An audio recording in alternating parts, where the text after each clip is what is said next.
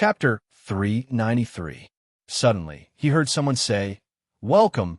The everlasting Chamber of Commerce has sent a 1,000-year-old profound snow ginseng." A classless Chamber of Commerce? Yunba couldn't remember when he had established a relationship with the everlasting Chamber of Commerce. However, he didn't mind receiving too many gifts, so he just accepted it first. Yunba looked to the side at Elder Chun, whose expression was getting uglier and uglier. In his heart, he felt more carefree than if he had drunk 10 jeans of good wine. A guest has arrived. Xia Ximing from the Dharma Temple has arrived with a gift. Xia Wenxu walked into the crowded general's mansion and looked around. He was disappointed to find that Yinsheng wasn't here.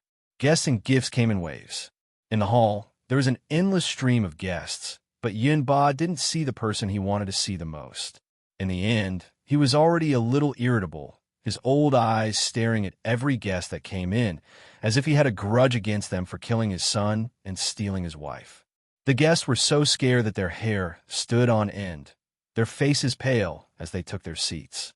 The birthday banquet was about to start, and the guests outside the Yun mansion were getting fewer and fewer. Yunba couldn't help but feel disheartened. Just as he was about to take his seat, he suddenly heard a shout from the door.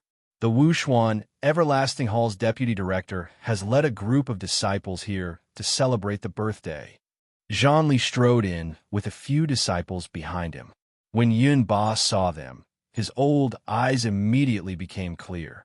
Yunba was delighted and was about to go welcome the guests. His originally disappointed expression immediately disappeared. Behind Zhang Li were a few of his favorite disciples. They were the limitless 3 talents, Yi Baiming, Bu Jiuxiao, Cheng Bai, Yun Sheng, and a few other female disciples. When Yun Sanglong saw his niece, he was also very happy, but Yun Sangshue's face was gloomy. "Old General, Zhang Li came late. Please forgive me." Zhang Li handed over a gift. "It's good that you're here. There's no need to bring gifts. We're all family. Yun Ba's old face was smiling like a chrysanthemum, his iron palms fiercely slapping Zhang Li's shoulders. His eyes couldn't stop staring at his granddaughter. Zhang Li's eyes were wide open from the slaps, and he had a crying face. Yun Sheng pretended to ignore him. She had struggled for a long time today, and finally, under Zhang Li's persuasion, she came. Yun Sheng was still worried about Yunba's health. He was old but strong.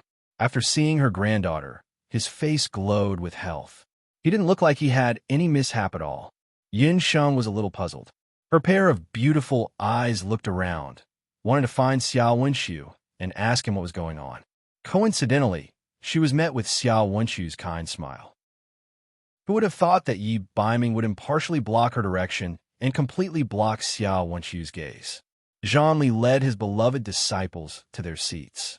Today's birthday banquet at the residence of Yun had been meticulously prepared. They had even invited the city's most famous opera troupe to set up a stage in the courtyard. The guests took their seats, and the wine was served. Yunba was about to announce the start of the banquet. "A guest has arrived." Another long voice rang out. At this moment, the residence of Yun was already full of guests. Basically, all the guests on the list had arrived. How could there be another guest at this time? The gatekeeper hurried over and whispered in Uncle Yun's ear.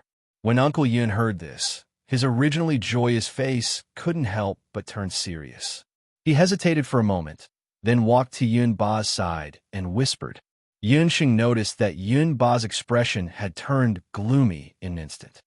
"What are the Dark Crown Prince of Later Qin and Tian Kezi doing here?"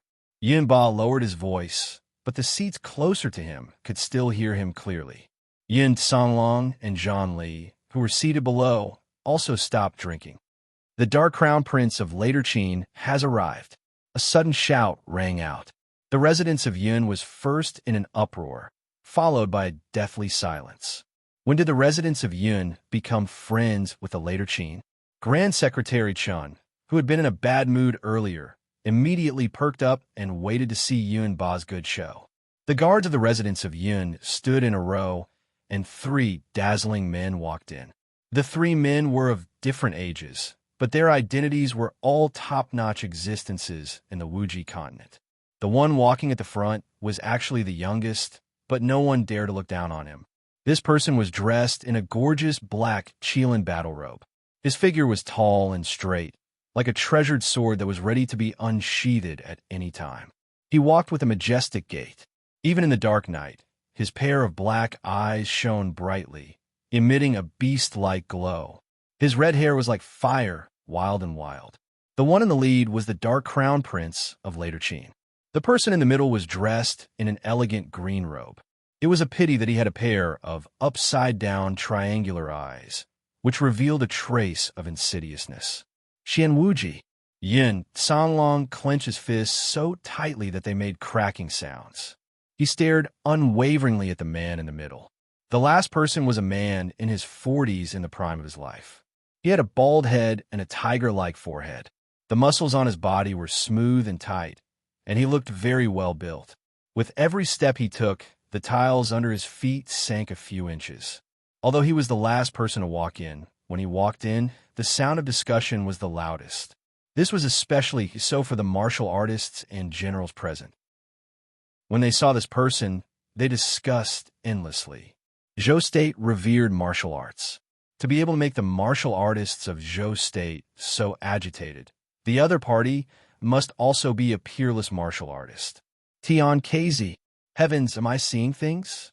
It's the later Qin martial saint, Tian Kezi. To be able to see two martial saints of the current era in one day, for many martial artists, tonight was definitely an unforgettable night. Tian Kezi? Wasn't that the later Qin martial saint who fought to a draw with Yun Ba in the battle where Yun Sanlong was seriously injured? Because of this, the three nations had no choice but to sign an armistice agreement, and the Grand Emperor's conspiracy had failed? When Yun Sheng saw these three people, her heart skipped a beat. Could this be the thing that Xiao Wenshu said was about to happen in the Yun residence? It was Yun Ba's 60th birthday, and the later Qin Crown Prince and later Qin Martial Saint, as well as Xian Wuji, who was at odds with the Yun residence, had all paid a visit at the same time. This matter was definitely not simple. Old General Yun, long time no see. How have you been? Why didn't you inform Tian Kezi that it's your 60th birthday? I also wanted to come and ask for a cup of wine to drink. When the burly man saw Yun Ba, he laughed as if he had seen a close friend of many years. Old brother Tian, you really like to joke. The wine in the Yun residence is just ordinary wine. How could we dare to trouble you to come and ask for wine? Yun Ba also knew that those who came did not come with good intentions. He slowly got up. Although he spoke in a jovial manner, his gaze was as sharp as a fierce tiger's. While Yun Ba and Tian Kezi were having a war of words, the hidden crown prince's thoughts were focused on finding the person he was looking for. He had already found out that the summoner called Yin Yun's true identity was Sun Si of the Yun residence. She was the former sky sorcerer and the only daughter of Yun Songhai. Today was Yun Ba's birthday, and he was sure that Yun Sheng will be present. There were countless people present, but the hidden crown prince fixed his gaze on Yun Sheng. It was her. Chapter 394. The Dark Crown Prince's gaze landed on Yun Sheng, and his eyes narrowed slightly. When he saw the delicate and refined young lady behind Zhang Li, even though her appearance was very different from the one he had seen before, her facial features, especially that pair of bright eyes, were unforgettable. The Dark Crown Prince's thin lips pursed together and curled up slightly, revealing a cruel smile. In almost a second, he confirmed Yun Sheng's identity. A trace of astonishment and surprise flashed across his eyes. His heart felt like it was being scratched by a cat's paw. Just thinking about her made him excited. This kind of explicit gaze made Yun Sheng very uncomfortable. The Dark Crown Prince's gaze was as if he was stripping off her clothes one by one. She was completely naked, and it made her feel humiliated. Yun Sheng lifted her head and glared fiercely at the Dark Crown Prince with her beautiful eyes. In the Dark Crown Prince's eyes, Yun Sheng's actions were unruly and delicate. If it wasn't for the fact that there were people around, he would have already laughed out loud. Whether it was the grandson of the Yun residence or Yin Yun, Xiao was definitely going to be hers. Just as the Dark Crown Prince was recklessly sizing up his prey, two displeased gazes shot over. The Dark Crown Prince frowned and noticed the two people. One person was like the stars in the night sky, hiding in the dark. The other person was like the warm sun in winter, emitting a luster that was hard to ignore. Right at this moment, Yinba suddenly changed the topic. It's fine if Brother Tian is here to ask for wine. But could it be that the Dark Crown Prince and young City Lord Qian are also here to ask for wine? Everyone's gaze turned toward the Dark Crown Prince. Although Zhou State and later Qin State weren't at war, the Crown Prince of another state had entered the capital of another state without prior notice. This would inevitably raise the alarm. The Dark Crown Prince faintly smiled. Although he was smiling, his smile caused others to feel a chill run down their spines. He glanced around, and his gaze landed on Yin Shang. Yin Ba's question interrupted the three people's exchange of glances. Yin Ba also noticed the young man who came with Tian Kezi and could tell that he had an extraordinary identity. However, he didn't expect that person to be the Dark Crown Prince. Old General, there's no need to panic. Shou came to the Jade Capital today to congratulate you on your birthday and also for the purple gold or vein at the border. The Dark Crown Prince retracted his gaze. It seemed that the lass had many protectors by her side, but it didn't matter. The law of the jungle was the Dark Prince's hobby. Yinba immediately understood what was going on when he heard about the purple gold mine. It seemed that the news of the purple gold mine had been leaked. Yinba was also very calm. He chuckled. Many thanks to your highness for personally coming to celebrate this old man's birthday. However, I wonder what is this purple gold mine that your highness mentioned? Old man, you're still pretending. The Dark Crown Prince sneered. Old General, don't hide it. Zhou State's appetite is not small. That purple gold or vein was originally in agreement between the three states to be developed together. Now, Zhou State is the sole owner. Tang Yuan may be able to tolerate this, but my later Qin can't. As soon as these words were spoken, the crowd burst into an uproar again. The matter of the purple gold or vein couldn't be concealed. Sooner or later, it would be spread out. However, the Dark Crown Prince kept saying that Zhou State was the sole owner of the entire purple gold or vein. Where did this come from? Only a few important people knew that the purple gold or vein had been divided into three parts. More than 50% of it had been obtained by the mysterious person, Tang Yuan. The remaining 50% was divided equally according to the agreement between Zhou State's emperor and Zhongyi. Crown Prince, I'm afraid you've misunderstood. My Zhou State did obtain some purple gold, but we definitely didn't obtain a loan. Crown Prince, I'm afraid you've been tricked by Tang Yuan State. Our country only obtained 50% of the vein. Yin Songlong stepped forward and explained the ins and outs of the matter. General Yun, there's no need to be so hypocritical. Don't beat around the bush. Zhou State is also well-intentioned. On the surface, they let Tang Yuan obtain 50% of the purple gold but secretly sent troops to massacre Tang Yuan's magic smelting factory. This time, Tang Yuan suffered heavy losses. More than 100 sorcerers died or went missing. The purple gold was also completely looted. Apart from Zhou State, who else could do such a thing? The Dark Crown Prince insisted. He was also furious when he heard the news. Zhou State and Tang Yuan actually excavated the purple gold or vein right under his nose without him knowing at all. Looted it all. Even Yunsheng was bewildered. She didn't expect there to be such a development behind this matter. Who was so capable? Then why did Crown Prince come today? Before the birthday banquet started, the joyous atmosphere was completely washed away by the sudden arrival of the Dark Crown Prince and the others. With the martial saint of later Qin accompanying him and the young city lord of Grand Emperor City, the Dark Crown Prince came with full confidence this time. The atmosphere in the Yin residence had already become tense. Imperial Consort Wenren frowned and quietly ordered her servants to bring the news back to the palace immediately. It's very simple. I'm naturally here today for the purple gold or vein. I don't care who the purple gold or vein ends up in. I only have one condition.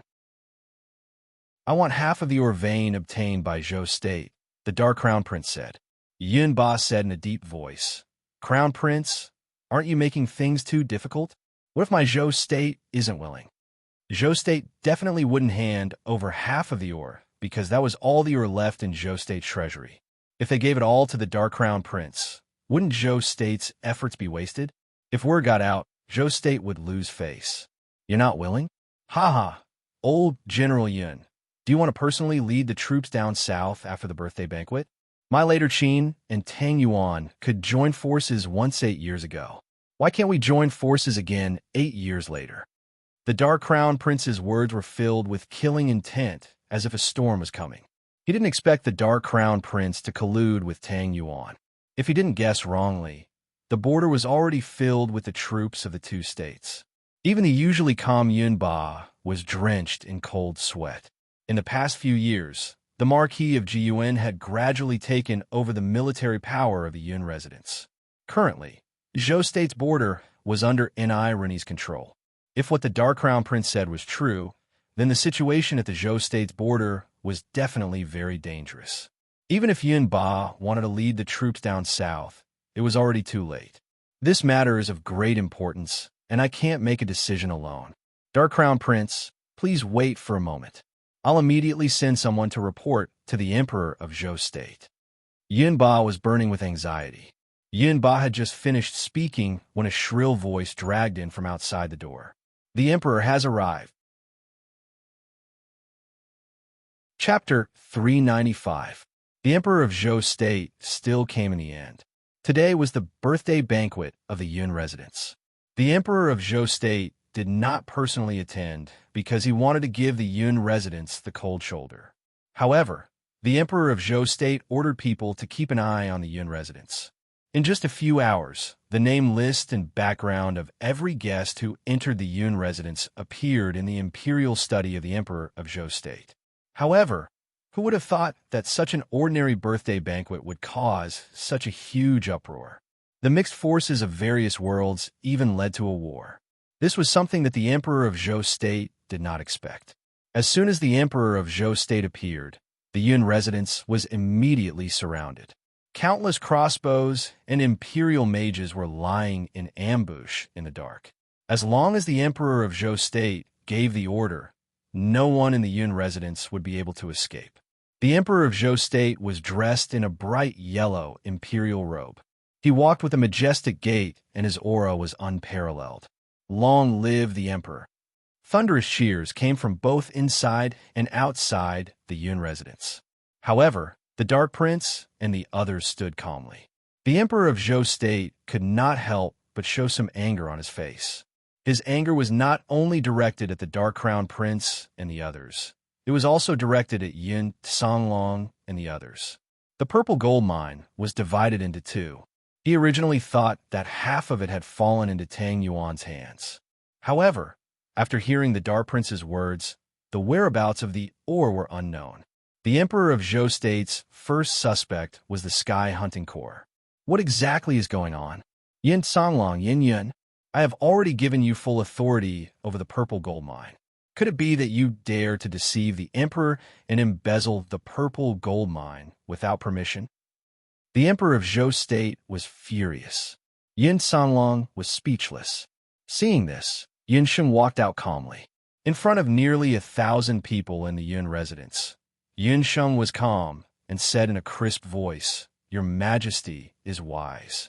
The Sky Hunting Corps is loyal to Zhou State. The sun and moon can bear witness. Our hunting corps is just a newly established hunting corps. Even with all of our elites, we only have a few dozen hunters. When they entered the mine that day, for the sake of the safety of the villagers, all of them participated in the rescue. Where would they find the manpower to plunder the remaining ores? If the Emperor did not believe it, he could ask the villagers in the mining area and the border guards. If His Majesty still did not believe it, he could ask the young city lord of Grand Emperor City. He was also in the mining area that day. If there is a single lie, my heavenly extermination hunting corps will be at His Majesty's mercy." When the Zhou State's emperor heard this, he realized that with the size and numbers of the Heaven Hunting Army, it was impossible for them to kill hundreds of Tang Yuan's mages at the same time. Is this the young city lord of Grand Emperor City? May I ask if you noticed anything suspicious about the Heaven Extermination Hunting Corps that day? The Zhou State Emperor was unable to find a witness for the time being, but Xian Wuji was a ready-made witness. Xian Wuji did not expect that Yun Sheng would suddenly change the topic to him. This young city lord did not pay attention. Did young city lord really not pay attention, or was he pretending not to? Or did young city lord have other plans at that time? For example, secretly sneaking in and stealing the remaining ores? Yun Sheng's voice was stern as she suddenly questioned Xian Wuji. She already knew that Xian Wuji harbored evil intentions in the Jade capital, but she did not expect him to be in hiding for so long and actually act together with the later Qin's hidden prince. When Yun Sheng said this, the Zhou State's emperor and the hidden prince could not help but become suspicious. The Heaven Extermination Hunting Corps did not have the strength to act on both sides, but it was different if it was the Grand Emperor's city. With the thousands of years of foundation of the Grand Emperor's city, it was not impossible for them to find out the location of the ore vein and secretly rob it. Xian Wuji almost cursed it out loud. He pointed at Yun Sheng and said, "Ying Yun, you are slandering us. My Grand Emperor's city has never plundered a single piece of purple gold ore. What are your intentions for slandering my Grand Emperor's city?" Enough. The hidden prince's cold eyes narrowed, appearing very impatient. He was not here to listen to a confrontation. No matter who stole the remaining purple gold or the Zhou State and Tang Yuan broke the alliance first. My later Qin must have a share of the loot. Since the Zhou State's emperor has personally come, then this crown prince will ask one thing. Is Zhou State handing over the ore or not? When had the Zhou State's emperor been questioned like this? Even if the later Qin's emperor personally came, the Zhou State's emperor might not lower his voice. He was immediately enraged. Dugu Xiu, you are only the later Qin's crown prince. What qualifications do you have to negotiate with this emperor? With the 200,000 allied troops of my later Qin and Tang Yuan, we have already arrived at the southern border of Zhou State. If the Zhou State's emperor is not willing to hand over the ore, we must fight this battle. 200,000 troops. The Zhou State's emperor's heart skipped a beat. For a moment, he couldn't help but panic. In these years, the Zhou State's generals had withered, and Yin Songlong had just resigned from the military. If this battle really started, the Zhou State wouldn't be fully prepared. Tang Yuan and the later Qin soldiers would be like wolves and tigers. The possibility of victory was extremely low. Thinking of this, the Zhou State's emperor's expression softened. He was an ingrate and knew how to observe people's expressions. He was like this when he was a prince, and he was still like this now. Hidden prince, there must be a misunderstanding. If you don't believe me, I can order someone to take you to the smelter to check. My Zhou State really only obtained a quarter of the purple gold, or... The Zhou State's emperor's words were already filled with anxiety. When the Zhou State's officials saw this, including Yun Ba and the others, they all felt dissatisfied. In the eyes of the generals, the Zhou State's emperor's humble appearance could be said to be extremely cowardly. Yun Sheng couldn't understand. She faintly felt that the whole thing was very wrong. Could it be that after those mysterious people used a magic array to transfer the purple gold, or something else happened? Thinking of the magic array in the mining area that suddenly lost its effect overnight, it seemed that this matter was really a bit strange. Yin Sheng's heart skipped a beat. She glanced at Yi Baiming, only to see him smiling and throwing her a coquettish glance. Could it be? Your Highness, why don't you listen to this official's words? Tian Keizi, who hadn't spoken since he entered the room, suddenly spoke at this time. Master Tian, if you have something to say, just say it. The hidden prince was still very respectful towards Tian Keizi. Tian Keizi was the later Qin's martial saint. In later Qin, he was the head of the later Qin's #1 martial arts hall, the 7 Stars Martial Arts Hall. When the hidden prince was young, he had learned combat skills in the 7 Stars Martial Arts Hall. This official thinks that when the 3 countries fought, blood would flow like rivers and the people would be plunged into misery and suffering. Later Qin, Zhou State, and Tang Yuan 8 years ago, for the sake of that purple gold or vein, the border area was filled with starving people. Every time this official thinks of that miserable scene, this official feels endless heartache. Tian Keizi's voice was full of emotion. From his appearance, it seemed that he wasn't a martial artist, but a great scholar who worried about the country and the people.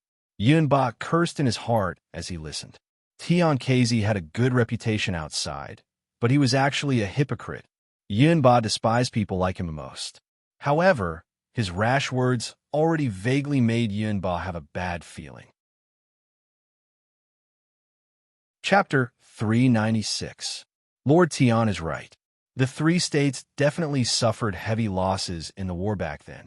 Now that Penglai and Immortal Abode are at peace, our three states are in turmoil and will definitely attract unwanted attention.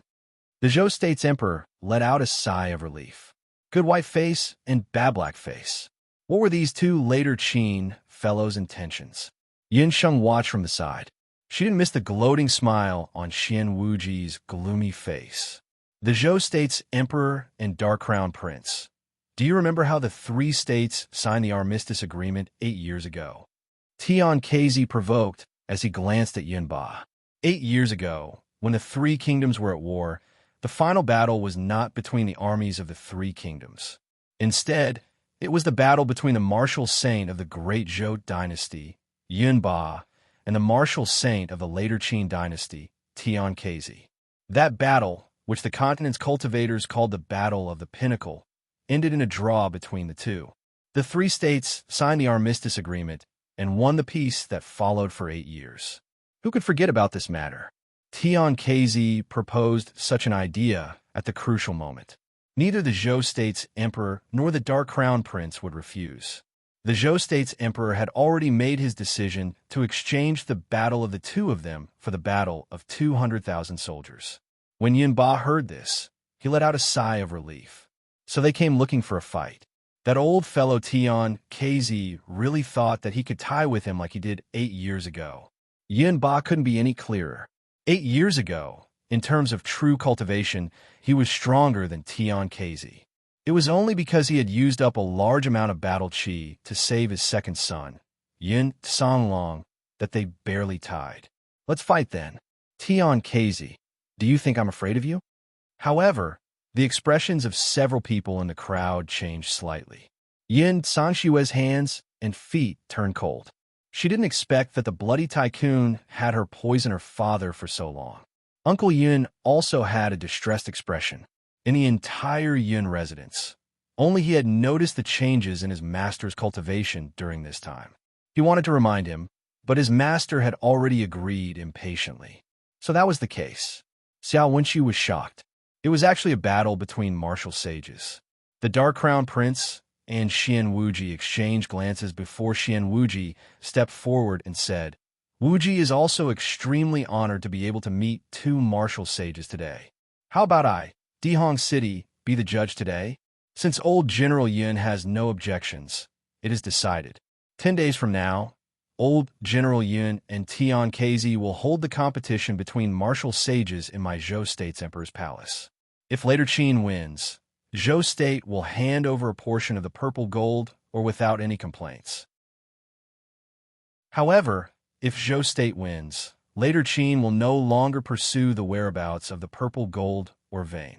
The Emperor of Zhou State and the Hidden Prince had no objections to this decision. The arrival of this battle between two peak martial sages meant that Yunba's 60th birthday banquet had come to an end. The guests discussed animatedly. Tomorrow morning, Zhou State would definitely be in an uproar. Yunba, this time, Zhou State's honor and disgrace will be shouldered by you alone. As I am busy with government affairs in the palace, I will not be able to free myself for today's banquet. Here is a 500-year-old blood ginseng. I will give it to Yunba to nourish yourself. After the Hidden Prince and the others left, the Emperor of Zhou State asked for Yunba's well-being and ordered someone to give him a blood ginseng. A moment ago, he had ignored the Yun residents. Now he was asking for Yunba's well-being. The Emperor of Zhou State was indeed a two-faced villain. Yun Sheng watched from the side and sneered in her heart. However, compared to the Night Fox, the Emperor of Zhou State was more hypocritical. If Yunba were to lose this competition, what Yun Sheng was thinking was also what everyone in the Yun residence was thinking. Yin Songlong had been silent since the incident. Yin Sanshua pretended that she wasn't feeling well and didn't even see the guests out. She left the aftermath to Uncle Yun and left first. Zhang Li and the others were also sent to the door. Uncle Yun hesitated for a moment and suddenly called out to Yun Sheng. "Young miss, please wait. This old servant has something to discuss with you." Yun Sheng walked to the side. Uncle Yun looked anxious. "Young miss, you must persuade old master. He can't compete with Tian Kezi." "Uncle Yun, why do you say that? Do you think that old General Yun can't defeat Tian Kezi? Even if his cultivation has declined due to old age, his martial realm should be higher than Tian Kezi's." Yun Sheng sensed that something was wrong. She looked at Uncle Yun's expression and saw that he was worried. She had noticed that Yun Ba had already quit drinking. He didn't touch a drop of wine at the birthday banquet. According to her earlier instructions, even if Yun Ba's cultivation declined, it would take at least a few years, or even close to 10 years. "Young miss, ever since you diagnosed old master last time, this old servant has been monitoring him. But recently, when this old servant sparred with old master, I found that old master's strength has declined. Can you diagnose old master's body and see what's wrong with it?" Uncle Yun originally didn't want to disclose this matter, but if Yun Ba was going to compete with Tian Kezi, then Yun Ba's strength would become a problem. "I'm afraid that even if I'm willing to check, old General Yun won't appreciate it." Yun Sheng sighed. "Divine Dr. Yun." Xiao Wenxiu, who had left the Yun residence with Yun Sheng and the others, turned back. "You should take a look at old General Yun. I've divined for him. He will face a bloody disaster in the near future." "Young Master Ming, how could you?" Yu Ji and Yu Mo's expressions changed. How could young Master Ming say the results of her divination? This was divulging heavenly secrets and was very disadvantageous for young Master Ming. Xiao Wenxiu originally only wanted to give Yin Sheng a hint, but who knew that the Dark Prince and Tian Kezi would suddenly appear? "It's you. I remember you. You're the girl who stole our carriage." "Good. Nothing good happens every time we meet you. Last time," Yu Ji sized up Yin Sheng and was shocked. This female sorcerer was the female sorcerer they met 2 years ago. After not seeing her for more than 2 years, her appearance had changed quite a bit. What was even more shocking was her strength.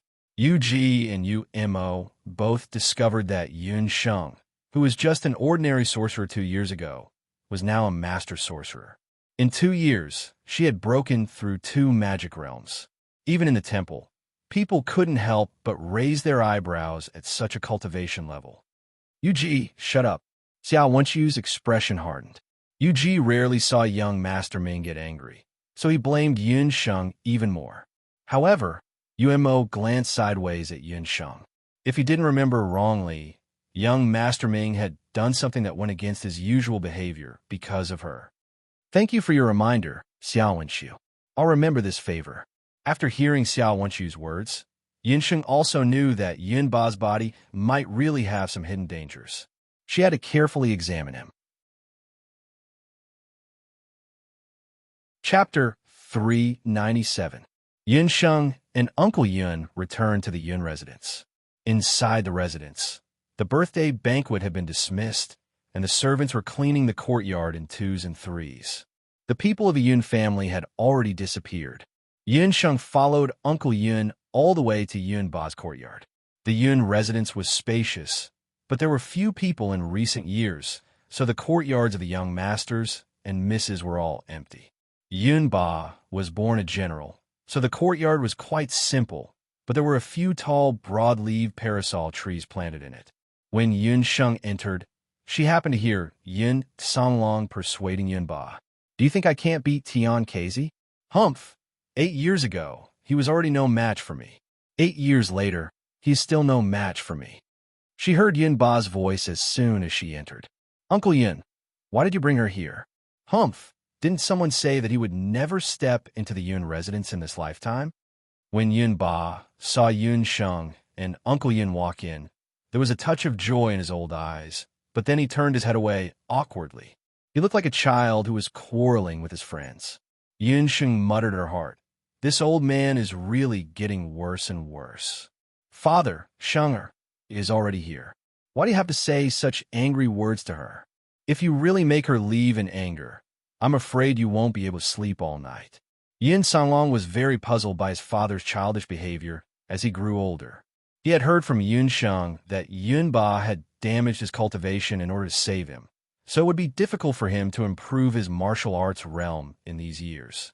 Just now, he had also carefully observed Tian Kezi. The other party's eyes were bright, and his forehead was very full. Tian Kezi was more than 10 years younger than Yun Ba, and he was the martial sage worshipped by the later Qin royal family. These years, he must have been well taken care of, so his cultivation would only improve. In this way, it was hard to say who would win. I did say that I won't enter the Yun residence in this lifetime, but I said that I won't enter as a descendant of the Yun family.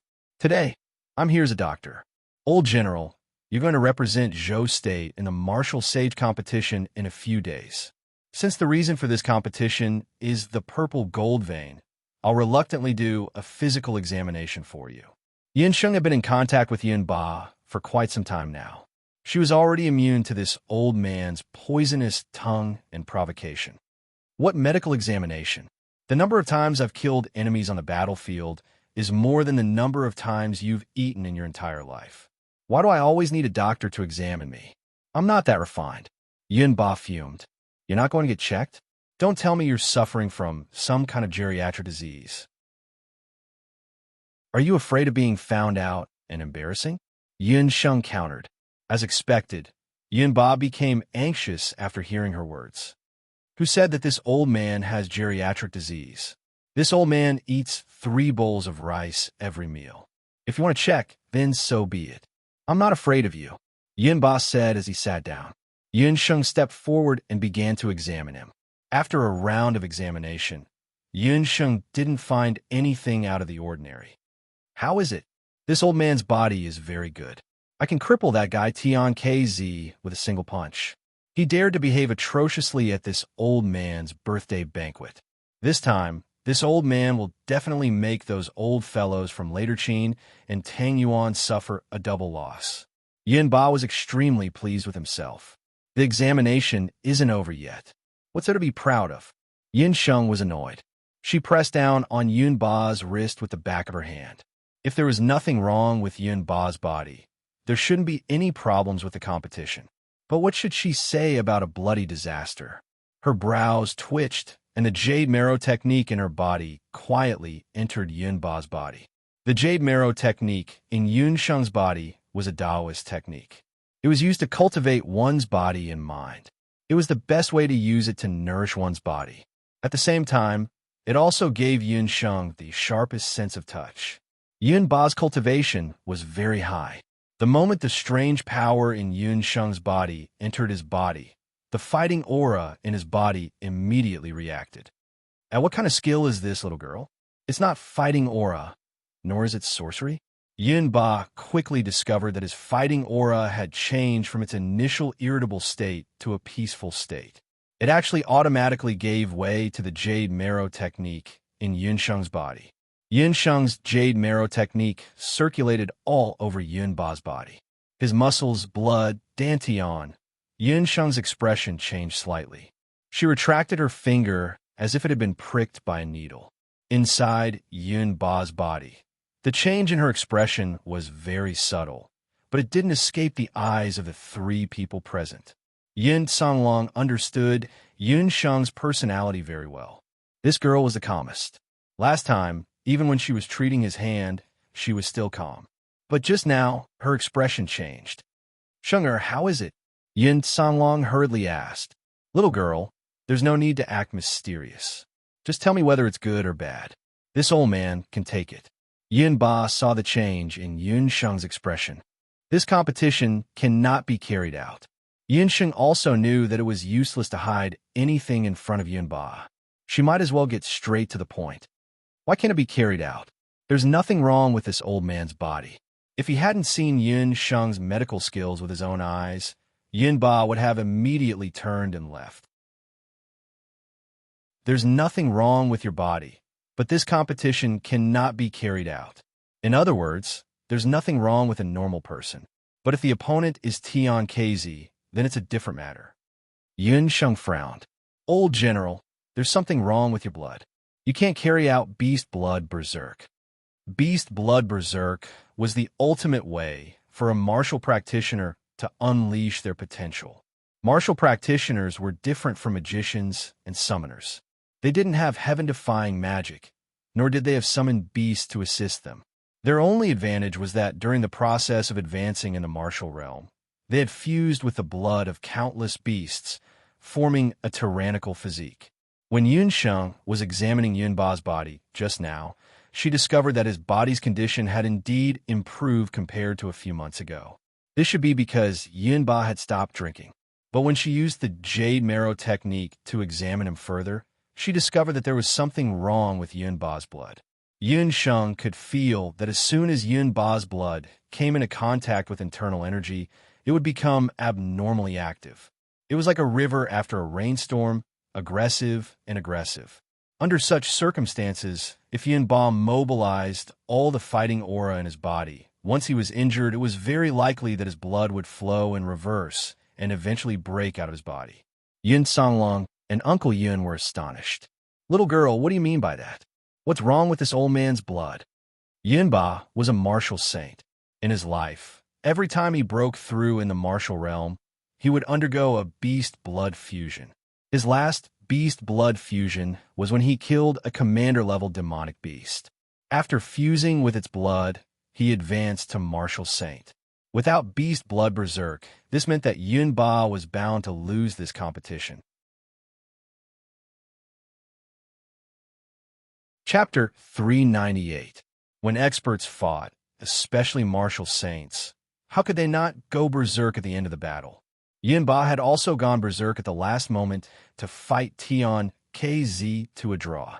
Yun Ba's tall back trembled slightly when he found out that he couldn't go berserk. Although he still didn't believe it, Yun Sheng's confident tone made him lose his confidence. He recalled that he had not undergone Beast Blood Berserk transformation for the past 8 years or so. Other than the fact that it was hard to find an opponent in Zhou State and that no one could provoke him to go berserk, the other reason was that berserk was very harmful to one's body. Especially when one's martial realm was higher, they wouldn't be able to use battle chi for a certain period of time after going berserk. "Shenger, are you sure? Why can't you go berserk?" Yin Songlong's face was also anxious.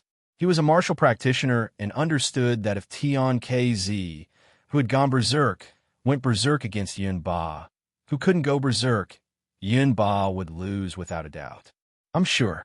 As for the cause of this phenomenon, I can't do anything for now." Yun Sheng was perplexed. She was sure that Yun Ba didn't show any signs of being poisoned, nor did he have any internal injuries. It was just that the blood in his body was very strange. For the time being, she couldn't think of any solution to this problem. If she had discovered this earlier, she might have been able to find a solution. But Yun Ba and Tian KZ were going to fight in 10 days. It was already too late. "Shenger, you must have a solution.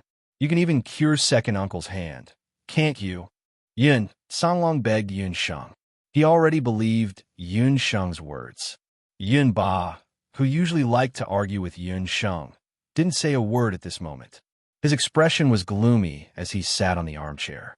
Uncle Yun couldn't help but advise, "Master, just take it as this old servant begging you. It's only a competition. You should." Yun Ba smiled, his voice carrying some fatigue. "Yun Song, don't you understand? The Yun residence is already in a difficult situation." Yun Sheng was silent. Yun Songlong's eyes darkened, and Uncle Yun's old eyes couldn't help but moisten. Everyone in the room understood that this battle did not only concern Yun Ba's reputation, nor did it concern the ownership of a quarter of the purple gold mine. It also concerned the lives of hundreds of people in the Yun residence. The actions of the Emperor of Zhou State these days had made it clear that he intended to deal with the residents of Yun. It was only because of Yun Ba's existence that he did not take action. If Yun Ba couldn't even defend the glory of a martial saint, then what was the point of keeping the Yun residence? "Little girl, let me ask you one more time. If I insist on going berserk with the beast blood, what will the result be? Yun Ba raised his head, his eyes filled with determination. After going berserk once, I'm afraid that if it's light, you'll lose all of your do qi. If it's serious, you'll be crippled. If you're not careful and get injured by the enemy, you'll die from blood loss. Yinsheng said word by word. Yinsheng did not sound like she was joking at all. She was serious. She even wanted to persuade Yun Ba not to force himself, just like Uncle Yun. This old man is tired. Yun Song, see the guests out. Yun Ba closed his eyes tiredly and raised his hand, gesturing for the guests to leave. Yun Ba had already made up his mind. He would rather fail in the beast blood mineralization and die than flee at the last minute and become the laughingstock of the entire Zhou state. Uncle Yun could only leave with Yun Songlong and Yun Sheng. Uncle Yun, I'll have to trouble you to bring over the old general's daily diet and the medicinal pills he takes for me to see. Even though Yun Ba had already made up his mind, Yun Sheng still suspected that Yun Ba's current condition was caused by someone. If she could be sure that it was man-made, then there might be a chance to turn the situation around. Yun Ba's diet had always been personally taken care of by Uncle Yun, so he quickly brought over all of Yun Ba's diet and elixirs for Yun Sheng to take a look. Yun Sheng looked through them one by one and did not find any problems. That's all? Uncle Yun, think about it again. Is there anything else that we missed? Yun Sheng reminded Uncle Yun. There's really nothing else. The old general is now doing idle work in the imperial court and doesn't have the habit of socializing outside. If there's really something that we missed. All right, third miss cooks soup for the old master every day.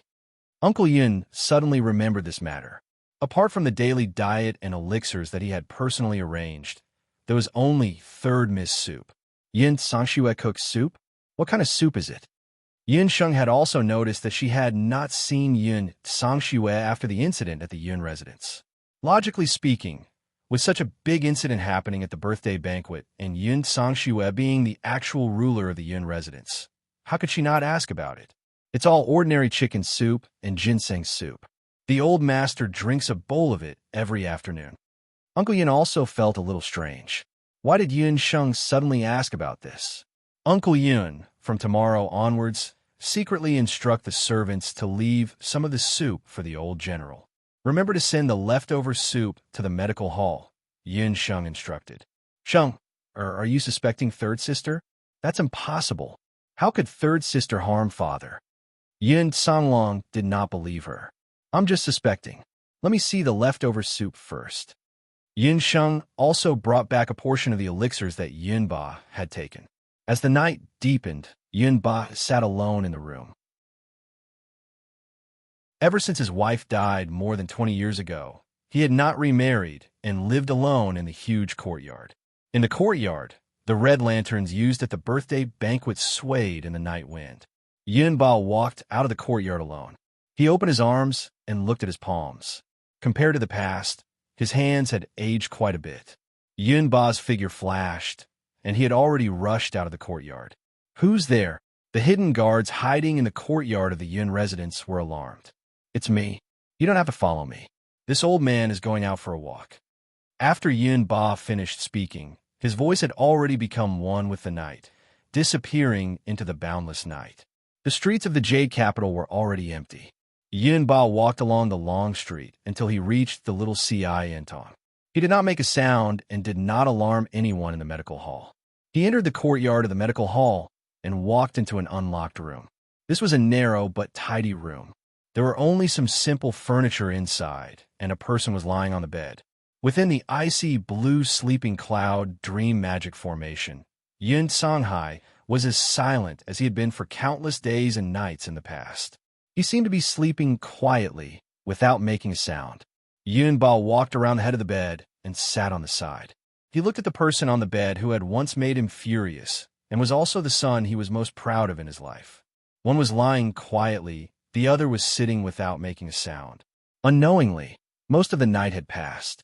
No one knew that in the past few months, Yun Ba would come to the little CI Intong every other day. He would sit there for 3 to 4 hours from midnight to dawn. Chapter 399. Unbeknownst to the people in the medical hall, Yun Ba sat beside the magic formation and scrutinized Yun Songhai. After finding out about Yun Sheng's background, he went around and found out about Yun Songhai's whereabouts. When he saw Yun Songhai in this state for the first time, Yun Ba almost couldn't accept it. He even had the urge to beat Yun Songhai awake. However, when he came into contact with Yun Songhai's ice-cold hands and feet and is almost still breathing, Yun Ba shrank back. However, tonight, Yun Ba was a little different. "Songhai, I'm afraid that I won't be able to come and see you in the future." He sat for a moment and said, "You are much more capable than your old man. You raised a good daughter. It's a pity that I won't have the chance to see her grow up, get married, and have children. You have to work harder and wake up. As long as you wake up, I won't chase you out of the house anymore." At this point, Yun Ba couldn't continue. He stood up abruptly and looked back at the firstborn, who was still unconscious in the magic circle. Then he walked out sadly. When Yun Ba walked out of the house, the Yun Dream Ice Slumber Magic Formation shone brightly with blue light. Yun Songhai, who had been unconscious for many days, suddenly had a trace of crystal at the corner of his eyes. A drop of hot tear slid down from the corner of his eye. A day later, Uncle Yun indeed followed Yun Sheng's instructions and delivered the soup that Yun Songshue had brewed. After Yun Sheng checked it, she found that there was nothing wrong with the soup. The remaining 2 days were the same. Uncle Yun secretly ordered Yun Songshue's maidservant to leave a portion of the soup, but she didn't find anything. Until the day before the competition, Yun Sheng checked Yun Songshue's soup one last time, but she still didn't find any clues. Tomorrow was the day of the competition between Tian Kezi and Yun Ba. The news had already spread throughout the entire Jade capital. As the Great Zhou dynasty worshipped martial arts, the commoners of the Great Zhou dynasty looked forward to such competitions. However, the Jade capital was not Hunting Citadel after all. The commoners could not afford the tickets to the Hunting Citadel's arena. This time, it was a competition between 2 martial sages of the Great Zhou dynasty. Furthermore, it was the Great Zhou's archenemy, Ho Qin. All the commoners of Jade capital fell into an unprecedented passion. In the city, many bets had already been set up. They were betting on the battle between the martial saints of the 2 countries. If the Emperor of Zhou State hadn't had the foresight to hold the competition in the Imperial Palace, just the tickets alone would have been a sizable income. But this time, Yun Sheng had no intention of using this competition to make a killing. She was still worried about Yun Ba's health. "Yun Sheng, we have a way to sneak into the Imperial Palace. Do you want to watch the competition with us?" Gufeng and Qi went to the medicine hall to find Yun Sheng. Although the competition this time was held in the Imperial Palace, the Emperor of Zhou State still invited some of the nobles and members of the imperial family to watch the competition. In a Yun residence, only direct blood relatives could watch the competition. Yun Sheng hadn't returned to her family, so she shouldn't be able to enter the Imperial Palace. Qi, on the other hand, was a member of Wanlong Gambling House, so he was able to get a few places to enter the palace. Wanlong Gambling House is also participating in this bet, right? What are the odds? Yun Sheng asked casually as she fiddled with the medicine in her hands. In the past, Yun Sheng couldn't help but join in the fun, but this time, most people are betting that old General Yun will win. We also joined in the fun and bet a little. "Yun Sheng, don't worry. We all support old General Yun," Gufeng said. The citizens of Zhou State naturally supported Yun Ba, but Yun Sheng knew that Yun Ba's chances of winning this time weren't high. However, she couldn't say too much about this matter. But last night, there was a bet of unknown origin that Tian Kezi would win. The amount was as much as 100,000 purple gold coins, Qi interrupted. When Yun Sheng heard this, she was careless and the soup bowl fell to the ground. The sharp shards cut her hand. "Hey, Yun Sheng, why are you so clumsy? I said that person's head must have been kicked by a mule. He actually bet on Tian Kezi to win. No matter how you look at it, old General Yun is more powerful than that guy called Tian Kezi. Besides, this is Zhou State's territory. If we each spit a mouthful of saliva, we can make those later Qin people suffer." Goofing helped Yin Sheng clean up in a flurry. Hey, Yin Sheng, what medicine is in your bowl? Why did it become like this when it was stained with blood? Goofing looked at the broken bowl and found that Yin Sheng's blood had already turned the color of ink. He knew that Yin Sheng liked to fiddle with strange things. Yin Sheng and Qi lowered their heads to look. How could it be? That bowl contained the leftover soup that Yin Sangxue had given to Yun Ba under Uncle Yun's orders. That's the medicine that old General Yun has been taking recently. Yin Sheng looked at the blood that had changed color and felt a little puzzled. Why did the medicine change color when it was stained with blood? She had checked it earlier and found that there was no poison in the medicine. Why would old General Yun take this kind of medicine? Qi took a look, and his expression changed slightly under the cloak. He squatted down and picked up the broken bowl. Little green. A small green snake slithered out from under his cloak. It slithered around the mouth of the bowl and flicked its tongue, making a hissing sound. What's wrong? Is there something wrong with the soup? But I've already checked it. There's no poison in it. It's just an ordinary medicine. Yin Sheng found it strange. This isn't poison in the ordinary sense. It's not poisonous in itself. Who prepared this medicine for old General Yun? How could they be so vicious? How long has old General Yun been taking this medicine? Even Qi, who is usually as calm as a cucumber, couldn't help but change his tone at this moment. About 3 months. This medicine was given to old General by Yun Sangxue, the third miss of the Yun residence. Yin Sheng's heart sank. How could she be so careless? She had forgotten that Qi was the most knowledgeable about poisons. Why didn't she think of getting Qi to study it together? It was all her fault for being too confident. She thought that she could see through any illness or poison just because she was well-versed in traditional Chinese and Western medicine, ancient medicine, and magic medicine. Wasn't the third miss of the Yun residence Yun Ba's daughter? She couldn't help but become cautious. He checked the medicine again to make sure that his and Little Green's judgment wasn't wrong. Qi, if you have something to say, just say it. No matter who it is, as long as I'm sure there's something wrong with this medicine, even if it's the Heavenly Emperor, I'll find out who it is. Yin Sheng was extremely anxious. Yun Ba was going to compete tomorrow. At this critical juncture, how could she not be anxious after confirming that Yun Ba was really poisoned? If I'm not wrong, Yun Sangxue added some magical beast amniotic fluid into the medicine that she gave old General Yun, Qi said slowly. Chapter 400. Amniotic fluid? Wasn't that the fluid that humans and magical beasts used to nourish their babies when they gave birth? Yin Sheng didn't understand. What did this have to do with Yun Ba's current condition? Is amniotic fluid fatal? Yin Sheng tried to recall. She had never heard of such a thing. Not under normal circumstances, but if it's mixed with blood, it will. The reason why I know amniotic fluid is fatal is because of Little Qing. Abandon rarely spoke about his and Little Qing's past. This was the first time he spoke about Little Qing in front of Yin Sheng and Goofing. When Abandon was still a child, he was an orphan. One day, when he passed by a forest, he saw a dying giant snake. The snake's body was as thick as 2 buckets. The scales all over its body were like armor made by the best blacksmiths. Its eyes were the size of lanterns, and there was a small protrusion at the top of its head. It was a magical beast of unknown rank. If Abandon encountered such a magical beast on a normal day, he would only die. But that day, the giant snake Abandon encountered was already on its last breath. There was a bloody opening under the snake's abdomen. Blood gushed out endlessly like a fountain.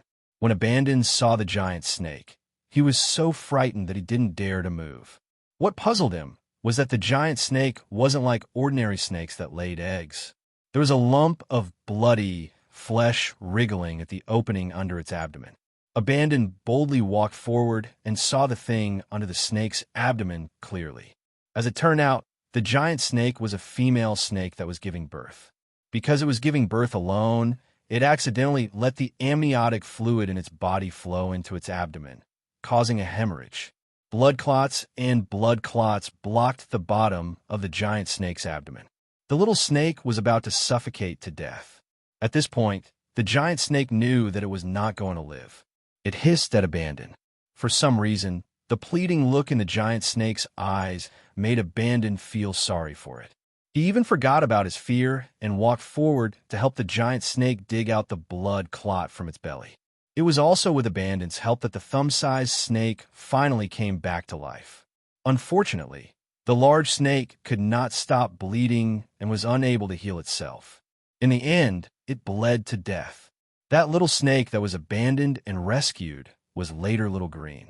From then on, Abandon and Little Apple depended on each other for survival until Abandon was discovered by Teacher Mary and brought into the Royal Magic Academy. Hearing Chi's words, Yinsheng suddenly recalled the news of a pregnant woman giving birth that she had heard on the internet before she transmigrated here. It was a very controversial news back then. The pregnant woman's condition was similar to what Abandon had said about the magical beast giving birth to the baby snakes. In medical terms, this clinical phenomenon was called amniotic fluid blockage. Whether it was the amniotic fluid of a human or a magical beast, the amniotic fluid itself was very dirty. If the amniotic fluid was not careful during the operation, it would cause blood contamination and eventually lead to massive bleeding. At that time, that woman's amniotic fluid blockage also caused massive bleeding and required a blood transfusion of more than 10,000 milliliters. The hospital was helpless, and the only solution was to remove the uterus. However, due to the indecision of the pregnant woman's mother-in-law and husband, the uterus was not removed in the end. In the end, she bled to death on the operating table. When this news was spread, Yunsheng felt ashamed for a long time and cursed that there was actually such a medical accident in this era. What she did not expect was that she would encounter a similar situation on the Boundless Continent. The hidden danger that had been dormant in Yun Ba's body for several months was actually caused by the magical beast's amniotic fluid, and the cause of this situation was actually Yun Sangxue. The magical beast's amniotic fluid is a very special poison. It is not poisonous by itself, but it is the most overbearing poison. Once it is consumed for a long time, regardless of whether it is a mage or a warrior, the magical power and chi in the body will weaken. The most fatal thing is that once a person is injured, the wound cannot be stopped bleeding and the poisoned person will bleed to death. Until today, every time Abandon recalled the scene of the large snake bleeding nonstop that day, his heart would still palpitate. With Abandon's explanation, Yunsheng and Gufeng already understood. If they had not met Abandon, Yunsheng would not have been able to find something like the magical beast's amniotic fluid no matter how long she searched. At this moment, the expressions and moods of the people present were greatly different. It can't be, right? Then the third miss of the Yun residence actually wanted to murder her own father? Gufeng was shocked. He had heard that it was easy for large families to fight and scheme against each other, but he did not expect that Yun Sangxue, who looked so graceful and noble, would actually do such a thing. Yunsheng was also struggling in her heart. Although she had already figured out the peculiarity of the medicinal soup, the matter was still very troublesome. Not to mention that the person who had poisoned her was actually Yun Sangxue. The competition between the martial sages of the two countries was imminent. If Yunba knew the truth at this time, he would definitely be heartbroken. This matter could not be told to Yunba. Abandon. Can you determine which magical beast's amniotic fluid belongs to? Also, is there a way to save him? What Yunsheng wanted to know the most now was whether there was a way to cure the amniotic fluid poison in Yunba's body. Yunsheng, to tell you the truth, I only know that the amniotic fluid of magical beasts has such a harmful effect. I'm not a doctor and do not know how to cure this amniotic fluid of magical beasts. Moreover, you said just now that the old general has unknowingly consumed this medicinal soup mixed with the amniotic fluid of magical beasts for 3 months. I am afraid that the amniotic fluid of magical beasts has already contaminated all the blood in his body. Abandon shook his head. Is there no way? Yunsheng was still unwilling to give up. She had no clue at all. Yunba's blood must have been deeply contaminated. Let's not talk about how much battle chi he could still use. Regardless of how much fighting power he had, if it was in a modern world, she could use medical equipment to circulate his blood and replace it with new blood for a period of time. But in the Boundless Land, she simply did not have such means. Yin Ba would definitely not believe that the amniotic fluid of magical beasts was the real deal. But as long as he was not careful during the competition, he would be injured.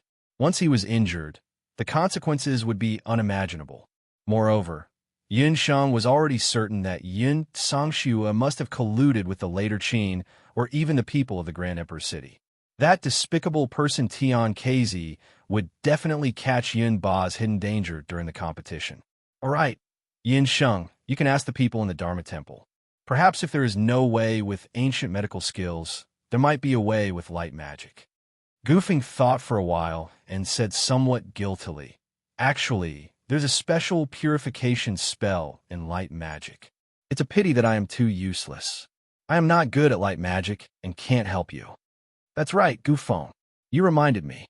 Yin Sheng recalled the light magic that Xiao Wenxiu had used in front of her previously. That miraculous effect of reviving the dead. Perhaps Xiao Wenxiu really had a way. Chapter 401. Xiao Wenxiu was surprised that Yun Sheng had come in the middle of the night. "Why are you looking for our Si Ming in the middle of the night?" Umo had an ominous feeling when he saw Yun Sheng. "Umo, don't talk too much. Bring me some tea." Xiao Wenxiu smiled faintly when he thought that Yun Sheng would think of him when she was in trouble. Yun Sheng hid the fact that Yin Sangshue had poisoned Yin Ba and told him that Yin Ba might have been poisoned by the amniotic fluid of magical beasts. "I didn't expect that the poison in old General Yun's body would be amniotic fluid of magical beasts.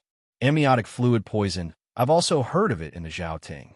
I just didn't think that it would be used on old General Yun." Xiao Wenxiu muttered to himself. He was very surprised by Yun Sheng's discovery. "I'll get straight to the point. I came here today to ask for your help. I heard that the Dharma Temple has a high-level light magic that can purify a person's body. I want to ask you." Yun Sheng hesitated for a moment but still said it. Xiao Wenxiu was startled when he heard it. "I knew that nothing good would come out of you. Do you think that high-level light magic is like cabbage or radish that can be found everywhere? Our Arbiter of Fate can't use light magic casually, especially on people who are destined to die." Solitary Rain, who had just delivered the tea, immediately stomped his feet. Xiao Wenxiu also revealed an awkward expression. Because light magic was too heaven-defying, it really couldn't be used casually. However, when he saw the pleading look on Yun Sheng's face, the rejection that was already at the tip of his tongue could not be said. Si Ming. This time, even Umo, who usually didn't speak much, spoke up to oppose Xiao Wenxiu's help. He and Umo both knew that Yun Ba's matter wasn't simple this time. Although they didn't know about the existence of the Heavenly Fate Mirror, Elder Si Ming's letter had already stated that Yun Ba's death was destined to happen. Elder Si Ming had also warned that Xiao Wenxiu only needed to protect Zhou State's royal family and not interfere in other matters. Young Judge Ming had always obeyed Elder Judge Ming's words, but this time was an exception. First, Xiao Si Ming ignored their persuasion and recklessly told Yun Sheng that when Yun Ba was going to face a bloody disaster, she had already revealed part of the Heaven's secret. Revealing the Heaven's secret, even if it was just a small part, would cause a backlash in the future. If young Master Ming were to help Yun Ba, it would be going against the will of the heavens. It would affect his future cultivation. Yu Ji and Yu Mo didn't dare to think any further. At this moment, the two of them were somewhat resentful towards Yun Sheng. Although they were still young and didn't know much about the matters between men and women, they have already discovered that since young Master Ming pretended to be GMO and entered the little Ci Antong, young Master Ming became somewhat different. In the past, young Arbiter Ming was a woman of few words, like an ice sculpture. However, the current young Master Ming was clearly much more amiable. Just like his name, a smile would appear on his face from time to time. This was especially true for this female magus called Yun Sheng. When she appeared, young Master Ming's gaze towards her became as gentle as a ball of cotton, causing the two of them to whisper to each other. Disaster. He was a living source of calamity.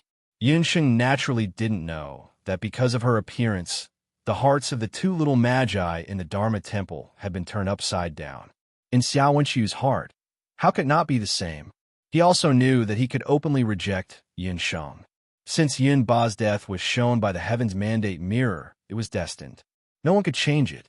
However, if Yun Ba died, she would probably be very sad. Seeing the difficult expressions on the faces of the people in the Dharma temple, Yunsheng thought that Xiao Wenshu didn't want to harm his own magic power to save Yun Ba. Xia Ximing, I won't let you waste your energy for nothing. If you save old General Yun, I will hand over the secret method to refine the tribute of the moon god. I believe that this secret method can raise the grade of the magic medicine in the Dharma temple by at least 1 grade. When Yunsheng said this, Yu Ji and Umo, who were originally glaring angrily at Yunsheng, were shocked. The two of them pointed at Yunsheng and stammered. What did you say? You were the one who refined the high-grade magic medicine, tribute of the moon god? It was no wonder that Yu Ji and Umo were so shocked. In the past half a year, the appearance of this high-grade magic medicine on the mainland had caused almost all the magi in the Dharma temple to be in a terrible fix. All the Magus apothecaries had tried to refine the tribute of the moon god, but even the most skilled Magus apothecaries in the Dharma temple had failed. Miss Yun, you don't have to do that, Xiao Wenshu hurriedly said. He didn't know why, but he hated interacting with Yunsheng in this way of bargaining. He only wanted to help her because he wanted to make her happy. He didn't know when it had started, but it might have been during his time in Little Ci Antong, but he had already gotten used to it. Every evening, Yunsheng stood in the medical hall and flipped through the daily accounts. Sometimes she frowned, sometimes she smiled faintly. The 2 dimples at the side of her mouth would cause him to fall into a daze. Umo almost spilled the tea that was about to be served. Had Ximing gone crazy? That was the tribute of the moon god. It was a high-grade magic medicine that could change a person's magic constitution and turn a good-for-nothing into a magus. If they could unravel the secret of this magic medicine, it would undoubtedly be extremely beneficial to the Dharma temple. Xiao Wenshu waved his hand unhappily. It's not that I don't want to save old General Yun, but just using light purification magic won't be able to cure the poison in old General Yun's body. Xiao Wenshu had heard from Yunsheng that Yun Ba had misused the amniotic fluid of magical beasts for 3 months. He was well-versed in medicine and had a good understanding of a human body's condition. He knew that 3 months was neither too long nor too short a period of time. It was enough for the poison to seep into Yun Ba's internal organs. Even with high-level purification magic, it could only remove the amniotic fluid on the surface. But if they wanted to completely remove the amniotic fluid in Yun Ba's bones, internal organs, and blood, magic alone would not be enough. What else do you need? I will definitely think of a way to prepare it. Yunsheng had the everlasting Chamber of Commerce behind her. She believed that even if she couldn't cure Yun Ba's poison in a short period of time, she could definitely use the everlasting Chamber of Commerce's power to find other ingredients. But what Yunsheng didn't expect was that the one that could cure Yun Ba's poison was actually, I'm afraid that you won't be able to prepare that item. That item is the Fairy Clan's Water of Life. The Water of Life can only be found in the depths of the Immortal Residence's sacred mountain of the Fire Fairies. The Water of Life is very precious. Even the Fairy Clan can't easily use it. And everyone knows that the Fairy Clan of the Immortal Residence hates humans the most. Also, looking at the time, it's already too late to go back and forth between the Immortal Residence and Zhou State. Xiao Wenshu sighed. Chapter 402. It would take at least 2 months to travel from Zhou State to the Immortal Residence, and they would have to cross Tangyuan on the way. Even if they reached the Immortal Residence, Yunsheng might not be able to find the Water of Life. In that case, it's almost impossible to save him, Yunsheng pondered. It's very difficult, and from the looks of it, it's already too late. It's better to persuade old General Yun to give up on this competition. Seeing Yunsheng's gloomy appearance, Xiao Wenshu also felt a wave of pain in his heart. Since it was a calamity of death, it was not so easy to resolve. This time, Yunba still had a slim chance of survival. He won't give up, and he can't give up. If he loses this time, the Yun residence will collapse. Yun Sheng looked at the clock. It was already midnight. Xia Siming, I will still hand over the refining method of the praise of the moon goddess. Yun Sheng quickly made a decision in her heart. After hearing Yun Sheng's words, Xiao Wenxu nodded. Yun Sheng also very readily wrote down the refining method of the high-grade magic medicine, the praise of the moon goddess, to Xiao Wenxu. When Xiao Wenxu saw the prescription, he couldn't help but reveal a look of surprise. As expected of Yun Sheng, every time, she would surprise him. Around daybreak, Yun Sheng, who had slept through the night, returned to the medicine hall. To her surprise, Yi Baiming was waiting for her in the medicine hall. He seemed to have been waiting for the whole night. In front of him was a chessboard. On the chessboard, there were 2 black and white pieces. They must have gone through a fierce battle earlier. The black and white pieces each occupied one side and were evenly matched. For a moment, they were in a deadlock. Why are you here? Yun Sheng was a little surprised. Logically speaking, Yi Baiming, as a prince, should be in the palace to receive the crown prince's visit. Yi Baiming did not speak, and the atmosphere was a little cold. Yi Baiming was very unhappy. A rare low pressure was brewing around him. To be exact, Yi Baiming had been waiting for Yun Sheng in the medicine hall since yesterday evening. In today's competition, he knew that although Yun Sheng did not say anything, she must be worried about old General Yun. However, Yun Sheng was not a member of the Yun residence and did not have an official position. She could not enter the palace. Therefore, Yi Baiming specially thought of a way to ask Yun Sheng as a maidservant for her to follow him to the palace to watch the competition in a few days. Yun Sheng. Ever since the day of old General Yun's birthday, Yi Baiming had a vague feeling that Yun Sheng had something on her mind, but she did not say anything. She just ran back and forth between the medical hall and the medicine hall. Why did she go to the temple in the middle of the night? What happened to that damned little wildcat? Why didn't she look for him? Why did she look for Xiao Wenxu? She had only met him a few times and was always pretending to be friendly. What was there to look for? Night Fox, if you want to play chess, go back to your room. Yun Sheng looked at his constipated face and tried to recall how she had offended him recently. She was upset and did not have time to guess what was on his mind. Why did you look for Xiao Wenxu? Yi Baiming asked gloomily. How did you know I went to look for him? I'll look for him to ask about some medical matters. You don't understand. Yun Sheng huffed. She looked at Yi Baiming and her expression darkened. He was being despised. The little wildcat dared to despise him. Yi Baiming's heart ached at the thought of her and Xiao Wenxu discussing medical issues in such a lovey-dovey manner. Yi Baiming suddenly grabbed Yun Sheng's hand and pulled her into his arms. Yun Sheng jumped in fright. She did not know what was wrong with Yi Baiming. His gray eyes darkened. Yi Baiming stared at Yun Sheng. His handsome face was only a few inches away from Yun Sheng. The two of them were so close that they could feel each other's breath on their faces. This prince forbids you from having any more contact with Xiao Wenxu. It looks like I'm not good enough as your retainer. From now on, I'll really have to follow you 12-hour a day. Yi Baiming's domineering tone made Yun Sheng's heartbeat faster. She forcefully pushed Yi Baiming, but found that this guy's body was really hard. He was like a wall, and she could not move him at all. Yi Baiming, speaking of which, were you behind the purple gold mine incident? Yun Sheng glared at him. She thought about it, and felt that Yi Baiming's sudden appearance during the purple gold mine incident was not the right time. In addition, he was so black-bellied. If Tang Yuan's Li Xiao was stolen by someone else, then the first person to suspect would definitely be Yi Baiming. Yi Baiming smiled wickedly and did not answer. He lowered his head and pressed his forehead against Yun Sheng's neck. He shifted Yun Sheng into a more comfortable position and held her in his arms. He also did not sleep the entire night, but when he smelled Yun Sheng's pleasant medicinal fragrance, his originally depressed mood improved a lot. It really was you. Aren't you embarrassed? You caused the trouble, and you want the Yun residents to take the blame for you? That Tian KZ should be looking for you to compete. Yun Sheng was not in a good mood. She thought about how she had worked so hard and was almost eaten by Bien, but only managed to get a quarter of the purple gold mine. Yi Baiming had pretended to be a pig to eat a tiger and took half of the mine. Her heart was extremely unbalanced. Why are you being so calculative? What is this prince's is yours? Yi Baiming pressed his nose against Yun Sheng's neck.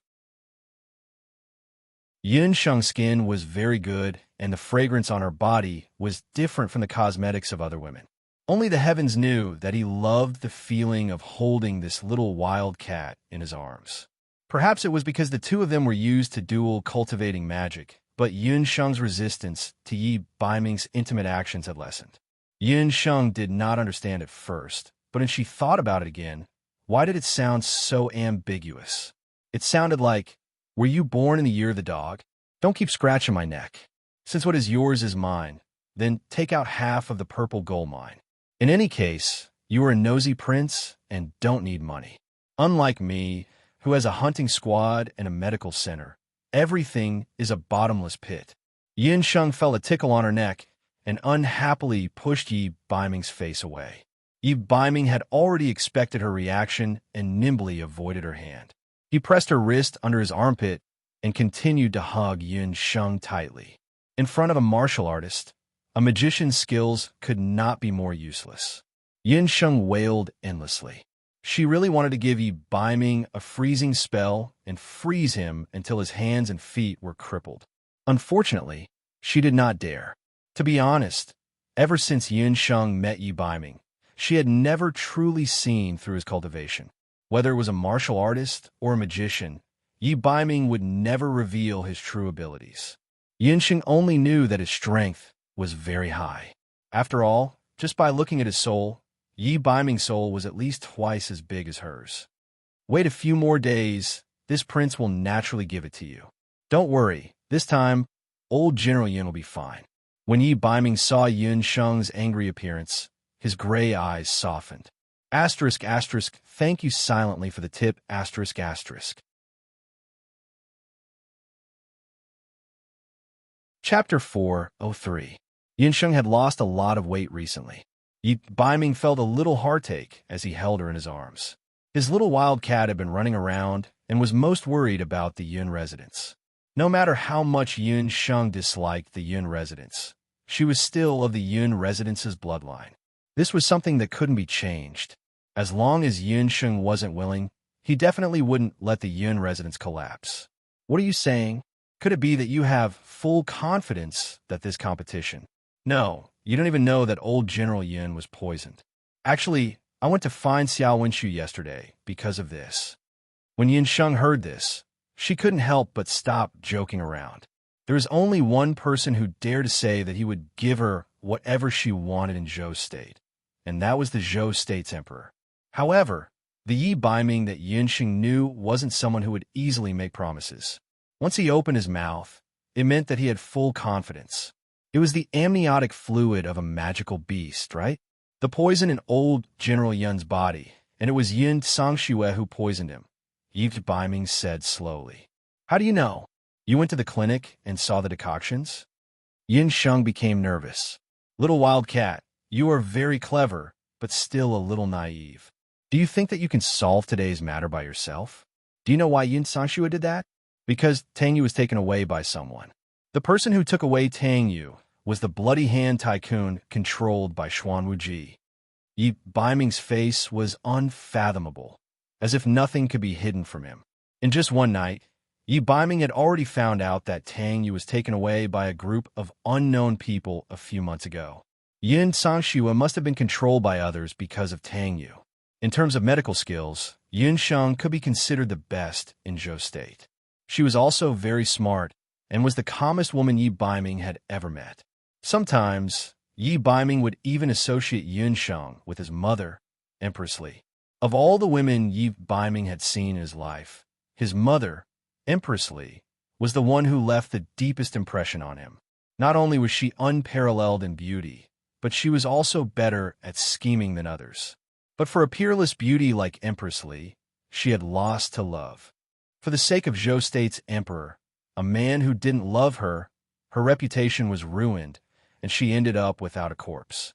Every time he thought of this, Yi Baiming couldn't help but feel indignant, and his gray eyes flashed with anger. He turned his head to look at the person in his arms. After learning the reason for Yun Sangshue's betrayal, Yun Sheng fell into deep thought. She didn't notice Yi Baiming sizing her up. Yi Baiming carefully looked at Yun Sheng.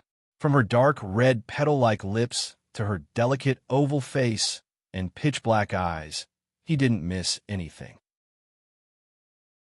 When Yun Sheng was thinking seriously, she exuded an aura that didn't match her age. That aura made Yi Baiming feel like he couldn't take his eyes off her. Yun Sheng was still young. In terms of appearance, she couldn't be compared to Empress Li, who used to be the most beautiful woman in Zhou State. She didn't know anything about the four arts, but her medical skills and understanding of magic were incomparable to Empress Li's. Today, for example, even though she knew such a big thing, if it were anyone else, they would probably have panicked. However, Yun Sheng was able to calm down and think about the whole story.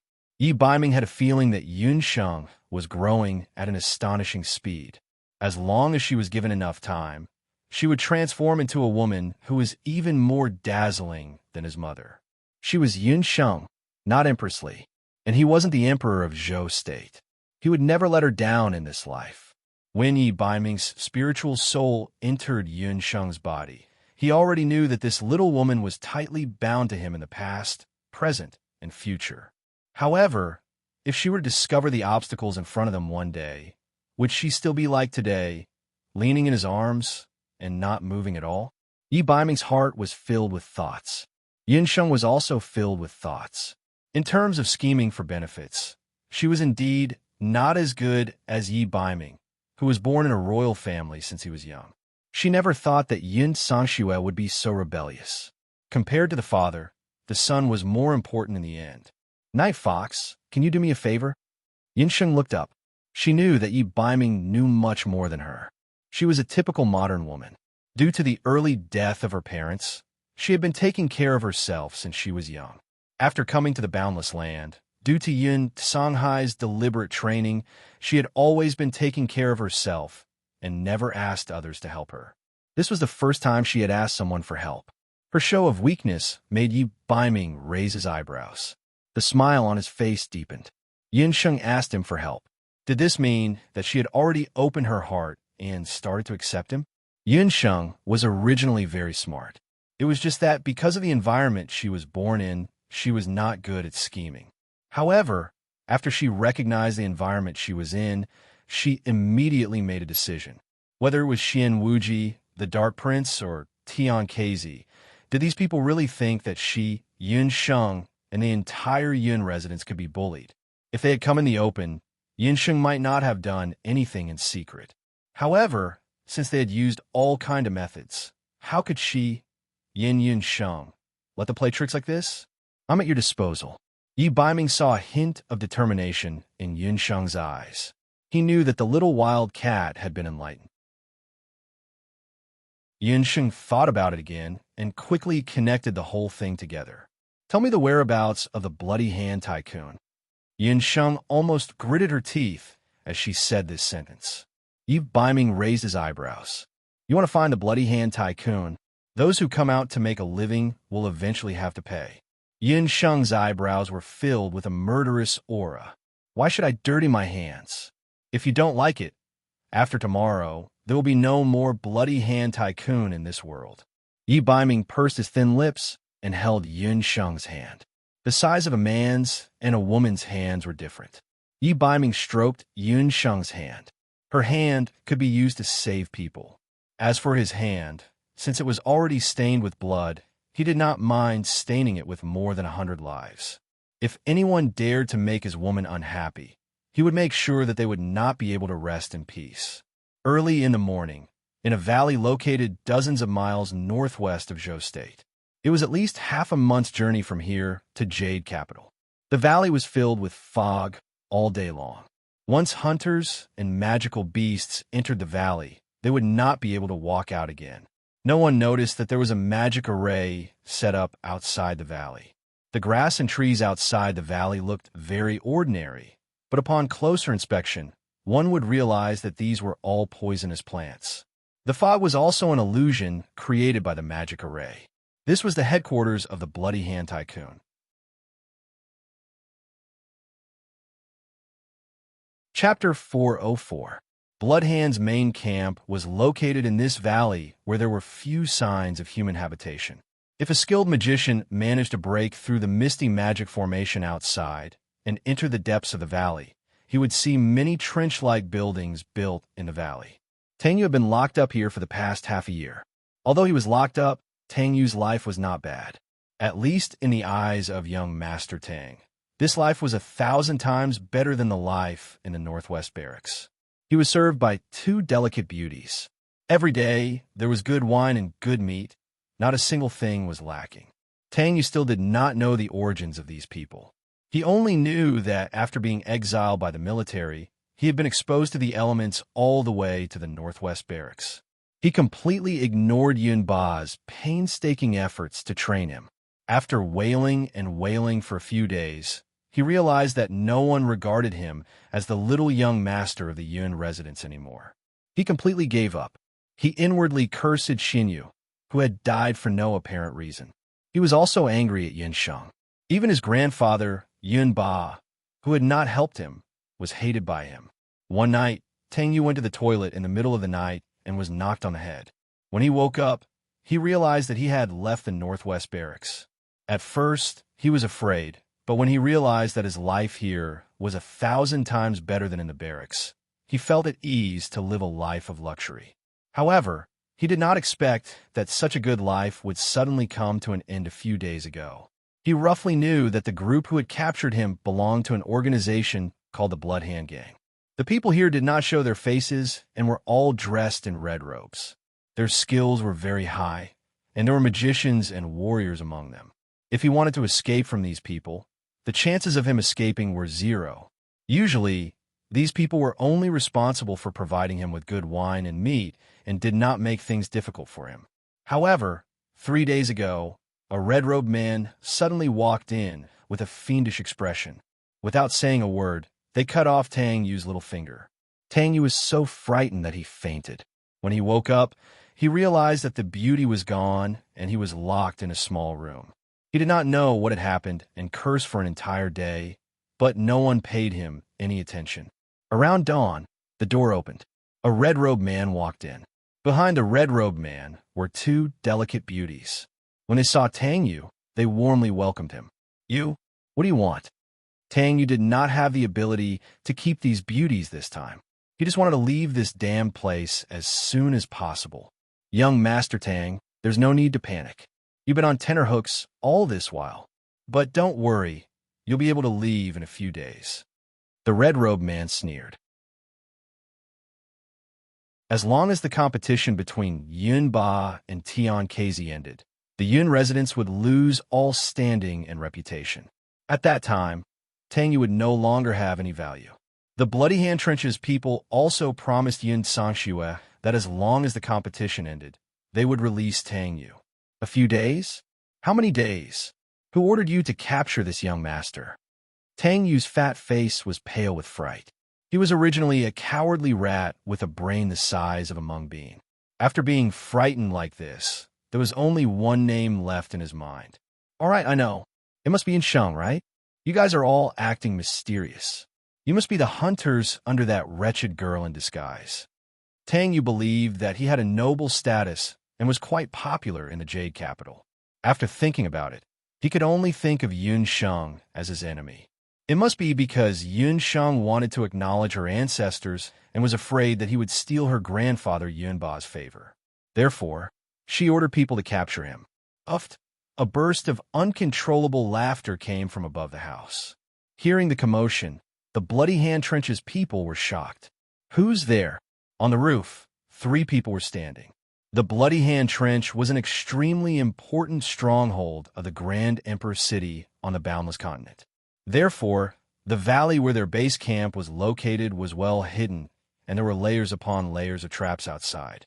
The fact that someone was able to sneak in without them noticing shocked the red-robed leader, and he couldn't help but feel a chill in his heart. So there's really someone as stupid as a pig. Tang Yu, oh Tang Yu, if Yun Sheng wanted to harm you, you would have already died 1,000 times. The 3 men descended from the roof. These were 3 men with different styles. Anyone who saw them would remember them. The one who snickered just now was the man on the right. He had a dignified appearance and always had a kind smile on his face. He held a white jade-bone fan in his hand. With such a configuration, he was just like a white-robed scholar. The man on the left was like an iron-faced soldier. He was not old, but his tyrannical battle chi was like a sword that had been sharpened for a long time. Once he made a move, it was earth-shattering.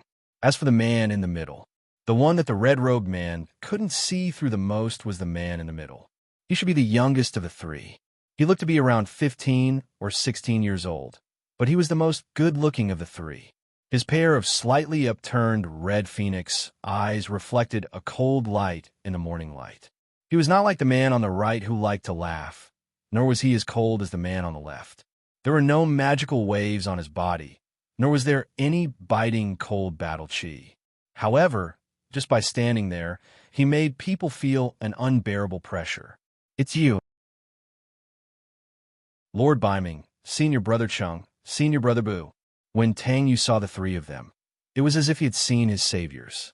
He shouted loudly for help. His eyes were more like a girl who had seen her sweetheart. How could there be any anticipation?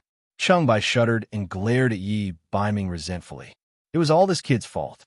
Early in the morning, before the rooster crowed, he was dragged out of bed by Yi Biming and thrown into a magical array in a daze. When he woke up, he found himself in Bu Jiuxiao in the western region of Zhou State. It would take at least 10 days to travel from Yujing to the western region of Zhou State, even with flying magical beasts. Yi Biming, on the other hand, used a magical array of unknown attributes to bring him and Bu Jiuxiao thousands of miles to the west. When he woke up and asked around, he found out that Yi Biming was actually looking for Tang Yu. He was really unlucky for 8 lifetimes. He, Chung Bai, never had the chance to be a hero saving a damsel in distress. How could he have a chance to save a fatso? F*CK off. Who's your senior brother? When Chung Bai heard Tang Yu's voice, which was even more feminine than a girl's, he felt goosebumps all over his body. A trash who had been kicked out of the dojo half a month after joining dared to call him senior brother. Bloody tycoon? Bu Jiuxiao frowned unhappily. What he noticed were the people in red who were quickly gathering around him. If he was not wrong, these people were the infamous assassins of the Bloody Tycoon. However, when did Yi Biming provoke this group of people, or Bu Jiuxiao did not even bother to look at Tang Yu. This matter was related to the residents of Yun. Yi Biming and the residents of Yun did not have much of a relationship. If there was a relationship, it would be because of Yun Sheng.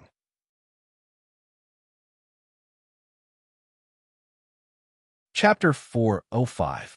Chung Bai glanced at Yi Biming and then looked at Bu Jiuxiao, roaring sorrowfully. In this day and age, men are like clothes and women are like hands and feet. Biming, you are not kind. Chung Bai's appearance was clearly a naked accusation. His own woman was still comfortably staying in Jade Capital, yet he had pulled his 2 childhood friends to come to this kind of godforsaken place to fight to the death with someone. Yi Biming's gray eyes turned and the corner of his mouth curled up with a hint of evilness, instantly making people dumbfounded. At that time, there was only one sentence in Tang Yu's mind. Oh my God, a man can actually smile so beautifully. Yi Biming spat out a sentence that was neither painful nor itchy. Wrong. There is no way to compare. There are 4 brothers and only 1 woman. Chung Bai's face instantly became that of a little wife, while Bu Jiuxiao helplessly shrugged his shoulders. Seeing the 3 of them singing the same tune and not putting the famous Bloodhand Tycoon in their eyes, the red-robed man was so angry that his teeth were about to shatter. What's the point of saying so much? You are Zhou State's Biming King, and you are Wuji's 3 talents that recently rose to prominence from Wushuan Limitless School? The most famous people on the continent were Wuji's 5 paragons, the 5 peerless geniuses of the 5 great countries. Wuji's 5 paragons have been famous for a long time, but in the past 2 years, the hottest newcomers in Zhou State were Wuji's 3 talents. If Wuji's 5 paragons were said to be famous because of their genius and illustrious background, then Wuji's 3 talents were famous for killing blood cloud beasts. However, because they were only moving around in Zhou State. The fame of Wuji's 3 talents was only spread in a small area. Bloodhand Tycoon had only heard of their reputation, but had never truly fought with them before. Seeing them today, he only felt that the 3 of them had first-class appearances, but in terms of strength they were only SOSO. Since they came from Wushuan Limitless School, their strength naturally wouldn't be weak, but no matter what, they were just a group of teenage martial artists, and their cultivations were at most martial marquee. These assassins of the Bloodhand Trench, perhaps their martial realm cultivation could not compare to these 3, but they all lived their lives licking blood from the edge of the blade. When it came to a real fight, they believed that they would not lose to these 3 youngsters who looked good, but were not of any use. It was also the red-robed man who had let down his guard. He had overlooked one thing. If the 3 people in front of him were really just martial arts practitioners, how could they have rushed here from the Jade Capital, which was thousands of miles away? Brothers, capture the leader first. Capture Zhou State's Biming King first. The red-robe leader was able to become the leader of the Bloody Hand Trench. Naturally, he had some skills. With a single glance, he recognized Bu Jiuxiao as the most powerful of Wuji's 3 prodigies, followed by Cheng Bai and Yi Biming. However, Yi Biming was the leader of the 3, so he made a prompt decision to capture Yi Biming first. Within the Bloodhand Trench's main camp, there were still more than 200 people. More than 200 red-robed people, under the command of their leader, rushed over like a dense swarm of locusts. Tang Yu was so scared that she could not move. She hid to the side. Yi Biming and the other 2, who were surrounded in the middle, did not react at all. What are you waiting for? Let them see that the title of Wuji's 3 prodigies is not for nothing. Chengbai laughed. The 3 stood in a row, but no one was in a hurry to make a move. The 3 of them were about the same age and height, but at this moment, the 3 bursts of Duki that erupted from their bodies were completely different. The 3 bursts of Duki burst forth in an instant, like 3 peerless swords being unsheathed together. The Douqi collided with each other like a flood. The entire valley seemed to have experienced a small-scale earthquake. Tang Yu, who was hiding to the side, only heard a series of crackling sounds. It was as if a string of firecrackers had suddenly been lit on the quiet street on New Year's Eve. However, the source of the firecrackers came from the joints of the 3 men in front of her. It was the sound of the exploding Duki flowing in all directions. It was September, and it was around sunrise. The weather was cool, but the 3 men were drenched in an instant. That was sweat. No, that was not sweat. Red liquid flowed down from the 3 men's skin. The red-robed men at the side looked at each other. The red-robed leader's face changed in shock. That was not sweat, that was beast blood. The 3 men had entered the beast blood frenzy state at the same time. Red, beastly blood and sweat flowed out from the 3 men's bodies. The clothes on their upper bodies were torn apart. Like small green pythons, veins popped out. Their muscles bulged, emitting a terrifying aura. In just a moment, the 3 men, who were originally 8 meters tall, had undergone a terrifying transformation. Their height suddenly increased by 20 to 30 centimeters. Each of them looked like a small giant, at least 2 meters tall. Their facial features had also changed. Among them, Yi Biming's beast blood frenzy state was the most shocking. A black gas circled around his body. His naked upper body was covered with a layer of strange black scales. He roared loudly, like a spring thunder.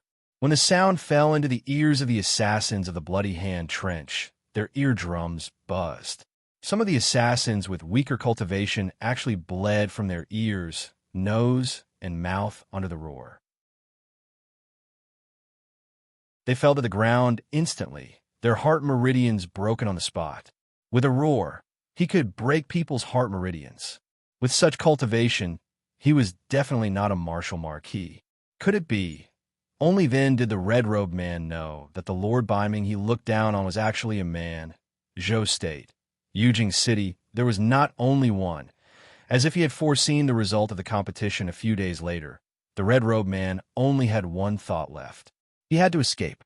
He had to tell the young city lord that the most terrifying person in Zhou State was not Yunba. However, In the next moment, he found that he could not move his hands and feet. Like a ghost, Yi Baiming killed his way out of the heavy encirclement. In an instant, he was in front of him. His hands covered with black scales grabbed the red-robed man's hands and feet. The red-robed man only felt that his limbs were making cracking sounds. He did not even have time to cry out. His body was as strong as a martial marquis. Even under the force of 1,000 kilograms, his body would not be damaged in the slightest. However, Yi Baiming's tyrannical strength tore his body into two halves. Red. Blood that was even redder than the red-robed man instantly dyed Yi Baiming's eyes red. Perhaps stimulated by the smell of blood, Yi Baiming's mind was scarlet. Countless broken limbs, a rain of blood, and minced flesh. The scene in the valley was too horrible to look at. Cheng Bai and Bu Jiuxiao had finished off more than half of the assassins of the Bloody Hand Trench. When they stopped, they found that Yi Baiming was strange. Not good. Jiuxiao, Baiming seems to be out of control. Cheng Bai looked at the corpses around them, and then looked at Yi Baiming's crazy killing method. His heart trembled slightly.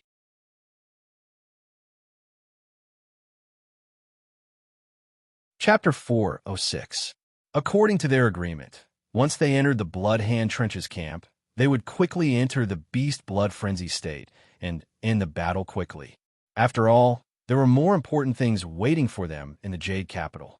They had seen Yi Baiming enter a frenzied state after entering the Beast Blood Frenzy state. Previously, when the three of them were killing Blood Cloud beasts, they had encountered commander-grade demonic beasts that were even more dangerous than the Blood Hand Trench. At that time, Cheng Bai and Bu Jiuxiao had encountered danger. It was Yi Baiming who entered the Beast Blood Frenzy state at the last moment that saved the two of them. It was only then that the two of them knew that Yi Baiming could enter the Beast Blood Frenzy state on his own even before the real Beast Blood fusion. Furthermore, Yi Baiming's Beast Blood Frenzy state was different from that of ordinary warriors. Normally, after entering the Beast Blood Frenzy state, the person would be weakened for half a month or even 3 months depending on their cultivation. However, Yi Baiming was different. Every time he entered the Beast Blood Frenzy state, he would be able to recover quickly and would be no different from his normal state. Furthermore, his strength in the Beast Blood Frenzy state was terrifying. He could even reach the strength of a martial sage. However, correspondingly, Yi Baiming's personality would also change greatly. He would be like a demonic beast that was filled with hostility and was obsessed with killing. Previously, after Yun Sheng had really performed the Beast Blood fusion on Yi Baiming 3 times, Yi Baiming's strength seemed to have become even more terrifying. It seemed that when Yun Sheng's medical skills fused with Yi Baiming's Beast Blood fusion, it also stimulated the most terrifying power in his body. At this thought, Cheng Bai and Bu Jiuxiao were secretly shocked. Think of a way to control Baiming otherwise. Bu Jiuxiao also looked anxious. The Blood Hand Trenches camp could be said to have been cleared out by them.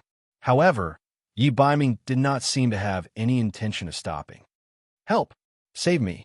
Lord Baiming, I'm Tang Yu. I'm not a member of the Bloody Hand Tycoon. As he spoke, Yi Baiming picked Tang Yu up. Tang Yu's 200 kilograms of fat was like a defenseless chicken in his hands. Tang Yu was also scared out of his wits by Yi Baiming's crazed, murderous look. He was choked by the neck, and his face was the color of an eggplant. It looked like he was about to be choked to death. When Cheng and Bu saw this, they hurriedly stepped forward and held Yi Baiming for both sides. They were here to save people. Not to mention that the Bloody Hand Tycoon didn't kill Tang Yu. Tang Yu was strangled to death by Yi Baiming in the end. However, Yi Baiming did not care about this. His eyes were bloodshot from killing. The Beast Blood Frenzy had filled his entire body with a ruthless aura. His pair of gray eyes were like rubies, emitting a bewitching light. His 10 fingers were like iron rods that kept tightening. Cheng and Bu were both martial marquis experts, but no matter how they tried to persuade or pull Yi Baiming's body, he did not move an inch. Seeing that Tang Yu's limbs were getting weaker and weaker, and his eyes were rolling back, Cheng Bai shouted anxiously, "Baiming, calm down. He's Tang Yu, Yin Sheng's cousin."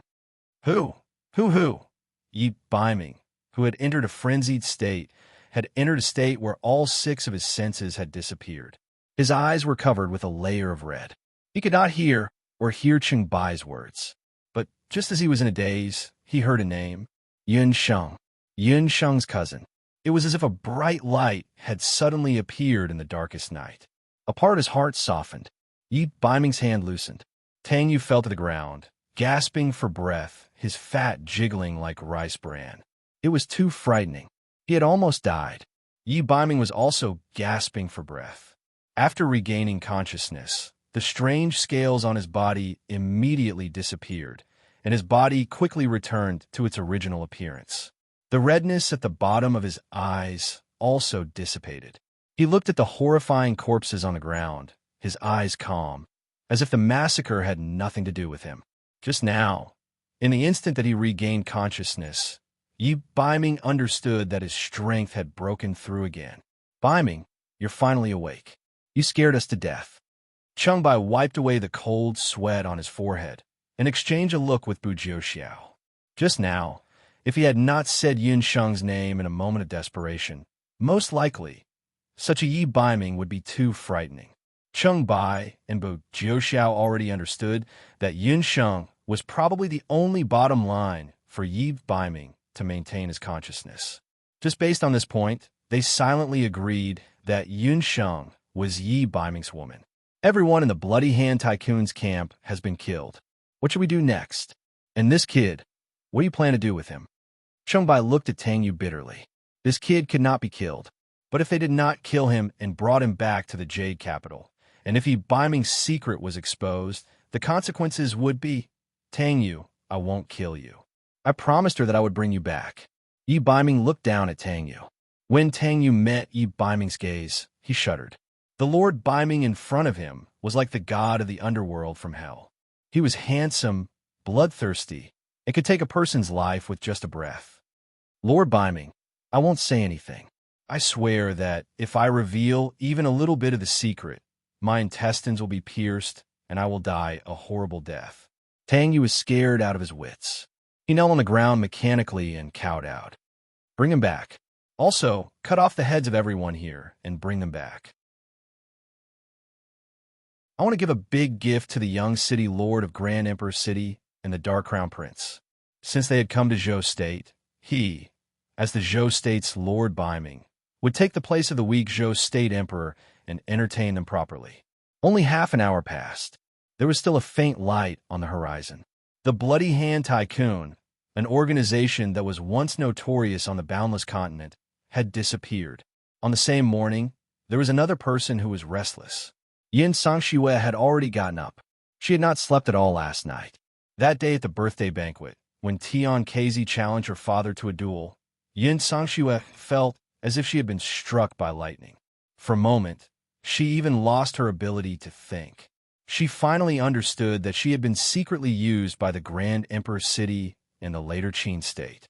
At this moment, she was filled with regret. Yin Sangxue was not a fool.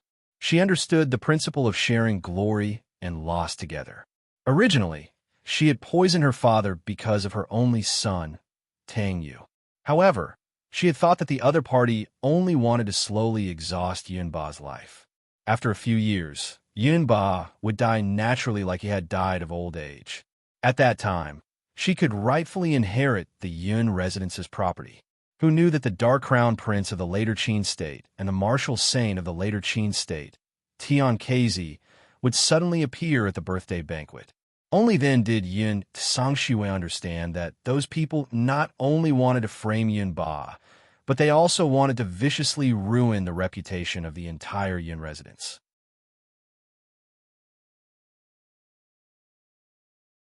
Chapter 407. Yin Sangxue knew very well that if the Yun residence collapsed, even if you were returned, the mother and daughter would be stray dogs. Their lives would be 1,000 times harder than they were now. In these 3 days, Yin Sangxue often wanted to confess to her father, Yunba.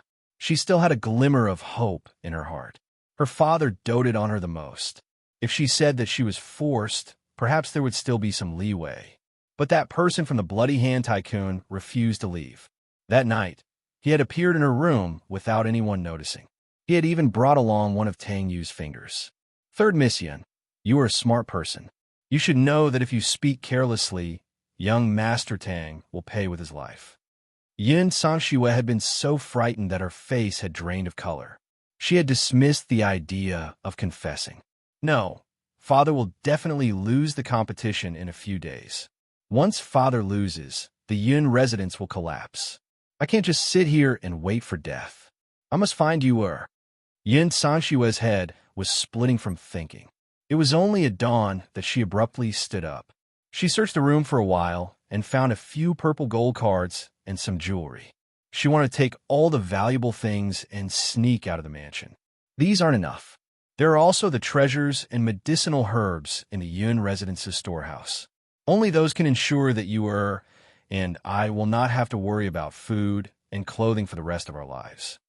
Yun Sangxue hurriedly took out the key to the storehouse and secretly walked towards it alone. It was still early. Because Yun Ba was going to compete, the Yun residence was very quiet these days. This was to ensure that Yun Ba was in his best condition. Outside the storehouse, there were 2 guards standing guard. They found it strange that Yun Sangxue had come to the storehouse so early in the morning. Third Miss, you want to enter the storehouse so early in the morning? The guards found it strange. They had also noticed that the third Miss's complexion wasn't very good. Father will be competing in a few days. I want to take some medicinal herbs to nourish his body. Yun Sangxue forced a smile. The 2 guards didn't ask any more questions. They opened the door to the storehouse and walked in. The Yun residence's storehouse was the place with the most treasures in the entire residence. The various treasures and precious medicinal herbs that the Yun residence had left behind after many years of operation were all hidden here. Because Yun Sangxue had been the steward of the residence all these years, Yun Ba had given the key to the storehouse to Yun Sangxue. The other key to the storehouse was in Uncle Yun's hands. Yun Sangxue took out 2 storage rings. She gritted her teeth and stuffed all the precious herbs in the storeroom and a few purple gold cards into it. In a short while, the warehouse was almost emptied. Almost 99% of the Yun residence's savings had already landed in Yun Sangxue's hands. Father, don't blame me for being ruthless. Anyway, second brother has become a hunter and eldest brother has betrayed the Yun residence for a woman. These family assets will belong to me and you sooner or later. Yun Sangxue turned to leave after ransacking the storehouse. Unexpectedly, as soon as he left, he saw Yun Sheng and Uncle Yun standing outside the storehouse. Third Miss, you. So little Miss was right. You really harmed Master. If Uncle Yun hadn't seen it with his own eyes, he wouldn't have believed that the third Miss, who was the old Master's favorite, would actually do such a thing. Early this morning, Yun Sheng quietly entered the residence and found Uncle Yun. Yun Sheng had also thought about it. She still had to tell Yun Ba about the magical beast amniotic fluid, but she couldn't tell him directly. After all, there had always been a grudge between her and Yun Ba. If she rashly said that Yun Sangxue was the one who put the poison in, Yun Ba would probably give her a good scolding. After thinking it over, Yun Sheng felt that Uncle Yun was the most suitable person. When Uncle Yun heard it, he didn't believe it at first, so Yun Sheng told him to directly question Yun Sangxue. Unexpectedly, Yun Sangxue was so disappointing that she actually planned to escape. Moreover, she was prepared to take away all of the Yun residence's assets to escape punishment. This way, Uncle Yun completely believed Yun Sheng's words. Uncle Yun, Yun Song, you are just a servant. Why do you have to question me? Get out of the way. Yun Sangxue's expression was ugly. When she saw Yun Sheng appear, she already knew that the matter of her poisoning had most likely been exposed. If they found Yun Ba, she really wouldn't be able to explain herself. Third Miss, how can you treat Master like this? If he knew, how sad would he be? If you have any difficulties, feel free to tell Master. Uncle Yun was heartbroken. Even now, he still believed that Yun Sangxue must have some difficulties that she had no choice but to do. Difficulties? Ha! Would he still care about my difficulties? Yun Sangxue simply smashed the pot to pieces. She stared maliciously at Yin Sheng. Ever since this wretched girl came back, everything has changed. Father used to dote on you so much, but now, you and I were humiliated by this little wretch. But he was indifferent. That's fine, but you is his only grandson. He has raised her in the Yun residence for more than 10 years. No matter what, their relationship should be better than that wretch who was chased out of the house. In the end, Yu was exiled, but he was indifferent. Yun Sangshue's words were malicious. She believed that her actions today were all because of Yun Sheng. That day, when her father scolded her and told her to get out of the Yun residence, she already understood that in her father's heart, she couldn't compare to Yun Sheng. Where her eldest brother was still around, it was the same. Now that her eldest brother was gone, another Yun Sheng had appeared. Third miss, you've misunderstood, master. Uncle Yun still wanted to explain. He put in so much effort for the little young master. Although being exiled to the northwest is a bit difficult, master subordinates are there. He ordered people to take care of the little young master along the way. Yun Sangshue's heart ached, and she smiled bitterly. Take care? If he really took care of him, how could you have fallen into the hands of the Bloody Hand Tycoon? He doesn't care about me, his daughter, or his grandson. Uncle Yun, no need to say anymore. If you didn't provoke the Bloody Hand Tycoon, how could so many things have happened? You only have yourself to blame. I advise you to quickly go to old General Yun to ask for forgiveness and leave behind the Yun residence's belongings. Yin Sheng originally wanted to personally rush to the Bloody Hand Tycoon's headquarters. Although she didn't like Tang Yu couldn't die now. However, Yi Baiming stopped her. Yi Baiming said that he would save Tang Yu. After saying that, the night fox disappeared. Yin Sheng also didn't know what Tang Yu's current situation was. The Bloody Hand Tycoon belonged to Grand Emperor City and was definitely not weak. Yin Sheng wasn't worried. Yi Baiming's strength was unfathomable. She just didn't know when he would be able to return to the Jade Capital. Little slut, what right do you have to question me? Yin Sangshue raised her eyebrows when she heard that. Her beautiful eyes were filled with killing intent. A wave of fighting aura rose around her body, and she struck her palm towards Yun Sheng's face. That palm carried a force of 500 kilograms. If it landed, it would be enough to shatter a huge rock. She hated and was angry at Yin Sheng. She hated her for stealing her position in the Yun residence and was angry at her for causing her and Yer to have no place to stay. She used a killing move the moment she attacked. Third miss. You can't. Uncle Yun turned pale with fright. Thank you, Minion, Fish, and Tin for your tips. Thank you everyone for your votes.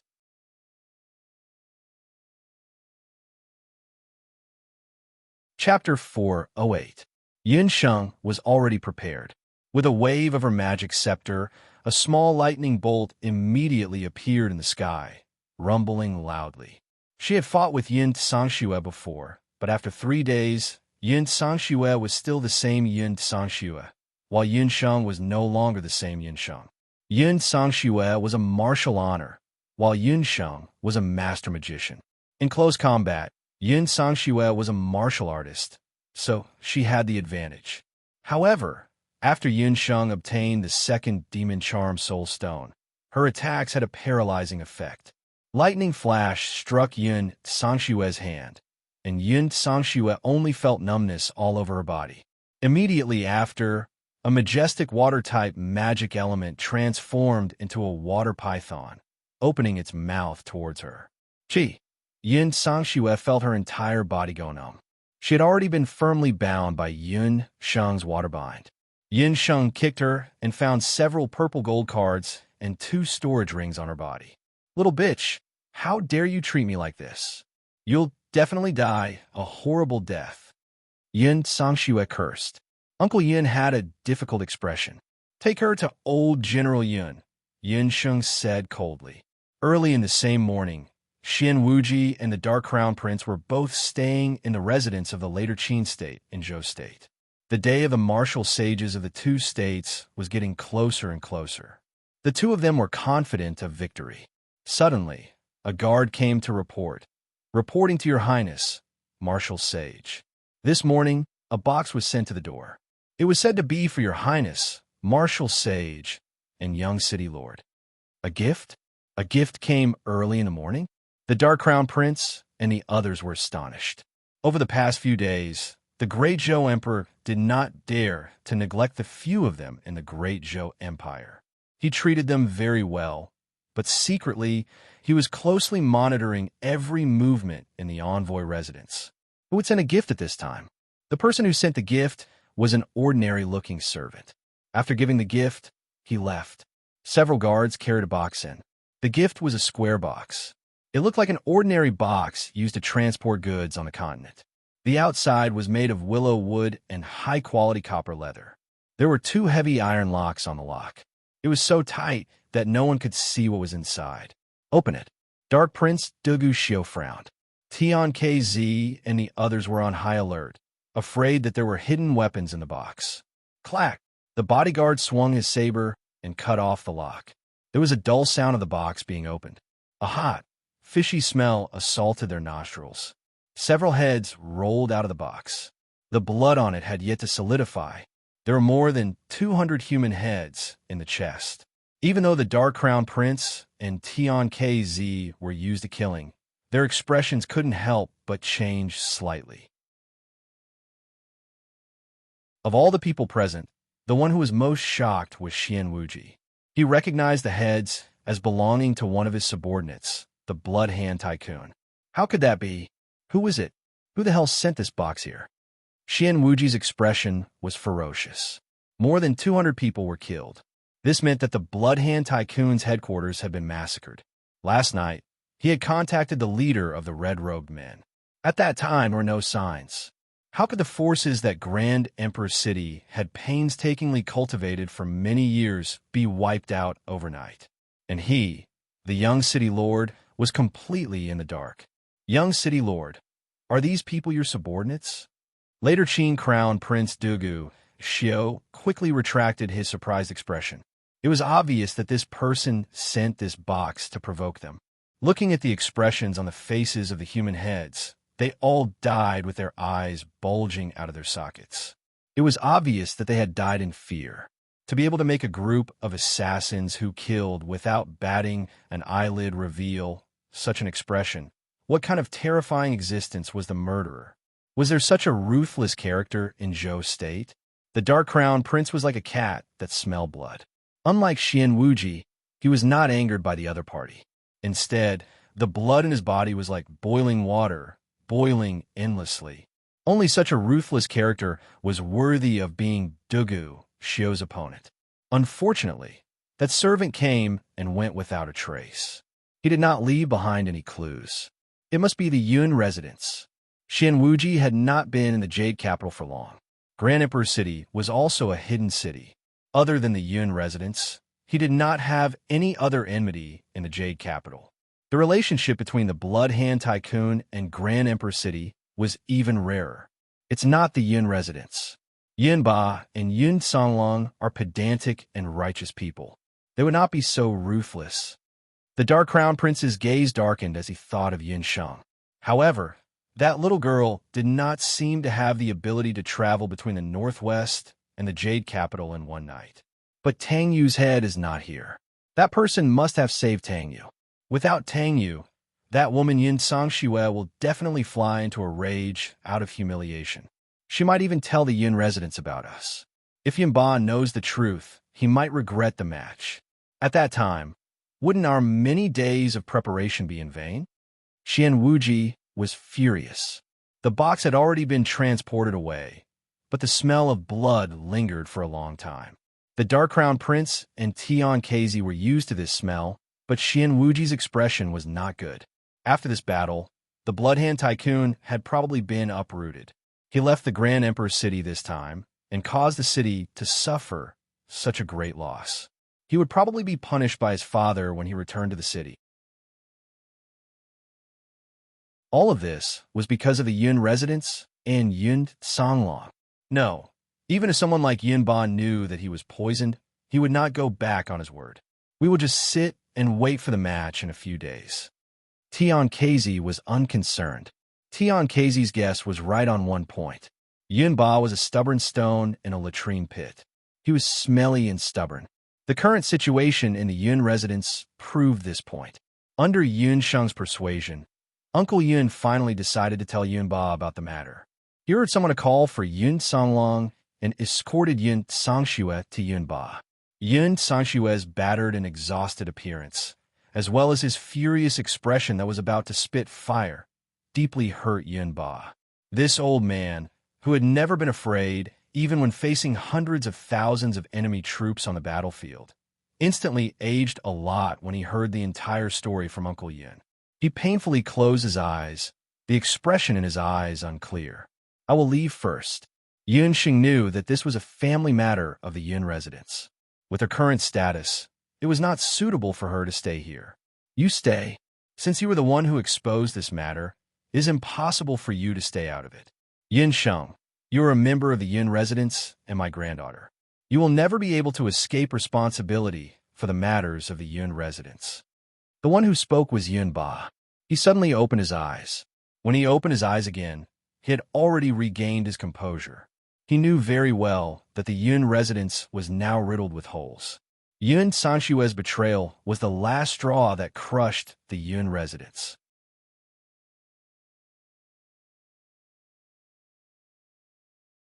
Chapter 409. Yun Ba's heart was filled with mixed feelings. He was angry at his own daughter for failing to live up to his expectations and hated the people of Grand Emperor City for being the mastermind behind the scenes. However, he was also angry that he had been kept in the dark about this matter, and it was actually a silly girl like Yun Sheng who had discovered it. The most infuriating thing was that this silly girl was clearly concerned about the Yun residence and him, but she was stubborn and still refused to acknowledge him as her grandfather. To put it bluntly, he might not have many days left in his old bones, but this girl still refused to call him grandfather. Tang Yu's whereabouts were unknown, and if something really happened to him, he wouldn't even have a grandchild to wear mourning clothes with. Just thinking of this caused Yun Ba's stubborn temper to flare up again. Old General, this is your Yun residence's internal affairs. As an outsider, it's not appropriate for me to interfere. Yun Sheng was very dissatisfied with Yun Ba's forceful attitude. Back then, he must have used the same tone to force her parents to scram out of the Yun residence. Outsider. Outside of my ass. You're my granddaughter, your surname is Yun, and your father is Yun Sanhai. You have to acknowledge your ancestors and return to your family. Yun Ba jumped up, his old face pulling a long face. He jumped in front of Yun Sheng, looking like he was jumping up and down. The scene became comical all of a sudden. Yun Sheng smiled coldly. But my mother is Hu Jiusheng, the woman you don't acknowledge. If you want me to acknowledge my ancestors and return to my family, then bring my mother's memorial tablet into the Yun residence's ancestral hall. This woman once said that if my father and I want to return to the Yun residence, we must first kowtow 3 times and disassociate ourselves from my mother. If you want me to acknowledge my ancestors and return to my family, then you must acknowledge my mother's identity and let this woman kneel 3 times and kowtow 9 times in front of my mother's memorial tablet as an apology.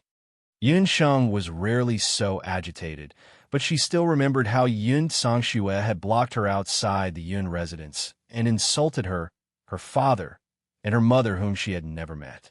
Out of anger, Yun Sheng clenched the beast language ring in her hand tightly. That was the only thing Hu Jiusheng had left for her. When Yun Songxue heard this, he cursed loudly. Little bitch, you think you're worthy? You're the same as your mother. Both of you have filthy blood that the world can't tolerate. Pah! There was a loud bang.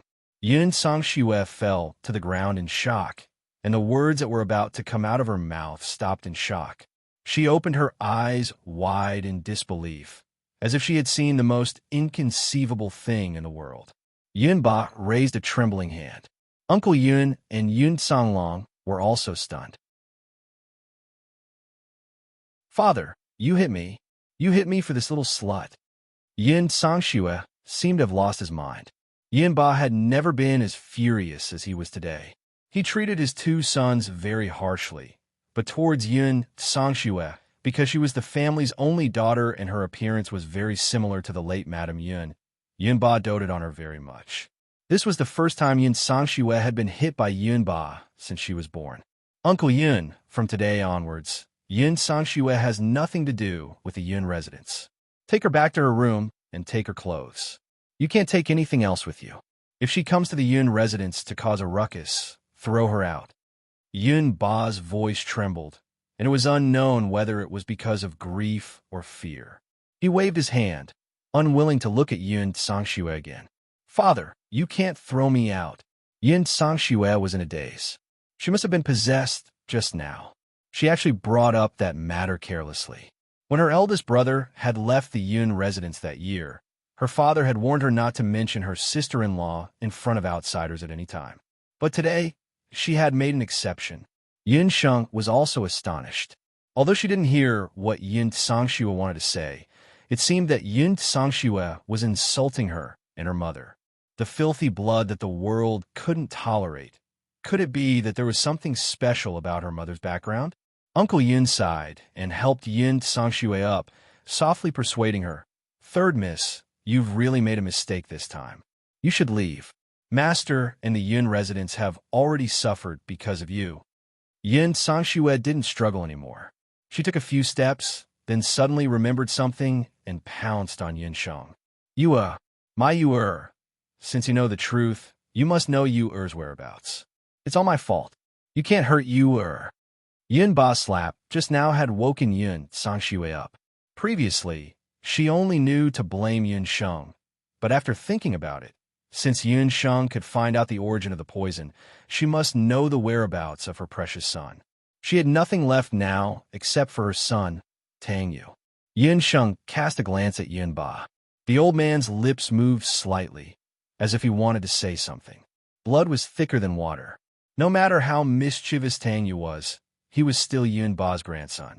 Earlier, Yi Baiming had said that he would bring Tang Yu back safe and sound by noon at the latest. She had also said that if Yi Baiming found Tang Yu, he should settle him outside the city. After all, Tang Yu is still a criminal in name and shouldn't appear in the Jade Capital. If you want to know Tang Yu's whereabouts, tell me the method and location of the meeting between you and the Bloody Hand Tycoon.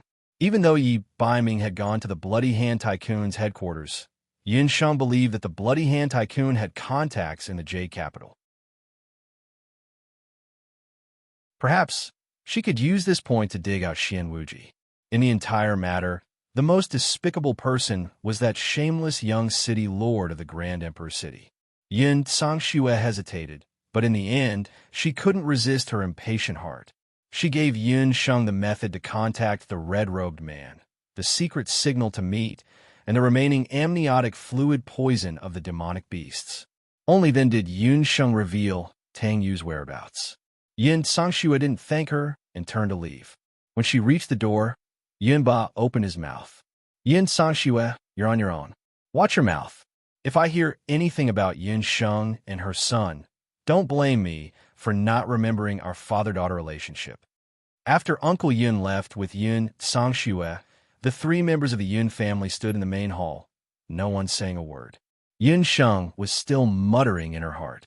She looked at Yun Songlong, who didn't have any reaction. It seemed that second uncle didn't know about this matter either. Yunba also didn't ask Yun Sheng to acknowledge her ancestors. For a moment, both grandfather and grandson were in a deadlock, not saying anything. Yun Songlong had also rushed over. In a day, he learned of his sister's betrayal and saw his father lose his composure. His mind was also filled with a myriad of thoughts. After a long time, he said, "Father, since we've already found out that you've been poisoned, and it's a strange poison, and no one in Zhou State can cure it for the time being, why don't we report this matter to the Emperor and cancel the competition in a few days?" Yun Sangxue's grave mistake had already been made, and there was no antidote. Under such circumstances, if Yun Ba were to compete with someone else, he would undoubtedly lose. Cancel? Why should I cancel? If I cancel, the entire continent will laugh at me, and Zhou State will lose those purple gold ores. This old man wants to fight this battle. Don't try to persuade me. Yun Ba was in a terrible mood, but his temper was even worse. He refused to give up on this competition no matter what. Father, Yun Songlong wanted to persuade him again. Say no more. This old man has already made up his mind. I'm going into seclusion for the next 2 days. If there's nothing important, don't disturb me. Yun Ba waved his hand impatiently. He didn't want Yun Songlong to say any more. After he finished speaking, he went to the training room.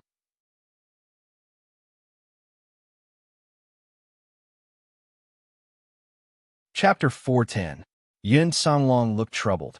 Then he glanced at Yun Sheng and saw that the little girl was deep in thought. He didn't know what she was thinking about. Sheng, it's all thanks to you this time. Are you still thinking about what third sister said? Don't take it to heart. She has been jealous of eldest brother since she was young and doesn't like your mother very much. Don't take her words to heart. Yun Songlong comforted. Second uncle, have you ever seen my mother? Why is old General Yun so displeased with her? Although Yun Sheng had never seen Hu Jiuxing, she had seen a memory fragment that Hu Jiuxing had left in the beast language ring when she received it. In the memory fragment, Hu Jiuxing's face was incomparably beautiful and her voice was gentle. She was a peerless woman. How could such a person attract old General Yun's disgust? Could it be that mother had done something unforgivable? Or was her identity very special? Yun Sheng and Yun Ba had interacted for a while.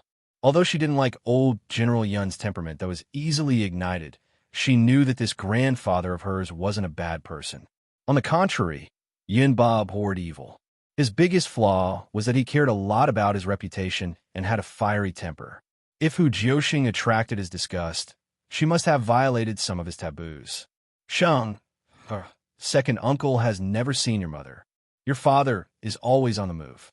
When he brought your mother to the Yun residence for the new year, it happened that there was a riot at the borders and I was still guarding the south. But third sister should have interacted with your mother for a while. Yun Songlong pondered for a moment. That's right. You can also ask Uncle Yun. He's been by father's side all year round and should know something. Yun Sheng nodded. Sheng, you asked about the red-robed men's whereabouts just now. Are you planning to? Yun Songlong didn't want Yun Sheng to be in danger. Second uncle, I'm afraid you don't know that the mastermind behind the so-called red-robed men of the Bloody Hand Tycoon is most likely Dihong City. Don't you want to take advantage of this opportunity to take revenge? Yun Sheng revealed a sinister smile. Yun Ba was meditating in the training room. He circulated the Do Qi in his body and found that the Do Qi accumulated in his body was much less than before. What that little girl said was true.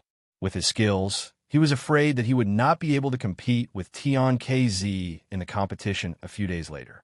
Song Shue had actually tried to kill him. Yun Ba's aura was unstable, so he simply stopped meditating. Master, everything has been settled. Uncle Yin walked in quietly. Little young master has been sent back. This time, it's all thanks to little Mississippi. That little girl's methods are brilliant. It's only been a few days, and even the dignified Bloody Hand Tycoon has been uprooted by her. Tang Yu, that disappointment, is she all right? Yinba also looked a little unconvinced.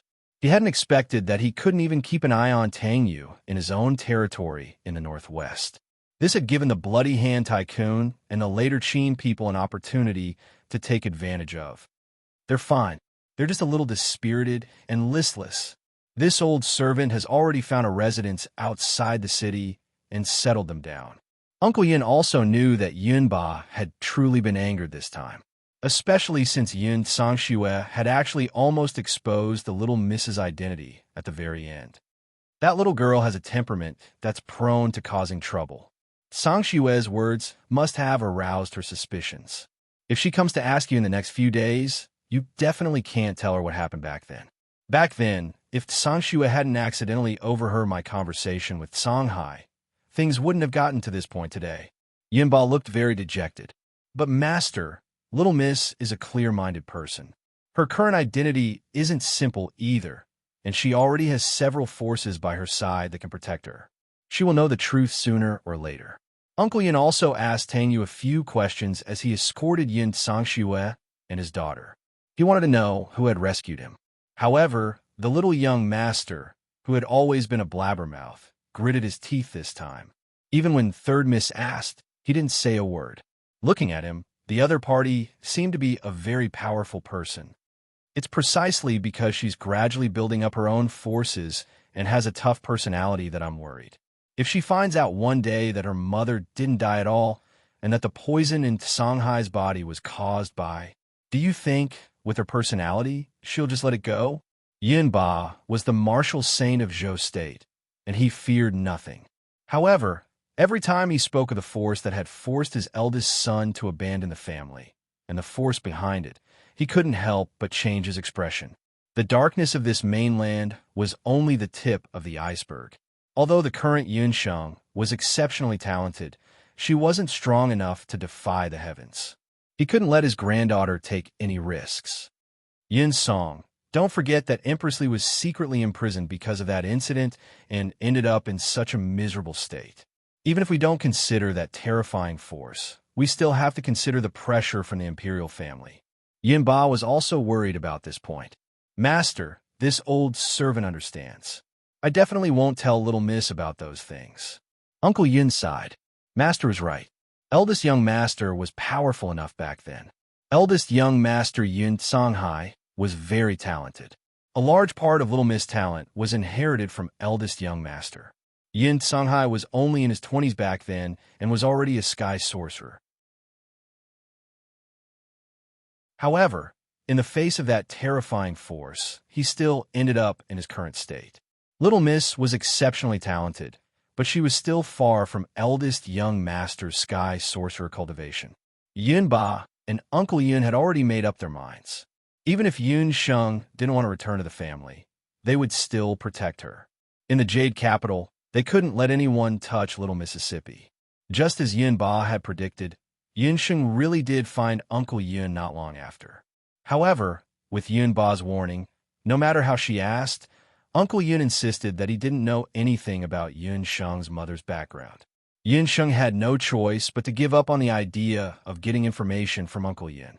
She thought about it again. Her mother's surname was Fox. This surname was very rare on the mainland. Perhaps she could find some clues from this surname. Yun Sheng decided to use the local Hunters Guild in the Jade Capital to issue a mission to search for information about the family or people related to the surname Fox. As long as someone had some clues, they could contact her through the Hunters Guild. After her inquiries were fruitless, Yun Sheng returned to Wushuan Everlasting Hall, somewhat dejected. To her surprise, she met Yi Baiming.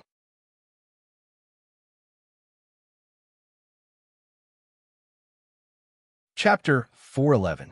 Yun Sheng looked at the clock. It was still the hour. She had already heard from Uncle Yun that Tang Yu had been rescued. Yi Baiming was true to his word. He had actually used only one night and half a day to rescue Tang Yu. You killed everyone from the Bloody Hand Tycoon. When Yun Sheng first heard the news, she was still a little shocked. She knew Yi Baiming's style of doing things. He had always been a lone wolf. Even if he had companions, it would only be Cheng Bai and Bu Jiuxiao. Not a single one was spared. And I also found clues to the connection between Xian Wuji and the Bloody Hand Tycoon. Yi Baiming took out a few letters. One of the letters clearly stated that Xian Wuji had ordered a high-level assassin from the Bloody Hand Tycoon to seduce Xian Yu and then took advantage of Tang Yu's drunken state to frame Tang Yu for adultery. The ins and outs of the entire matter were written clearly. Furthermore, in the letter, Xian Wuji had set a trap for Yun Songxue to contact the Bloody Hand Tycoon. The Bloody Hand Tycoon then used Tang Yu's exile to kidnap and threaten her. Only then did the ins and outs of the entire matter surface. After Yun Sheng finished reading the letter, a ruthless look appeared between her brows. In addition, Yi Baiming had also brought back all the people the Bloody Hand Tycoon had killed over the years, as well as some of the Bloody Hand Tycoon superstitions.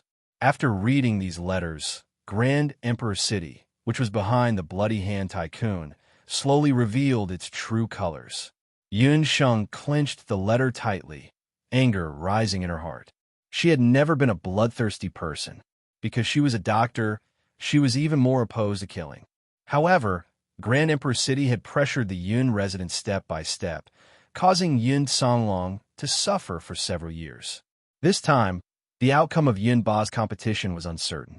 Everything was because of Xian Wuji. If Xian Wuji escaped this time, The consequences would be unimaginable. Yin Sheng's brows were tightly knitted. Her delicate face was filled with murderous intent, exuding an unprecedented charm. Yi Baiming could not help but feel a ripple in his heart. "Thank you so much this time." Yin Sheng looked up and saw Yi Baiming looking at her with a faint smile. She blushed slightly. "Are you hurt?" She noticed that there was a shadow on Yi Baiming's arm. Thinking that he was injured, she went forward to check. However, Yi Baiming grabbed her hand and quickly hid it behind his back. There seemed to be a flash of panic in his eyes. "I'm not injured. Those people can't do anything to me. What do you plan to do now that Xian Wuji has not been caught?" Yi Baiming had already put the heads of the Bloody Hand Tycoon in a big box and sent it to the Later Qin Embassy. At this moment, the Later Qin Embassy was probably in chaos. However, he was worried that he would frighten Yin Sheng, so he did not mention this matter to Yin Sheng. Scourges live for 1,000 years. The sooner we get rid of them, the better. Yin Sheng carefully read the letter again. In Xian Wuji's letter, there were only some daily orders. It did not mention where he had gotten the bottle of amniotic fluid poison. Although the Dark Crown Prince was a black-bellied and cruel person, he was not fond of using poison. The poison must not have been ordered by him. Behind this scene, there must be other forces involved. You plan to kill Xian Wuji personally? With your current strength, I'm afraid you're not strong enough. Yi Baiming shook his head. He did not want to let Yin Sheng take the risk alone. Yin Sheng was about to say that she had summoned a beast to help her when she heard Zhou Quan shouting loudly as he walked in. "Young Master Yin, I'm back." Hearing Zhou Quan's voice, Yin Sheng remembered that Zhou Quan had been ordered by her to bring Tycoon Jin to various hunter citadels to participate in the competition. He had said that he would be back in 3 months. However, a full 4.5 months had passed, and Zhou Quan still had not returned. Yin Sheng was also busy investigating Yin Ba's poison and the medical center, so she did not think of this matter for a while. Zhou Quan was here to claim credit. He brought along the cloaked weirdo and was ordered to participate in the competition. He only knew that the other party's name was Tycoon Jin. He did not know his gender, origin, age, or even appearance. Along the way, Zhou Quan even spoke to the other party enthusiastically several times, but Tycoon Jin did not respond to him at all. This hurt Zhou Quan greatly. He did not know how many times he had ridiculed Tycoon Jin in his heart.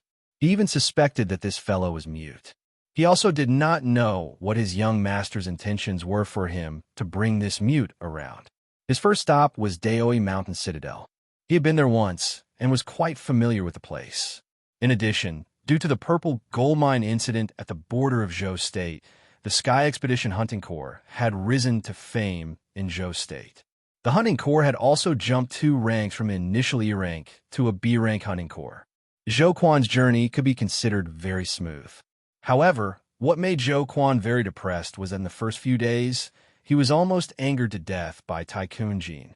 Yin Sheng only said that Tycoon Jin was a new hunter that she had recruited and did not know anything. She wanted it to participate in more battles to increase its actual combat experience. Zhou Quan thought that with young Master Yun's perverted personality, how could a hunter recruited be bad? Young Master Yun must have been being polite. Tycoon Jin's ability was definitely not bad. Who would have known that Zhou Quan was gravely mistaken this time? As soon as Tycoon Jin entered the arena, it was sent flying by an E-rank hunter as soon as the fight started. It immediately lost the first match. For the next few days, Tycoon Jin was like this. In the competition, he was like a child who did not know what to do. Without exception, he would be sent flying the moment he stepped onto the stage. Those who were familiar with Zhou Quan all mocked him, saying that if such a hunter could enter the Sky Expedition Hunting Corps, it would seem that the Sky Expedition Hunting Corps was just so. Zhou Quan was so angry that he almost couldn't breathe. On the 10th day, Zhou Quan decided that if Tycoon Jin could not even win a single match, he would just take him back and hand him over to young Master Yin. He could not afford to lose face like this. Who would have known that on the day of the competition, Tycoon Jin would change from its usual state? It was as if it had suddenly been enlightened. From the first match, Its luck exploded and it won all the way. At the beginning, it did not know how to fight at all. Now it exploded with all sorts of battle techniques and even some magic. From the 10th day to the 20th day, it went from an E-rank hunter with 0 points to a C-rank hunter. It won a total of 108 matches in a row. Its average win rate in a single day was as high as 100%. The entire Daoi Mountain Hunter Citadel was in an uproar. Zhou Quan was ecstatic. One had to know that all hunters had a little hobby. Zhou Quan's hobby was gambling. He had bet on quite a number of nouveau riche gold matches and lost most of them. Who would have known that in the next 10 days, he would win 108 matches in a row? After doing some calculations, Zhou Quan had won more than 10,000 gold coins.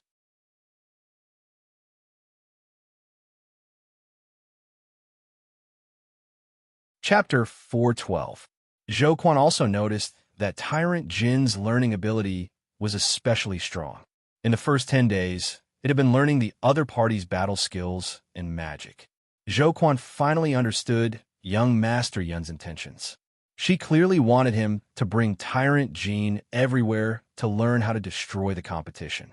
From that day onwards, Zhou Quan was like a brothel keeper, valiantly bringing along the red card hired thug Tyrant Jin, all the way from Daoi Mountain to the north, south, east, west, and north. Almost all of the great Zhou's hunter citadels had been visited by him. As Tyrant Jin's hunter level got higher and higher, his opponents also got stronger and stronger. Everywhere he went, he would still lose in the first few days, but after 10 days or at least one day, he would start to win. In the end, Zhou State's hunter citadel already knew that there was a hunter called Tyrant Jin who came from the Heaven Expedition Hunting Corps. This person didn't say a word, but he was extremely strong. He could learn any battle skills in one go. It was fine if he lost the competition, but learning battle skills and magic in one go was a big problem. The hunters who were competing with him didn't want their unique combat skills to be inexplicably learned by someone else. Therefore, as soon as Tycoon Gold arrived, all the hunters in the major arenas stopped fighting and were unwilling to compete with him. In the end, even the Hunter Union was alarmed by this incident.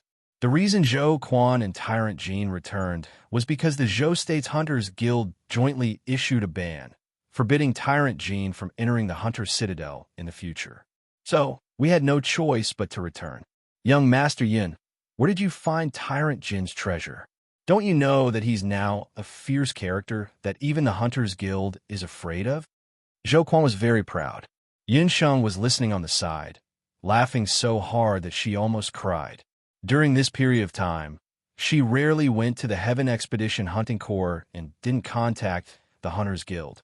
She didn't expect that Tyrant Jin, an eternal magic weapon that she unintentionally refined, would become such a powerful character.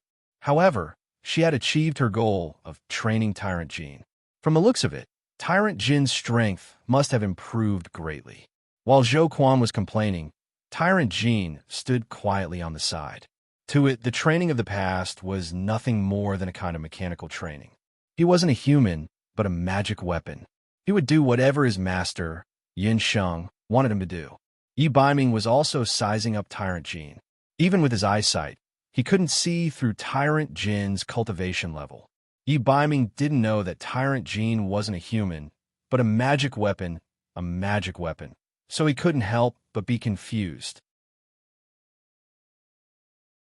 Tyrant Jin was Tyrant Jin, was Tyrant Jin's Tyrant Jin, was Tyrant Jin, was Tyrant Jin's Tyrant Jin's Tyrant Jin Tyrant Jin's Tyrant Jin.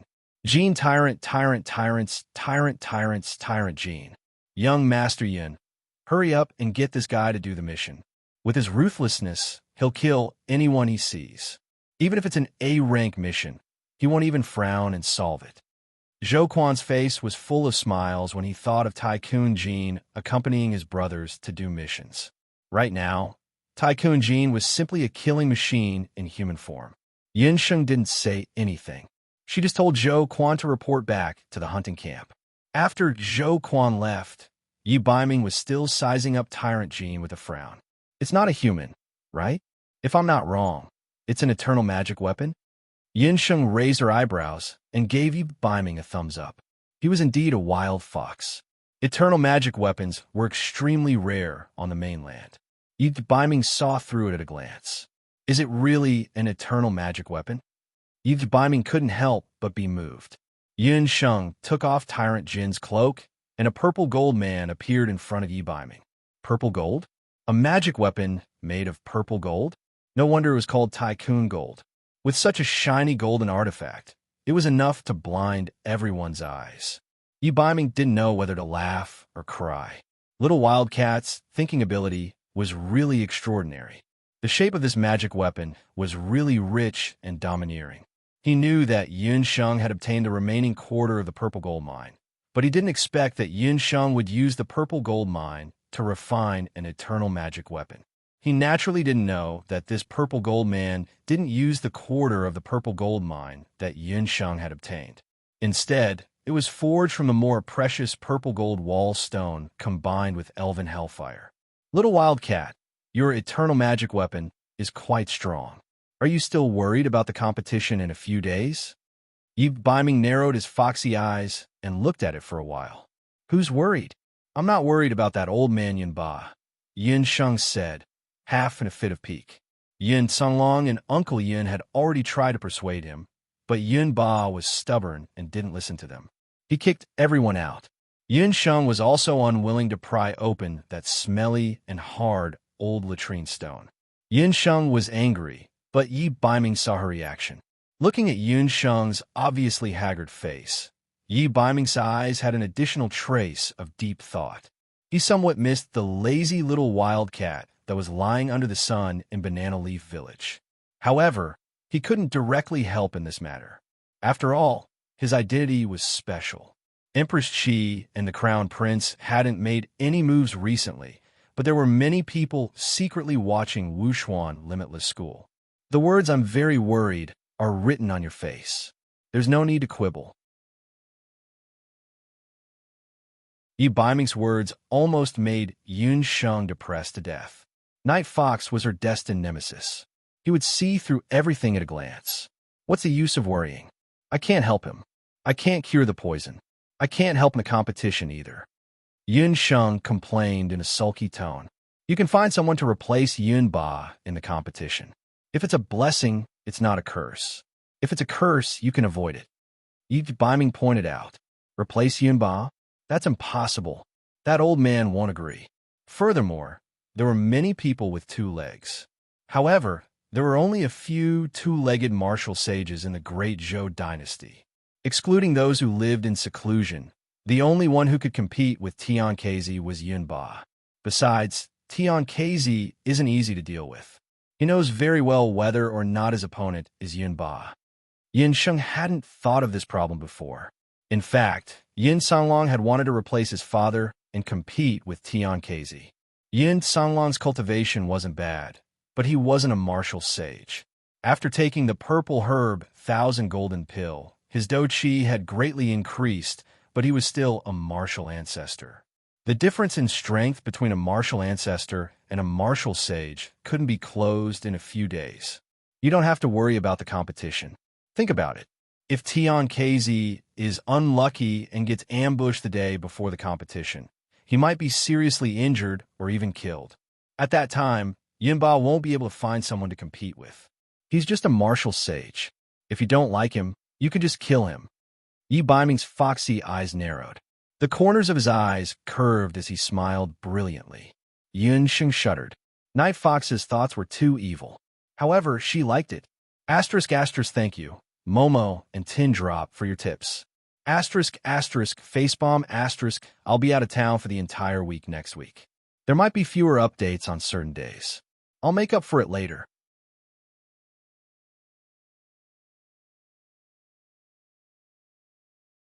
Chapter 4:13. Don't tell me you're planning to challenge Tian KZ? Night Fox, you're really good at hiding your strength. Tell me honestly, are you also a powerful warrior? How powerful? Are you a martial saint as well? Yin Sheng was overjoyed. Why didn't she think of finding someone to slit Tian KZ's throat? As long as Tian KZ couldn't compete, Yin Ba wouldn't have anything to do with it. A quarter of Zhou State's purple gold mine would be saved, and the Emperor of Zhou State wouldn't be able to pick on a Yun residence anymore. Yi Biming wasn't happy. He couldn't help but knock Yun Sheng on the head. His eyes were half angry and half dissatisfied. "Little wildcat, you're not kind. I've been so loyal to you. Whenever something good happens, you're the first person I think of. You, on the other hand, are the first person I think of when it comes to courting death." Yi Biming felt sour in his heart. Yun Sheng hugged her head and shrank to the side. She stuck out her tongue. "You're one of us. Why should I be so polite with you? Besides, you were the one who suggested it. You can't blame me. Who told you to be so heaven-defying? Nothing is difficult in front of you. If you don't make a move, there won't be a suitable candidate. You can't let my second uncle and deputy director, Jean, do a sneak attack together, right?" Yi Biming was still a little unhappy, but when he heard Yun Sheng say, "one of us," his face instantly brightened. This sentence was quite pleasant to hear. Yi Biming rubbed his chin. "I can't do it myself, but there's a very suitable candidate beside you." He glanced at the life artifact. "Tyrant Gold? You wanted to assassinate Tian KZ? That's not very reliable, is it?" Yun Sheng glanced at the life ritual implement beside her. Tyrant Gold had indeed grown a lot in the past few months, but that was only enough to upgrade it to a mid-level life ritual implement. According to the description in the Magic Weapon Encyclopedia, although an intermediate eternal magic weapon could cast any combat skill or magic spell, it could not fully exert the full strength of the caster. An intermediate eternal artifact could only display 50% of its combat skill or magic power at most. Therefore, Tycoon Jin's strength was enough to wipe out an army of ordinary warriors or mages. However, if he were to meet the true powerhouses of the continent, Tycoon Jin would not be enough. Whether it's reliable or not, I have my own judgment. If you're not worried, you can give it to me. You don't have to worry about this matter. Tian KZ definitely won't appear on the day of the competition." As Yi Biming spoke, he gave off an indescribably shocking presence. That was absolute confidence. Only a true expert would be able to emit such an aura. Yun Sheng glanced at Tycoon Jin, then at Yi Biming. Yi Biming's net worth was much higher than hers. Although Tycoon Jin was precious compared to Yi Biming, Yun Sheng quickly made a decision. She promised Yi Biming that she would give Tycoon Jin to him for 3 days. "However, I also have a request. I have helped you so much. You should at least give me something in return." Yi Biming changed the topic. He stretched out his long arm and smoothly scooped up Yun Sheng. Yun Sheng was angry, but she could only stare. This was not the first time Yi Biming had touched her, but she could not do anything to this guy. In terms of strength, Yi Biming was like an iron King Kong. Yun Sheng suspected that even Puffed Egg would have a headache if it met him. In terms of magic, well, her magic was no match for him. Although Yi Biming did not use a magic scepter, he could always easily break Yun Sheng's magic. Since violent resistance was useless, she might as well lie down and enjoy it. In any case, Yi Biming was born with good looks, and his figure was also quite good. From Yun Sheng's angle, Yi Biming's face was perfect and flawless. Even his eyelashes were black and dense. When they fluttered slightly, it could make one's heart beat faster. It did not feel bad to be in his arms. Yun Sheng treated it as if she was hugging a human-shaped pillow. But why was he hugging her for no reason? Yun Sheng regained her senses and realized that Yi Biming's handsome face was getting closer and closer to her. His perfect lips were almost touching her cheek. In her previous life, she had dated Lu Minglang. But because of her personality, she rarely had any intimate actions with Lu Minglang. At most, it was just a kiss. But she had never felt the kind of feeling that Yi Biming gave her. How old was her body now? The night fox would not suddenly turn to a big bad wolf, right? She did not need to repay him with her body to help him, right? Yun Sheng hurriedly turned her face away, her body stiff. Yi Biming sensed that Yun Sheng was acting strangely. A mischievous look flashed across his eyes. His gaze fell on Yun Sheng's fair neck that was exposed because of her struggle, as well as the beautiful shape of her white and tender earlobes. His throat tightened slightly. Yi Biming's heart moved. His thin lips suddenly landed on Yun Sheng's ear. His hot breath pressed against Yun Sheng's earlobes. Yun Sheng only felt as if the base of her ears had been cooked. It was boiling hot, and her hands and feet began to struggle violently. If this continued, she would really be swallowed alive by the fox. Little wild cat, don't move. Otherwise, this prince will really swallow you alive. Yi Baiming's lips lightly touched Yun Sheng's earlobes. He understood that Yun Sheng did not have any romantic feelings for him, so he could not be too anxious. Sooner or later, the little wildcat would be his. When she grew up, he would not let her off so easily. Help this prince refine a batch of weapons that are fused with purple gold, Yi Baiming said slowly. He had noticed that Tyrant Jean was able to refine life magic tools. From the looks of it, not only did the little wildcat know how to refine pills, she was also much more skilled in refining weapons than he had imagined. If she did not use the resources that she would not be a night fox. Most of the purple gold or that Yi Baiming had on hand had already been roughly refined. The refining skills of those magicians were much worse than Yun Sheng's. Yi Baiming's so-called repayment was to have Yun Sheng refine a batch of purple gold weapons for him. After Yi Baiming said this, Yun Sheng remembered that the biggest use of purple gold was not to refine it into purple gold coins, but to refine it into purple gold tools that all the martial artists and magicians on the continent scrambled for. Both Yi Baiming and Yun Sheng had obtained a sizable amount of purple gold from the purple gold mine the last time they went to the mine. The two of them had one thing in common. They were not lacking in money. Yun Sheng knew how to refine pills. The little enchanting had gradually begun to make a profit, and the business of the Heaven Extermination Hunting Corps was also becoming more and more prosperous. Yi Baiming had a series of organizations under his control, including the Wanlong gambling house. The two of them were not lacking in money, so after they obtained the purple gold lode, they did not immediately refine it into purple gold coins. Yi Baiming's request was very simple. He would provide the purple gold ore and the corresponding weapons, armor, and magic scepters, and Yun Sheng would be responsible for refining the purple gold sacred weapons for him.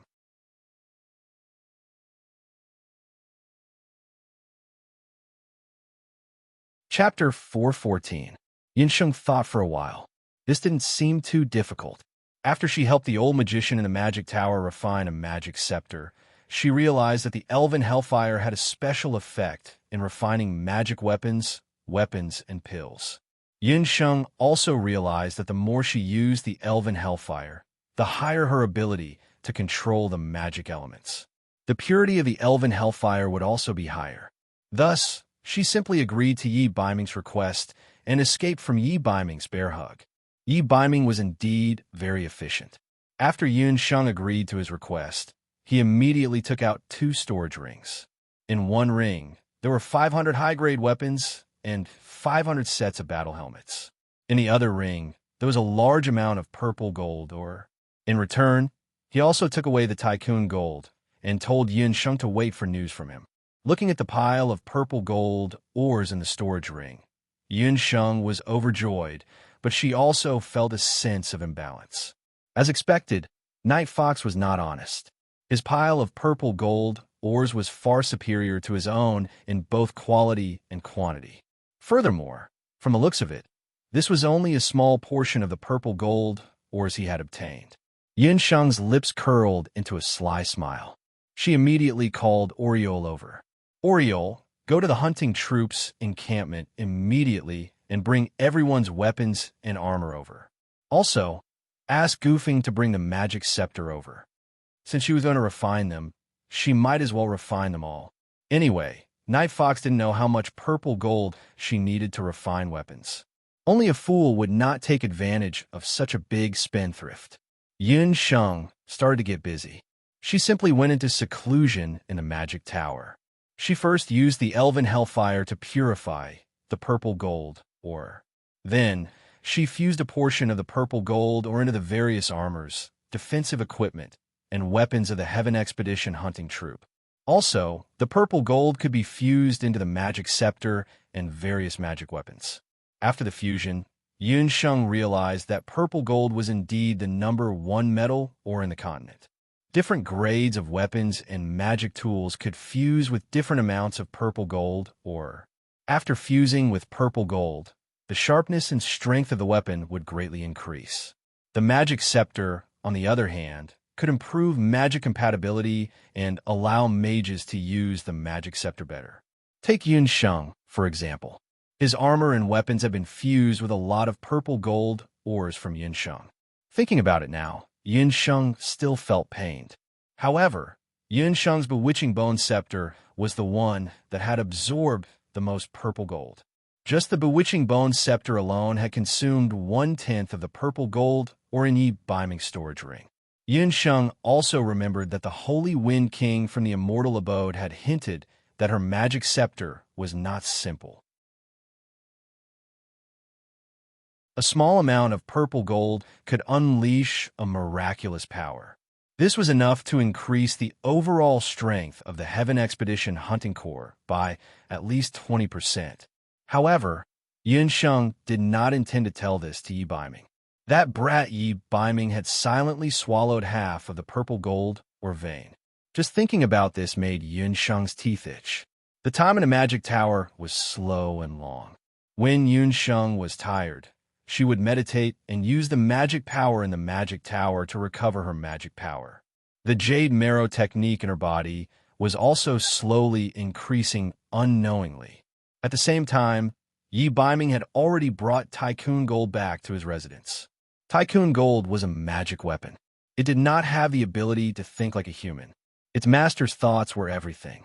Before Yun Sheng left, she only told Tycoon Gold to follow Yi Baiming. In these few days, since Yi Baiming was her, she would do whatever he wanted. Yi Baiming changed into a set of training clothes and brought Tycoon Gold to the private training room he built in his courtyard. The benefits of the inner pavilion of Wuxuan Everlasting Martial School were much better than the outer pavilion. As the #1 disciple of Wuxuan Everlasting Martial School, Yi Baiming could build a training room that was suitable for him according to his needs. When Tycoon Gold walked into the training room, his feet were obviously sluggish. As a magic weapon of life, he could already feel the uniqueness of this training room. The training room was not big. It was about 10 square meters in size. It was square and bare without any furnishings. However, in the 4 corners of the room, there were several magic arrays that emitted magic power. Tycoon Gold was a magic weapon of life. He could feel the changes in his surroundings. He realized that after he entered the training room, his movements became sluggish. Those magic arrays were very special. They made everyone who entered the training room feel as if they were carrying a 1,000-pound stone lion. It was difficult for them to move. However, Yi Baiming looked normal. He must have been training in such an environment for a long time and was already used to the uniqueness of this place. I don't care how many times you've won in Hunter's Citadel, but I can tell you that all the battle skills and magic you've learned are just trash that looks good on the surface, but is useless. They're trash and should be thrown away. Yi Baiming changed his appearance. He exuded a terrifying aura from head to toe. The Dark North King in the day had long disappeared. Or rather, this was his true appearance. Tycoon Gold understood. Even its master, Yun Sheng, had never spoken to it in such a tone. After spending some time with Zhou Quan, it could probably understand the human language. Tycoon Gold was displeased that someone who was not its master would speak to it in such a tone. Not convinced? Then come at me. I will beat you until you are convinced. Therefore, Yi Baiming gathered his chi. A gust of fighting energy rose from his palms. The fighting energy was quickly compressed and covered his palms. It was as if Yi Baiming was wearing a pair of boxing gloves that were impervious to fire and water. Yi Baiming's arms shook. Fighting energy swirled around him. He threw a punch. The fighting energy was extremely powerful. Ha! A gust of fighting energy suddenly erupted from his body. The air seemed to be torn apart. With a loud bang, a black ball of fighting energy appeared in his hands. That ball of fighting energy was very special. It was pitch black like a black hole. It could instantly swallow all the fighting energy and magic elements around it. As soon as it appeared, it exuded a terrifying destructive power. It was like a black hole in the universe. Any light, even the stars, would be swallowed as soon as it got close. Yi Biming leaped and turned into a black shadow. In a flash, he was already beside Tycoon Gold. The black ball of fighting energy in his hands threw Tycoon Gold away. Tycoon Gold was thrown away. It was made of purple gold, or any attack would not be fatal to it. But this time it struggled to get up. There was a hole in its chest. That hole could not be repaired in a short period of time. What made Tycoon Gold even more confused was that it could not imitate the opponent's attack. Strong. This man was very strong. Even if it did not have the ability to think like a human, Tycoon Gold still realized this point. Remember, this is the first battle skill that you cannot learn. Its name is Black Chelan Flame. You don't need to learn it. I just want to tell you, don't try to disobey me. Those who disobey me, even if it is a life instrument, I can destroy you in an instant. In the next day and night, you have to learn all the other fighting skills that I have taught you. In the future, they will be the only way for you to protect your little wild cat. We will call them killing skills for the time being. Yi Biming said coldly. At this moment, he was like a supreme killing god who looked down on the world.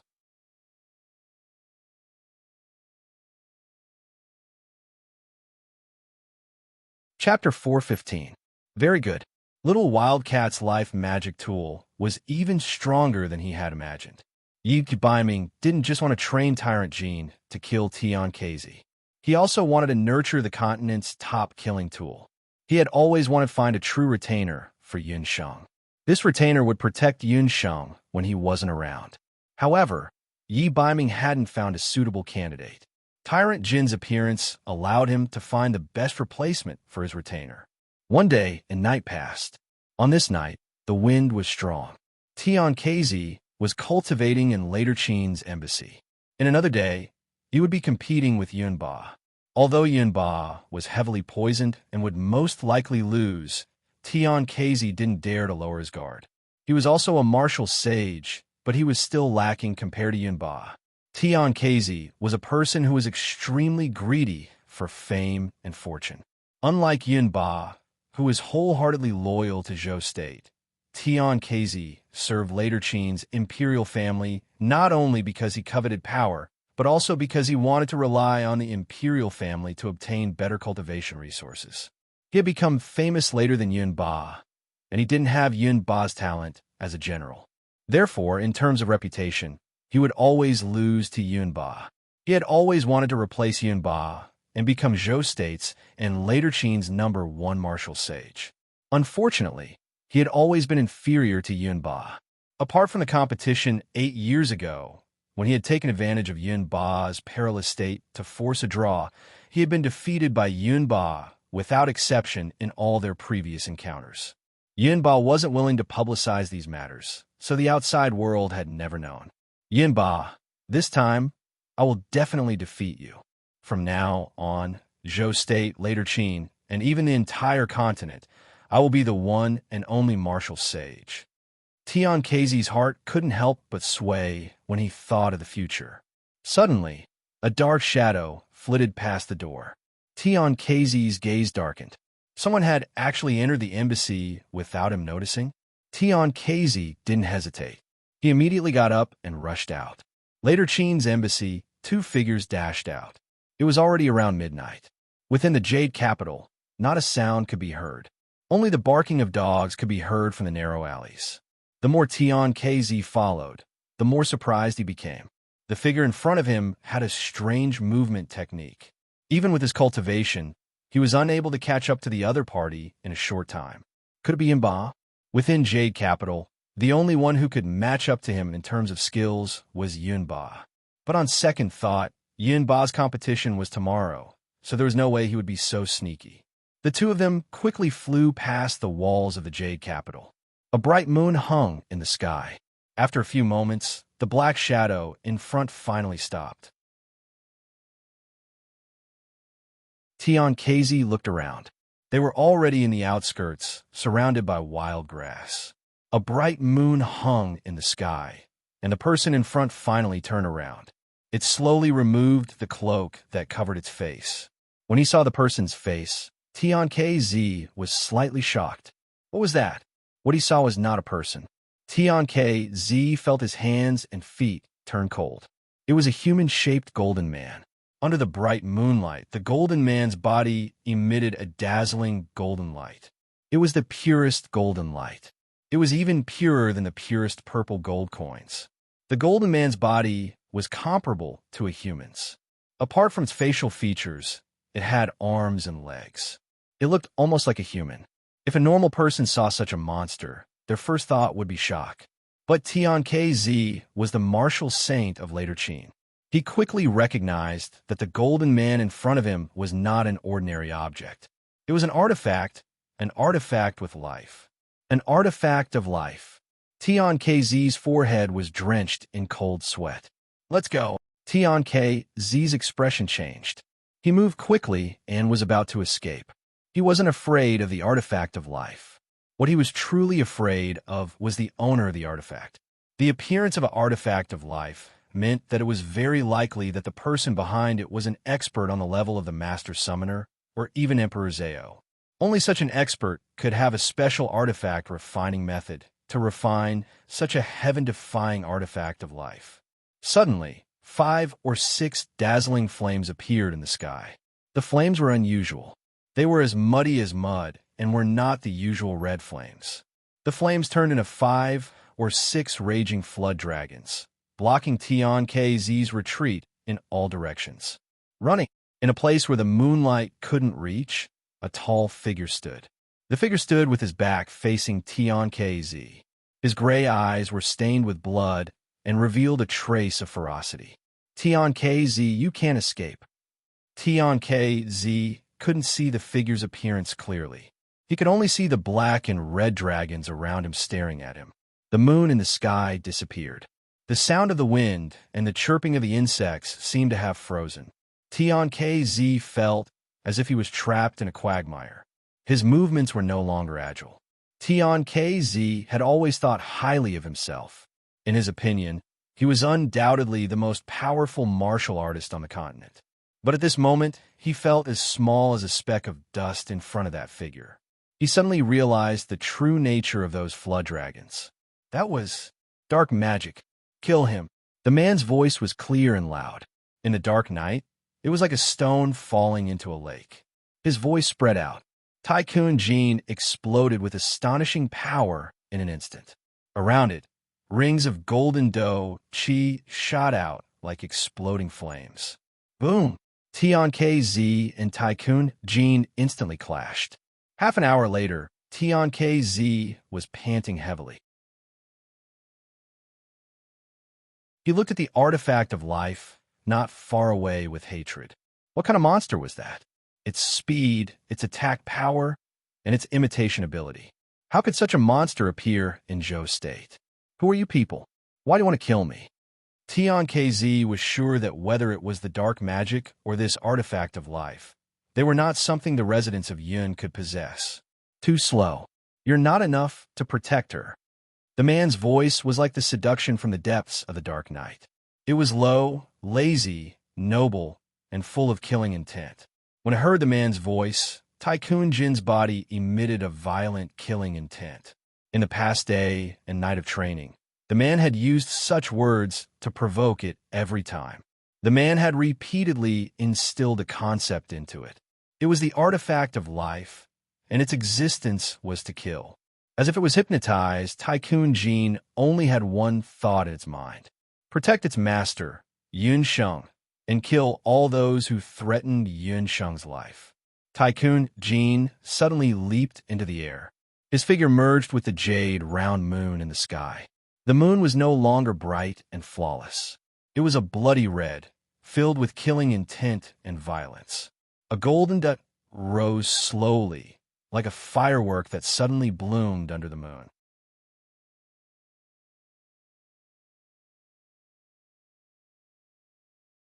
Chapter 416.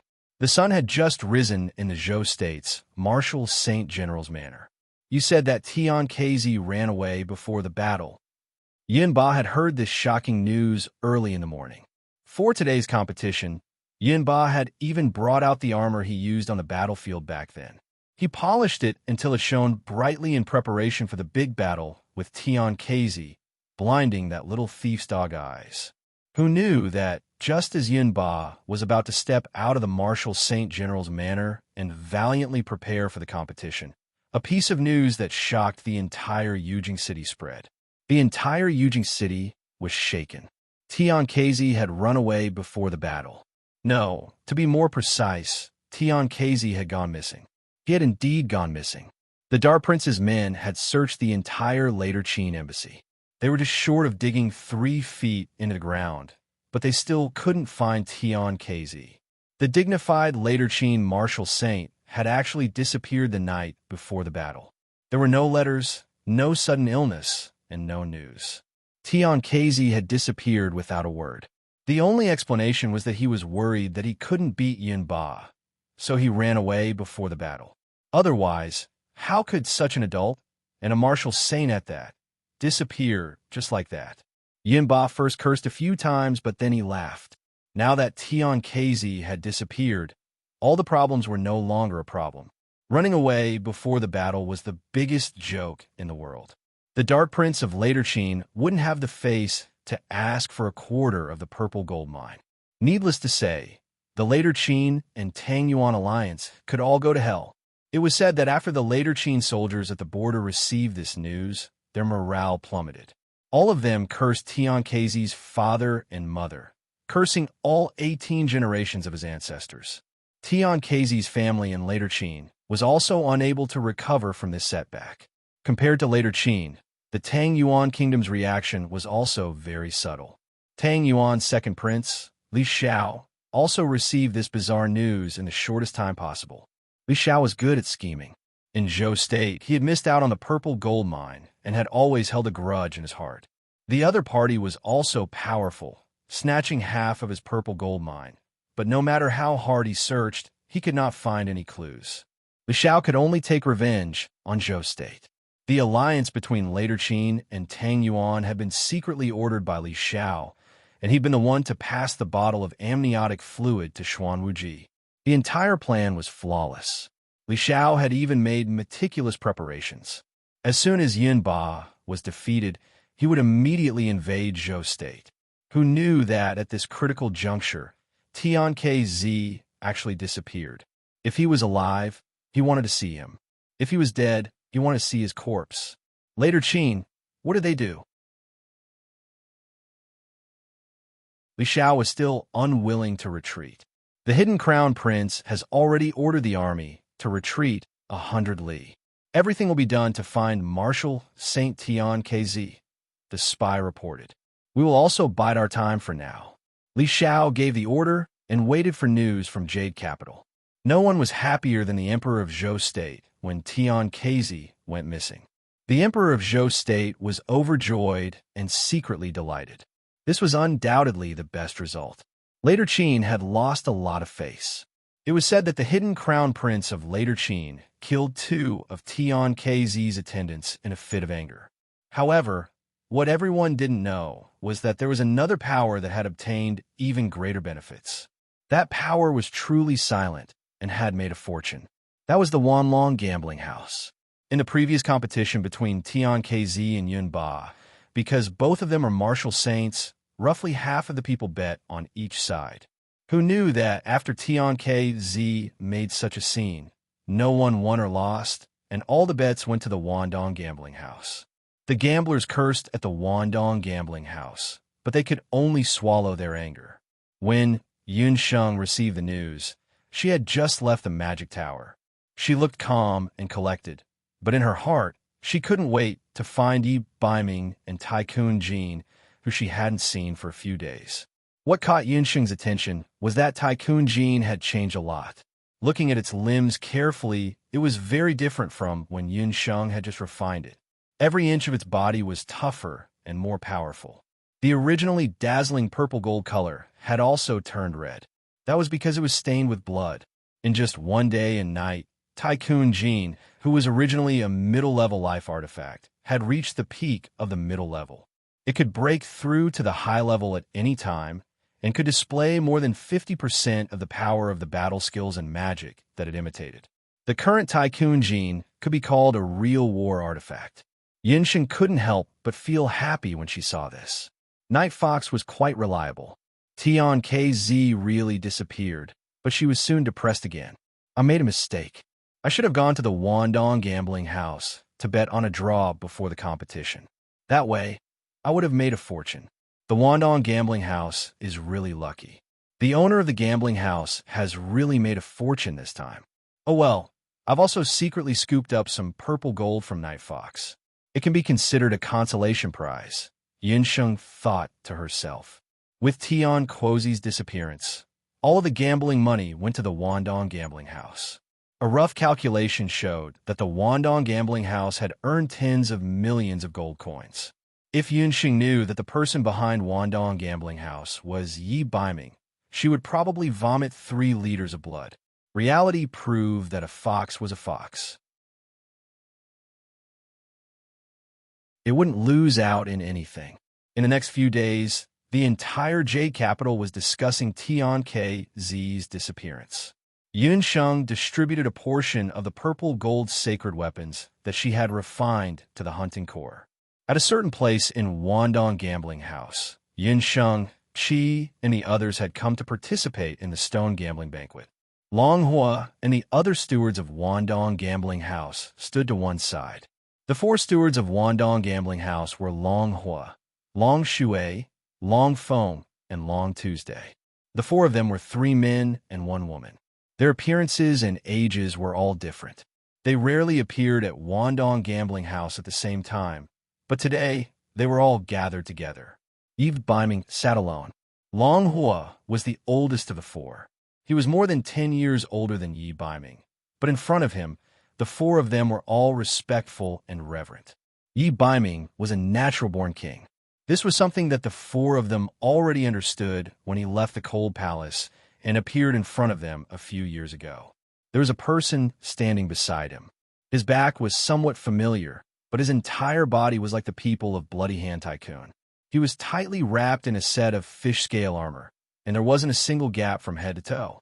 No one would have expected that the former martial saint of later Qin would become like this overnight, a puppet without any thoughts of his own. His empty eyes and silent appearance showed that he had long forgotten the fact that he was once Tian KZ.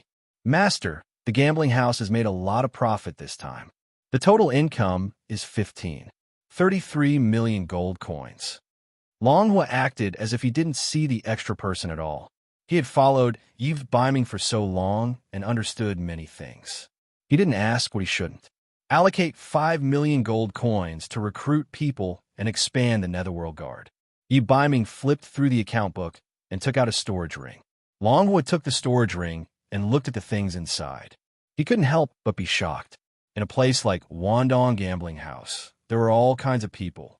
Long Hua's eyesight was also much better than the average person's. When he saw the weapons in the storage ring, he couldn't help but be shocked. These weren't ordinary weapons. They were all saint-level weapons fused with part of purple gold. Where did Master get such a large batch of violet gold weapons?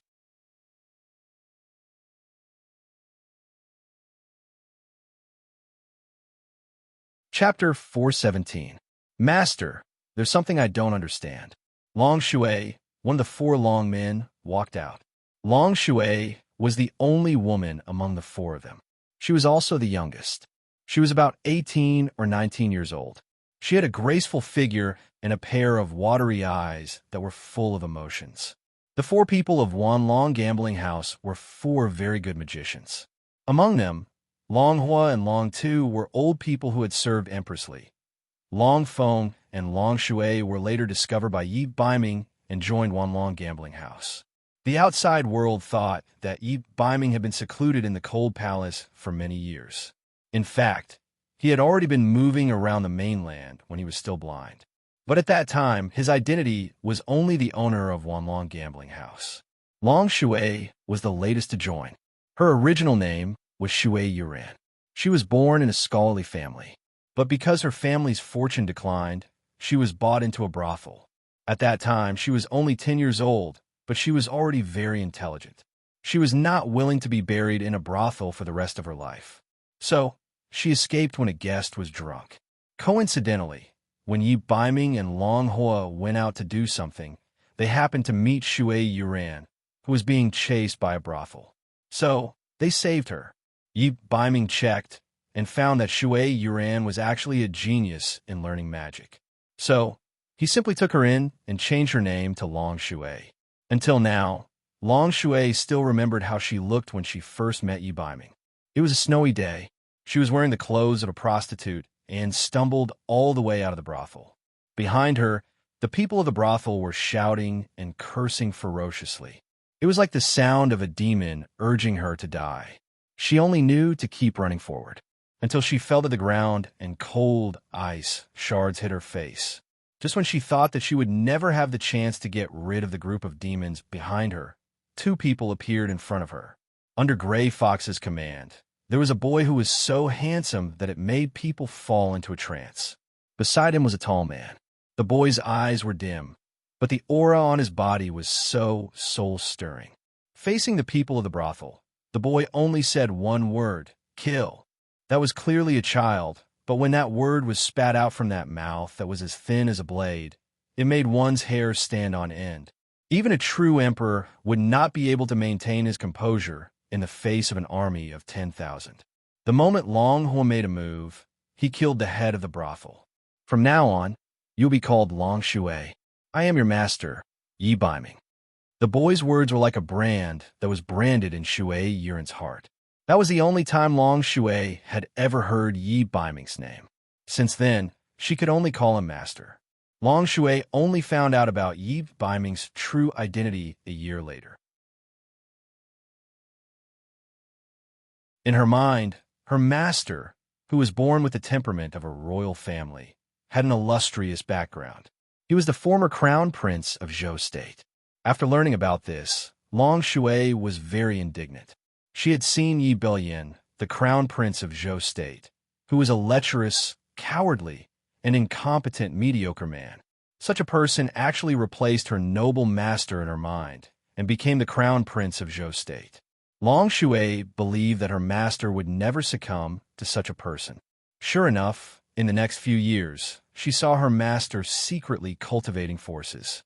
He was nominally an idle prince, but in fact, he had an army that could not be underestimated. This time, Long Shui met Yi Baiming again after several years. She was pleasantly surprised to find that her master's eyes had recovered. Her master, who was originally as handsome as a god, now looked as flawless as a beautiful jade. Looking at Yi Baiming, Long Shui could not help but be infatuated. Her memory suddenly stopped. Long Hua looked at Long Shui with dissatisfaction. She had obviously dressed up carefully today. Her beautiful face looked a little more enchanting. Long Shui collected her thoughts and looked at her master with half infatuation. It's fine. Long Shui, do you want to ask me why I don't take advantage of this competition to weaken Zhou State's power and force the crown prince to abdicate? Yi Baiming did not take Long Shui's rudeness to heart. Yes, according to Master's plan these years, isn't it to make the emperor of Zhou State a mere figurehead? Within Zhou State, there are few martial practitioners. The residence of Yun is already the last support of Zhou State. If Yun Ba dies this time, won't we have a better chance?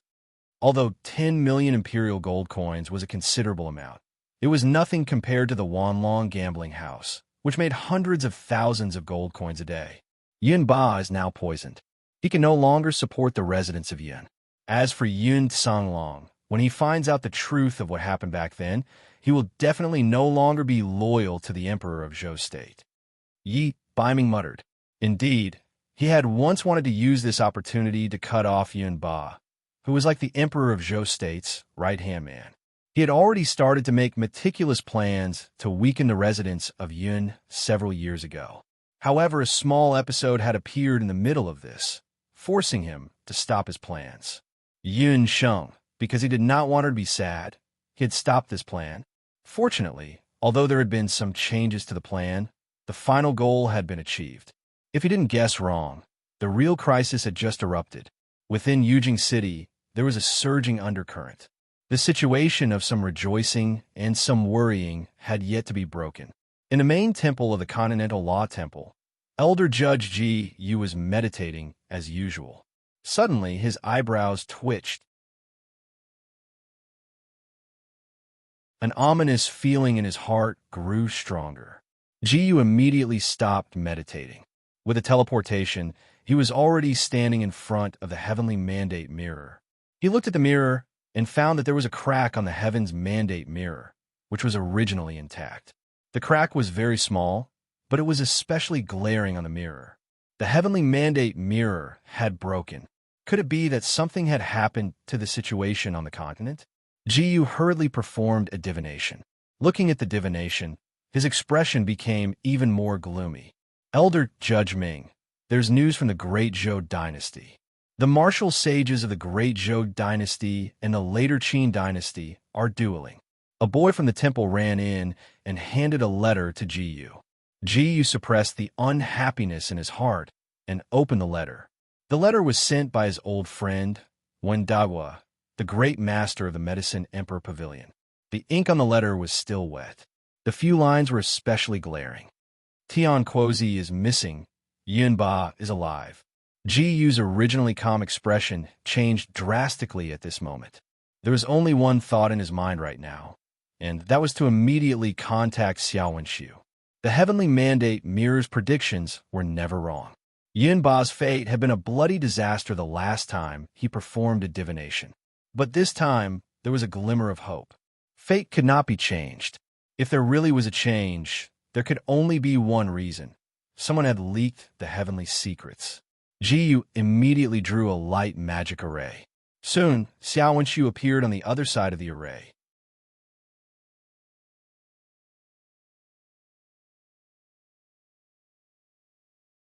Chapter 4:18. Wenxiu, what's going on here? Ji Yu's expression was very grave. He had been very proud of this disciple of his for many years. He had never questioned Xiao Wenxiu with such a serious tone before. Xiao Wenxiu wasn't too surprised by his master's anger. This morning, when he learned that Tian Kazi had gone missing and that the martial sage competition had been forced to stop, he was also somewhat surprised. Although he had long known that Yun Ba had been poisoned by a strange poison, he didn't expect that it would be the later Qin that would retreat in the end. After all, Yun Ba's character was one that would never retreat, even in death. Even if he knew that he was inferior to Tian Kazi, he would never give up. Being firm was easy to break.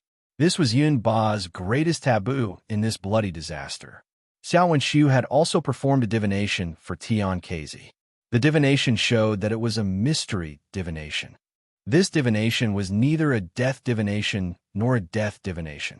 Xiao Wenxiu had guessed that Yun Sheng wouldn't just sit and wait for death. However, if he said that Tian Kazi's disappearance had something to do with Yun Sheng, it would be too much of a compliment to Yun Sheng. No matter what, she was only a master sorcerer. The current her was as insignificant as an ant in front of an expert like Tian Kazi. Master, this disciple also doesn't know what happened. Xiao Wenxiu's expression was unchanged. He had only warned Yun Sheng, but didn't tell Yun Sheng how to avoid this bloody disaster. If one really wanted to calculate, it could only be said that Yun Ba's life wasn't meant to end this time.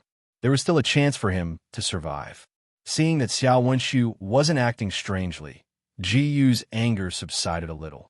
At least, he knew that Xiao Wenxiu wasn't involved in this matter. In Wendagua's letter, he had also mentioned that he had met a disguised Xiao Wenxiu in the medical center of the little girl from the Yun family. He had thought that it couldn't be. Xiao Wenxiu was brought up by him. This child had always been cold and detached. How could a mere little girl from the Yun family make him do something as absurd as sacrificing his own lifespan and revealing the secrets of heaven? Ji Yu heaved a sigh of relief. Pay close attention to Tian Kazi's whereabouts. Pay attention to Dugu Xiu's actions, later Qin. That person is not a good person. This time, he had lost a martial saint in the Great Zhou dynasty for no reason. He would definitely be unwilling to do so. Once this matter is settled, you can return to the temple. Disciple obeys. After saying that, the magic power in the magic formation dissipated, and Ji Yu's voice and figure disappeared. Xiao Wenxu was in deep thought. Umo rushed in. Young Arbiter Ming, something bad has happened. Why are you so flustered? Xiao Wenxu saw that the one who entered was Umo. Looking at his expression, he couldn't help but be slightly startled. Solitary Rain wasn't Solitary Rain. He didn't speak much. Something big must have happened to move him. Old General Yun is heavily injured. We don't know if he's still alive. The same words were also sent to Wushuan Limitless Hall. Hua, the porcelain medicine bottle in Yun Sheng's hand fell to the ground and shattered into several pieces in an instant. Yun Ba was heavily injured and bleeding profusely. How could this be? Didn't Tian Xiuzi already disappear? When Yun Sheng heard the news, she felt as if she had been struck in the chest. Blood was thicker than water. No matter how much she hated Yun Ba, she couldn't deny that she was a descendant of the Yun family. Today, the Crown Prince of Later Qin entered the palace to apologize on behalf of Later Qin's Tian Xiuzi. The emperor also invited old General Yun into the palace. Who would have thought that during the palace banquet, the Crown Prince of Later Qin, Dugu Xiu, would actually challenge old General Yun to a duel? Old General Yun underestimated his opponent. When Uncle Yun heard the news, he immediately rushed over to tell Yun Sheng. Yun Ba's body was also poisoned by the amniotic fluid of the demonic beasts. Once he was injured, his blood would flow in reverse, and he would definitely bleed profusely. Although Yun Ba knew this, both he and the imperial capital of Zhou State thought that the crown prince, Dugu Xiu, was only a youth who wasn't even 20 years old. Even if his strength was extraordinary, it was impossible for him to hurt Yun Ba. Who would have thought that the result of the duel would give everyone a huge shock?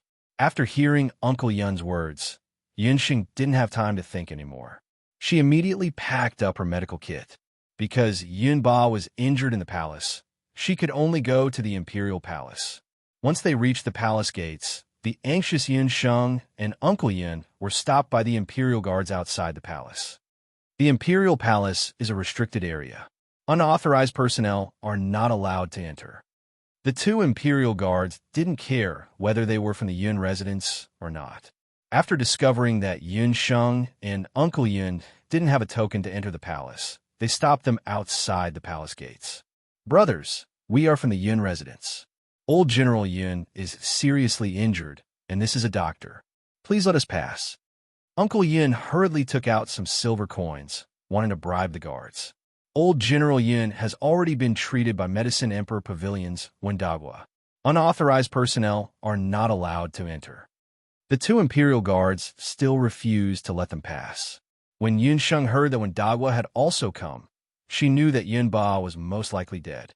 Otherwise, why would Wendagua, who hadn't left the Medicine Emperor Pavilion for many years, come so easily? Let them in. This is old General Yun's granddaughter. Yi Baiming walked out of the palace. When he saw Yun Sheng, a trace of guilt flashed across his eyes. Yi Baiming was also present at the palace banquet today. He saw the entire process of Yun Ba being injured. However, he wasn't able to stop this from happening.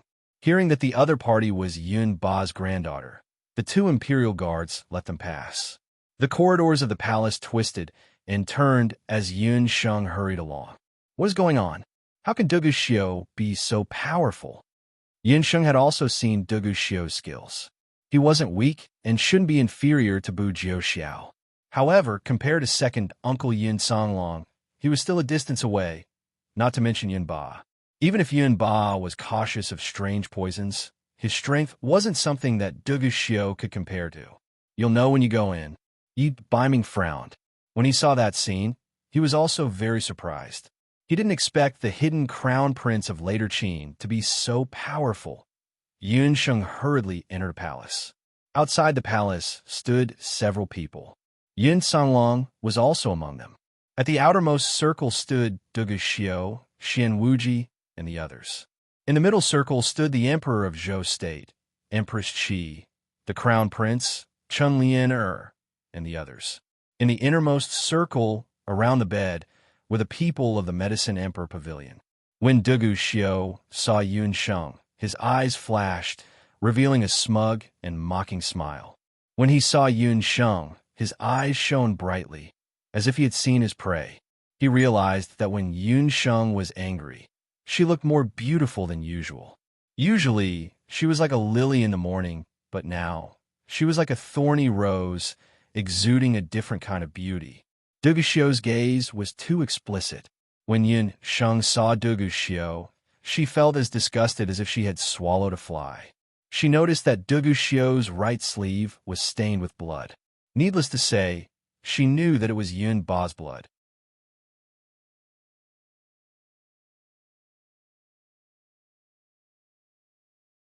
Chapter 419. An eye for an eye. Dugu Xiu, if she had known that this would happen today, she would not have saved him at Daoi Mountain. Yun Sheng suppressed the anger in her heart and was about to walk in. Stop! How dare you not greet His Majesty, the Empress, and the Crown Prince? Chun Lianer was furious when she saw Yun Sheng and Yi Baiming enter together, and her words were filled with sarcasm. A human life is more important than the heavens. Get lost. Yun Sheng was also furious. Her gaze sharpened, and she quickened her steps, about to barge in. What a rude wild girl. She's just a doctor, and she dares to be so impudent in the palace. Empress Qi was also displeased. Let her in. Old General Yun wants to see her. Unexpectedly, the one who spoke up to help Yun Sheng was Wen Daogwa Shu. Wen Daogwa walked out with his hands behind his back. Wen Daogwa Shu, who was usually dressed neatly, looked exhausted today. His body was also stained with large patches of blood. He looked very helpless. He had already tried everything he could think of. Wen Daogwa Shu had already rushed here for an hour. He also did not expect that Yun Ba would be so severely injured. Yun Sheng walked in and saw bloody clothes all over the floor. There were also a few basins filled with blood around. After taking a few more steps, Yun Sheng saw Yun Ba on the bed. As a doctor in both her lives, Yun Sheng had seen serious injuries before. However, she had never seen such a tragic situation like today. Her entire body was ice cold. In her mind, she kept replaying the words that she had said. After the blood is poisoned by the amniotic fluid of magical beasts, once it comes into contact with a wound, the blood will not stop flowing until the person dies of blood loss. Yun Ba's originally tall and majestic body was now like a piece of paper that could collapse at any time. There was a fist-sized hole in the right side of his chest. Dugu Xiu. Yun Sheng only felt that her teeth were about to be ground into pieces. Dugu Xiu had actually used his fist to pierce through Yun Ba's chest. Yun Sheng didn't know how he did it, but Yun Ba, whose body had been pierced, was extremely weak. The large amount of blood loss caused his martial sage body to be unable to hold on any longer. However, it was also thanks to the stubbornness of his battered body that Yun Ba had been able to hold on until now. Yun Ba only had one thought the moment he was struck down. This time, he had really failed miserably. That little girl would probably look down on her grandfather even more. Cough, cough. Yun Ba's expression could no longer be described as ugly. He raised his hand with difficulty. When he heard Yun Sheng's voice just now, his originally blurry consciousness had a moment of clarity. He begged Wen Daogwa Shu to let Yun Sheng in. Even if he was mocked, he wanted to hear Yun Sheng call him Grandpa before he died. Yun Sheng walked to the side of the bed and immediately took out her Four Seasons glazed needles. Cough, cough. Don't waste your energy. Old man, one has already inserted many needles in my body. It can't be stopped. Wen Daogwa Shu is Wen Daogwa Shu. I am me. After a moment of panic, Yun Sheng quickly regained her composure. Little girl, don't force yourself. Even the light magic of the Dharma Temple can't heal his injuries. Wen Daogwa Shu had some sympathy for Yun Sheng, but after hearing Yun Sheng's words, his sympathy immediately disappeared. If not for his friendship with Yun Ba, he wouldn't have entered the palace at all. Even when Daogwa Shu was at his wit's end when he saw the injuries on Yun Ba's body. He had examined Yun Ba and found that his internal organs had been shattered in many places. His blood couldn't be stopped with needles either. The best hemostatic agent was immediately washed away by the blood when applied. He had been in the medical world all his life, but he had never seen such serious injuries. Perhaps I can help. Xiao Wenxiu had also rushed to the palace. He didn't know why he had rushed over, but he knew that Yin Sheng would definitely need his help at this time. His master's earlier words had already been thrown to the back of Xiao Wenxiu's mind. His arrival came as a surprise to Yin Sheng. But when she thought about it, Xiao Wenxiu had the eye of the heavens. If he could predict that Yun Ba would face a bloody calamity, he must have also predicted that something like this would happen today. Saving a life was more important. Yin Sheng couldn't care about anything else. Without another word, she pulled Xiao Wenxiu and walked inside.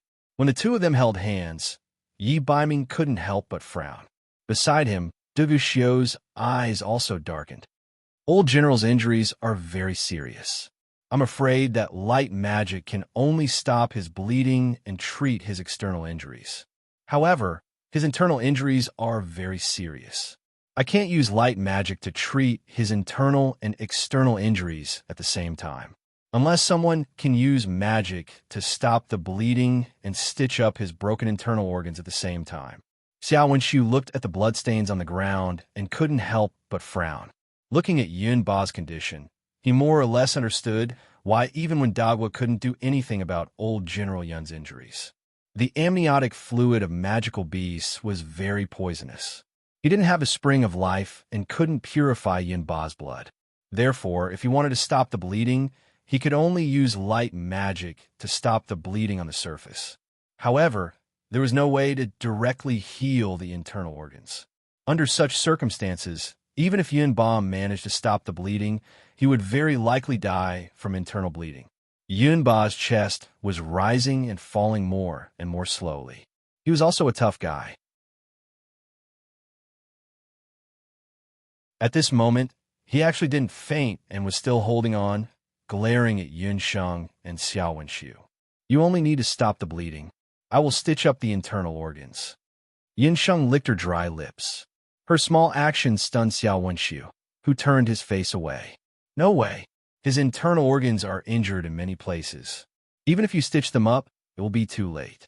Your needle skills can't be faster than my magic. Xiao Wenxiu still shook his head. I said it can be done. You only need to stop the bleeding. Yin Sheng's voice suddenly became louder. Even Yun Ba, who was lying on the sickbed, was shocked by Yun Sheng's words. Everyone in the hall was stunned by Yun Sheng's words. No one had ever spoken to Xiao Wenxiu like this.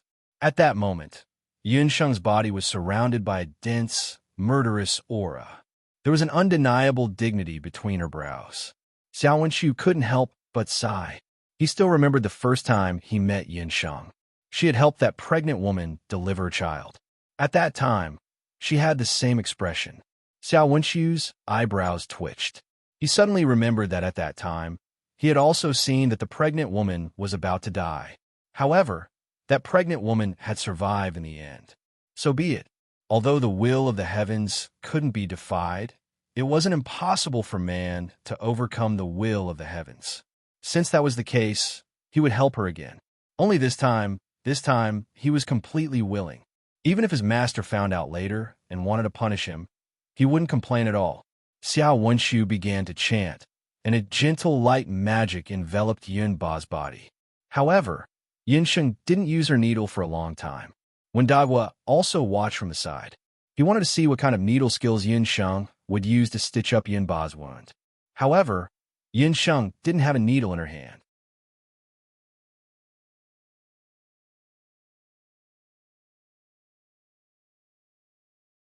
Chapter 420. She even slowly closed her eyes, her lips moving slightly, as if she was saying something. Xiao Wenxiu could only vaguely make out what Yin Sheng was saying. Yin Sheng was reciting the incantation for the soul-healing needles, the Yin family Shinnong's soul-healing needles, the fourth level of the dark needles. That's right, Yin Sheng didn't intend to use the bright needles. No matter how fast the needle technique was, it was impossible even if she used the trillium hand. Only the invisible dark needles had a chance. Yin Ba's wound couldn't be healed by ordinary needle techniques. When Dagua's words could be said to be correct. On the continent, there wasn't a single doctor whose needle technique could be faster than magic. It was almost impossible to stifle the wound while using light magic to stop the bleeding. But to Yun Sheng, as long as there was a chance, she would give it a try. When the light magic appeared, Yun Sheng's eyes flickered and a glint flashed through her eyes. She pressed her hand on Yunba's wound. Her hand was very white, and it was even more shocking when contrasted against the bloody wound. Xiao Wenshu didn't know what Yun Sheng's motive was, but he didn't get distracted and focused on reciting the incantation. Suddenly, he noticed a faint light flashing across Yunba's chest. In an instant, the power of the Jade Marrow technique in Yun Sheng's body turned into many dark needles. They quickly merged into the blood, and under the urging of Yun Sheng's power, they quickly swam through Yunba's body, quickly healing his organs. The dark needles were called dark needles. Apart from the person who used them, no one else could see them. Even Yunba only felt a slight itch running through his body. Yunba was seriously injured, and he didn't know what the pain was like being bitten by ants. But he could feel that the fighting energy in his body was gradually recovering, and his originally scattered consciousness was gradually awakening. Yun Sheng's soul-healing divine needle was a miraculous needle technique left behind by Emperor Yin of Shinnong. It was able to transform the power of the Jade Marrow technique into needle-shaped inner energy that flowed through the blood throughout the body. Under the effect of the hidden needles, the internal injuries that couldn't be healed by normal methods actually healed Yun Ba's shattered internal organs at a miraculous speed that the naked eye couldn't predict. However, all of this was happening within Yun Ba's body. Everyone looked over. Yun Sheng did not operate the needle. However, Xiao Wenshu noticed that Yun Ba's complexion was gradually becoming better. However, Yun Sheng's face was getting uglier and uglier. The spirit-healing divine needle was divided into bright and dark needles. Usually, when Yun Sheng used the Four Seasons colored glass needles, it was easy for her to use the bright needles, but the dark needles were different. In Yun Sheng's previous life, she had cultivated the soul-healing divine needle for more than 20 years, but she had only reached the 3rd level. In this life, she was only 8 years old, but due to her fortuitous encounter and the abundant spiritual energy in the boundless world, she had already reached the peak of the 3rd level at such a young age. She could shoot out 10 hidden needles at once. However, just 10 hidden needles weren't enough to heal all of Yun Ba's damaged internal organs. In a moment of desperation, Yun Sheng had no choice but to forcefully activate the Jade Marrow technique and shoot out 15 hidden needles at once. The 15 hidden needles moved in an instant. That was the 4th level of the spirit-healing divine needle. When Yun Sheng forcefully activated it, it was as if a car that could only accelerate to a speed of 100 kilometers per hour suddenly accelerated to 150 kilometers per hour. Her body and inner energy were all overloaded. Every time she healed a wound in Yun Ba's body, the burden on her body increased by a little.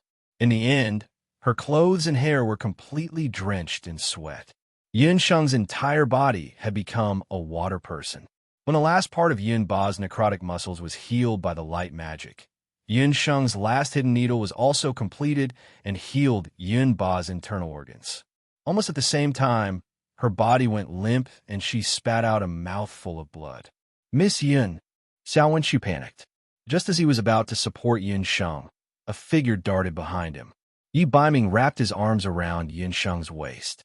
Just now, when Yun Sheng was treating Yun Ba, Yi Baiming was worried that he would disturb her, so he didn't go forward. Now he saw that the little wild kitten's usually rosy face was completely pale. Her hands and feet were ice cold, and her small face was as pale as a sheet of paper. She was clearly exhausted. When Yi Baiming hugged her, she didn't move at all. Her long eyelashes covered her spirited eyes, making her look so pale and powerless. Yi Baiming had never seen Yun Sheng like this. At that moment, he panicked from the bottom of his heart. He had a panic feeling that Yun Sheng would disappear in the next second. Xiao Wenshu looked at his empty hands and then at Yun Sheng in Yi Baiming's arms. His expression changed slightly, like a piece of 1,000-year-old ice that suddenly cracked after receiving a heavy blow. Dark-crowned Prince Dugu Xiao pursed his lips, his gaze falling on the person buried in Yi Baiming's arms. The Emperor of Zhou State and Empress Qi also noticed Yi Baiming's loss of self-control. When Dagua hurried forward, he glanced at Yun Ba and couldn't help but let out a soft cry of surprise. On the bed, Yun Ba had already fallen into a deep sleep. The gaping wound on his chest had already completely healed. When Dagua then checked the other wounds on his body. After checking, Dagua couldn't help but mutter to himself, "How is this possible? How is this possible?" She clearly didn't use any needles just now. She didn't use any needles, but Yun Ba's ruptured organs had indeed been stitched up. At least, there were no signs of bleeding in his body. Xiao Wenqi went forward and also checked. After a long while, he said, "The bleeding has stopped. If he can wake up tomorrow morning, his life should be fine." How is Shang-Er? Hearing that his father's life wasn't in danger for the time being, Yun Songlong breathed a sigh of relief. He walked in front of Yi Baiming, wanted to check on Yun Sheng's condition, but was stopped by Yi Baiming. "She's asleep." Yun Sheng was like a kitten, quietly curled up in Yi Baiming's arms. Her breathing was steady, and her nostrils flared slightly. She had actually fallen asleep due to overexertion. At this moment, in the palace, no one dared to underestimate Yun Sheng anymore. In just a little more than 15 minutes, she had actually cured the wound that even when Dagua couldn't do anything about. Zhou State's emperor's heart was in turmoil. He didn't expect Zhou State to have such a medical talent. How could such a talent be lost to the common people? Empress Qi's eyes also flashed slightly, looking back and forth between Yi Baiming and Yun Sheng. Chunlian looked at Yi Baiming and Yun Sheng with jealousy and hatred. This time, Yun Sheng, that little bitch, had stolen the limelight again. Du Guxiu looked at the unconscious Yun Sheng, his heart unbearably itchy. Whether it was Yun Sheng or Yin Yun, she wasn't just a summoner, she was also an astonishingly skilled healer. This woman, he was determined to have her. This child will take his leave first. Yi Baiming only looked at Yun Sheng in his arms. After feeling her steady breathing, his originally worried heart finally relaxed.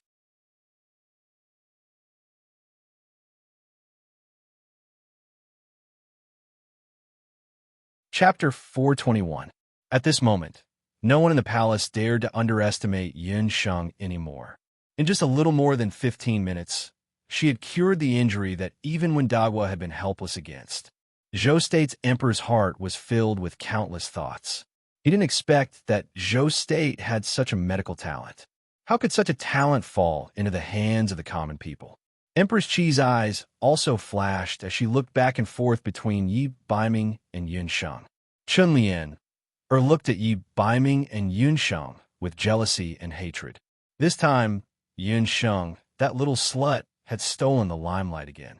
Du Guxiu looked at the unconscious Yun Sheng, his heart unbearably itchy.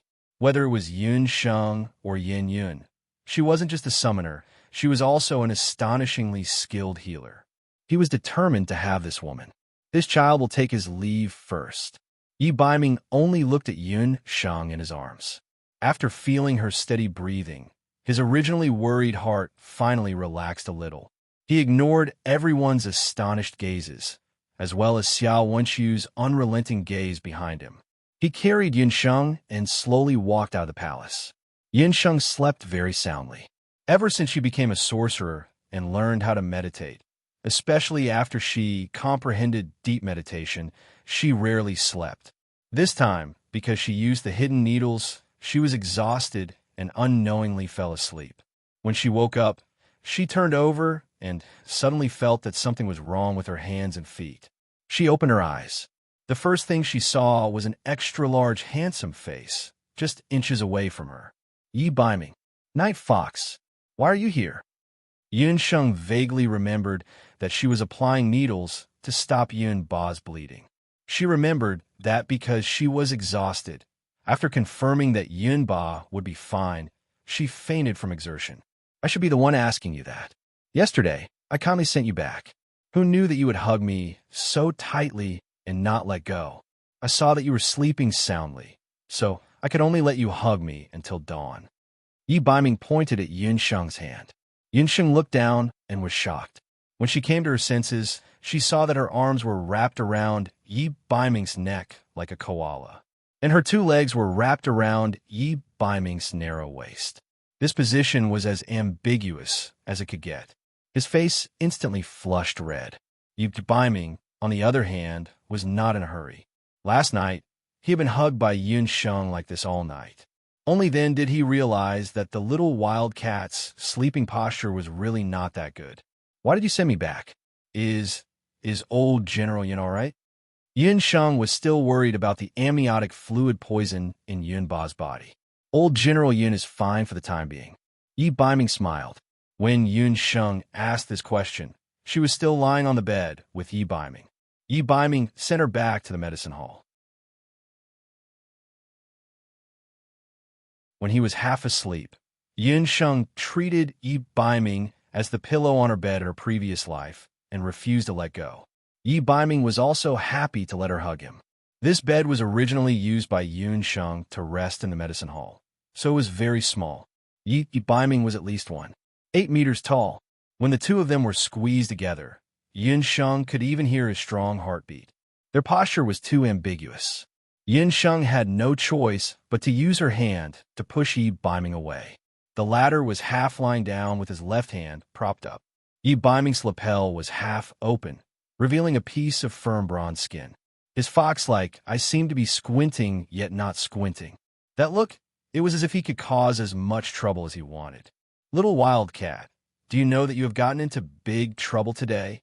Yi Baiming looked at Yun Sheng and frowned. You mean my unique needle technique? It's not a problem. I can just push the blame to Xiao Wenxiu and say that his light magic had a special effect. At that time, Yun Sheng was also forced to use the soul healing needle without thinking much. But after thinking about it, she also felt that it was a little inappropriate. The illness that even when Daguoshu couldn't treat was cured by her. Although this was a great humiliation to the Medicine Emperor Pavilion, at the same time, it also exposed Yun Sheng's true medical skills. Paper can't wrap fire. I believe that when I sent you back, when Daguoshu already knew the truth from Xiao Wenxiu's mouth, you really used your unique needle technique? Yi Baiming was doubtful. He had seen Yun Sheng use the needles before, but he had never heard of such a technique. Not to mention today, she didn't even need to use the needles to save Yun Ba. The Yun residence was a family of generals. Even if Yun Sheng had led a wandering life since young, that kind of needle technique was definitely not something that could be learned in a place like Banana Leaf Village. Yun Sheng was at a loss for words. If Yi Baiming was suspicious, others would naturally be suspicious. That's my mother's unique needle technique. Yun Sheng had a sudden inspiration and found her cheap mother, Hu Jiuxing, to be her shield. Hu Jiuxing was indeed proficient in medical skills. This could be seen from the medical records left behind by the Yun family. Yi Baiming was skeptical, but he didn't pursue the matter. He knew that Yun Sheng lost her mother when she was young. Compared to him, she hadn't even seen her mother once. It was rare for her to be so open-minded. Yi Baiming's heart softened slightly. He raised his hand and rubbed Yun Sheng's hair. Yun Sheng's hair was very soft and felt good to the touch. Yi Baiming said half-truthfully, "Little wildcat, don't be stubborn in the future. I'm here for everything." Yun Sheng's hair was instantly rubbed into a nest of straw. She immediately became like an angry wildcat and slapped Yi Baiming's hand away.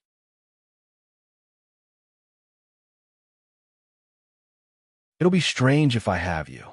Tell me, how did he get injured? Also, how did the hidden crown prince injure old General Yun? When she entered the palace just now, she was in a hurry to treat old General Yun's illness and hadn't asked clearly about the competition.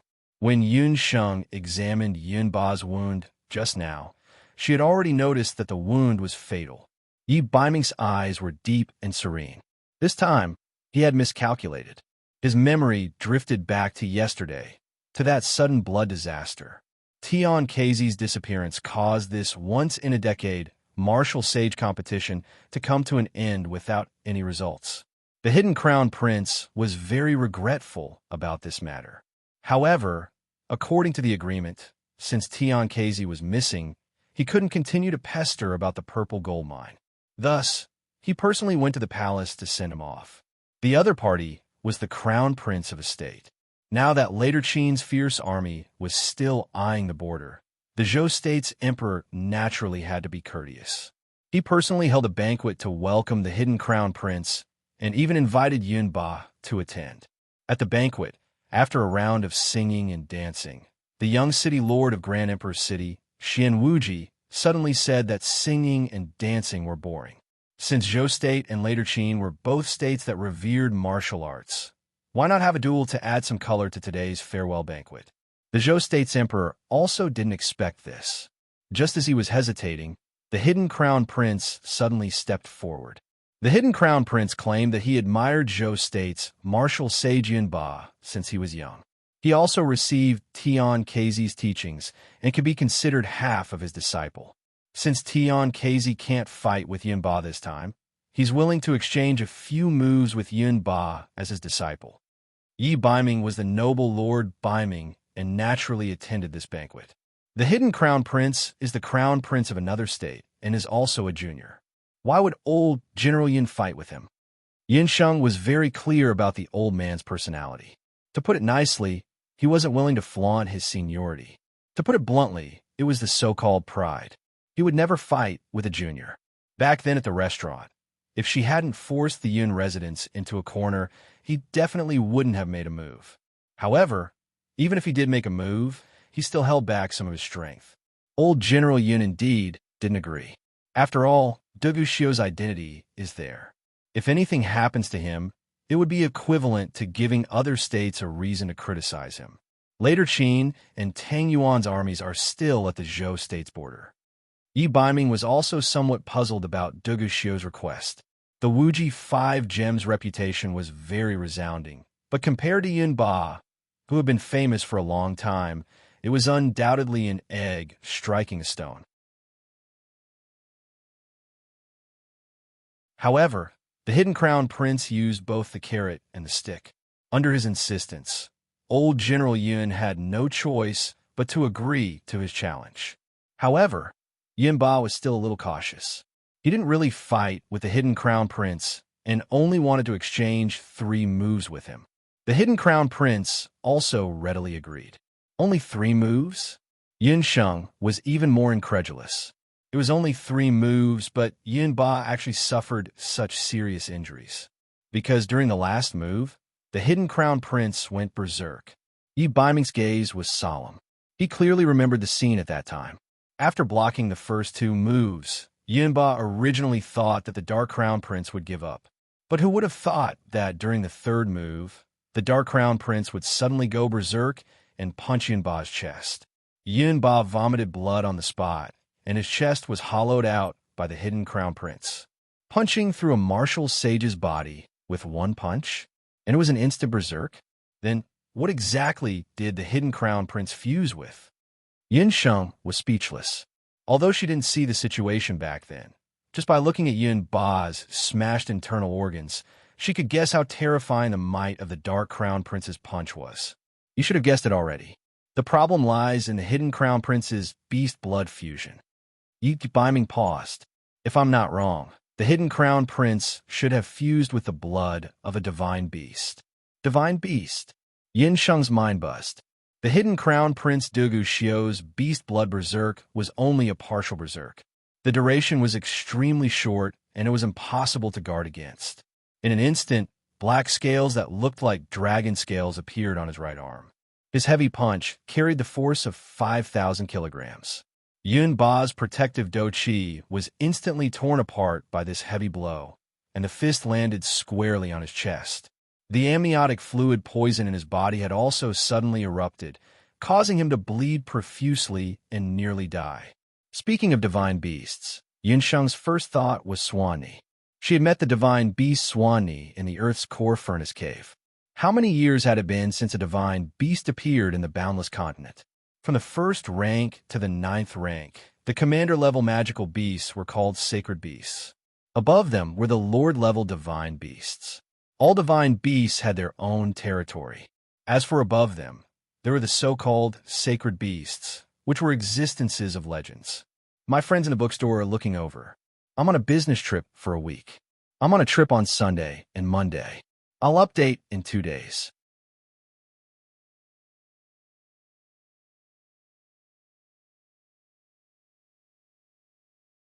Chapter 422. On the Boundless Continent, magicians, warriors, and summoners all flocked to magical beasts. This led to the great massacre of magical beasts many years ago, which eventually led to the emergence of the Duqian blood cloud realm. To people of different statuses, magical beasts had different values. To magicians, magical beasts' bones and soul stones were their most important magic tools. To warriors, magical beasts' blood strengthened their bodies and was the key to breaking through the martial realm. And to summoners, having a magical beast at the level of a holy beast or even a divine beast was a dream. Yin Sheng had also thought of forming a contract with Tao Wu, but when she felt the other party's powerful magical beast aura, Yin Sheng already understood that even if she had the summoning demon hand, she would not be able to form a contract with a divine beast. But the Dark Crown Prince Duguxiu had fused with the blood of a divine beast. This made his body's strength reach an unprecedented state. Part of his beast blood went berserk, and he punched through the martial saint's chest. What happened next was just like what you saw. This matter could only be dropped like this. We agreed that it was a competition, and the Emperor of Zhou State would not pursue the Dark Crown Prince's responsibility. After Yi Baiming finished speaking, Yun Sheng remained silent, but the flames of anger were burning in her eyes. Drop like this? If it wasn't for my medical family's acupuncture technique, old General Yun would have died. Yin Sheng thought of Yin Ba's haggard face. The dignified martial saint of Zhou State was humiliated by another country's crown prince. As the Emperor of Zhou State, the Emperor of Zhou State dismissed him with the words of competition. This was the Emperor of Laozi. As the Emperor, he could not stand up for his subjects. To think that everyone in the Yun residence was loyal to him. Yin Sheng was indignant. Just then, Yin Sanglong came to visit. Yi Baiming saw that the uncle and niece had something to talk about, so he took his leave. What happened in the imperial palace of Zhou State seemed to have subsided, but in fact, a new undercurrent was surging. The core of the undercurrent was Yun Sheng, who inadvertently exposed her magical acupuncture skills. Later on in the Qin embassy, the Dark Prince Duguxiu changed his clothes under the help of a maid. Even though he was unable to directly kill Yun Ba, the Dark Crown Prince appeared to be in a rather joyous mood. Congratulations, Dark Prince. I didn't expect you to have fused with the blood of a divine beast. Xian Wuji had been trying to curry favor with Duguxiu ever since he came out of Zhou State's palace. The Dark Crown Prince looked absent-minded and didn't take Xian Wuji's flattery to heart. Today's banquet was originally planned to secretly sow discord between later Qin and Zhou State. Who would have thought that in the end, the banquet would end with the Dark Crown Prince seriously injuring Yunba? Unfortunately, all his efforts were for naught in the end. That old fellow Yunba was still not dead. Thinking of this, Xian Wuji felt so resentful that the roots of his teeth itched. He didn't understand medicine, but he knew that Yun Ba's survival this time had a lot to do with that girl called Yun Sheng. He more or less had some memories of that girl. Last time in the west of Zhou State, it was that girl who ruined his plans. Dark Crown Prince, all our efforts were for naught this time. It's all that girl's fault. I don't know what kind of evil method she used to actually cure Yun Ba. But don't worry, even if it's a cure, it's only temporary. The amniotic fluid poison of a demonic beast isn't something that can be cured by ordinary antidotes. This time, that girl almost lost her life in order to save Yun Ba. She'll only be a disaster if we keep her alive. Why don't we find someone to kill her first? Xian Wuji still wanted to encourage the Dark Crown Prince, who knew that the Dark Crown Prince didn't feel happy after hearing his words. Instead, he became displeased. Just now in the Imperial Palace, Yun Sheng vomited blood and her face was ashen. This made the Dark Crown Prince feel uneasy. He didn't understand where this feeling came from. Even if he wanted to torture that girl, he could only do it himself. The Dark Crown Prince recalled the nervous expressions of Lord Baiming of Zhou State and Xiao Wenshu of the Dharma Temple and felt even more uneasy. His face darkened. Xian Wuji's incessant chatter was especially annoying. Young City Lord, I think our cooperation ends here. I'll be leaving the Jade Capital in a few days. Young City Lord, please do as you wish. The Dark Crown Prince didn't have a good impression of someone like Xian Wuji. He more or less knew about the grudge between Xian Wuji and the Yun residents. The Dark Crown Prince never liked being used by others, so he didn't plan on being Xian Wuji's shield forever. Xian Wuji's expression changed when he heard this. The Bloody Hand Trench was massacred, and he didn't have any capable guards by his side.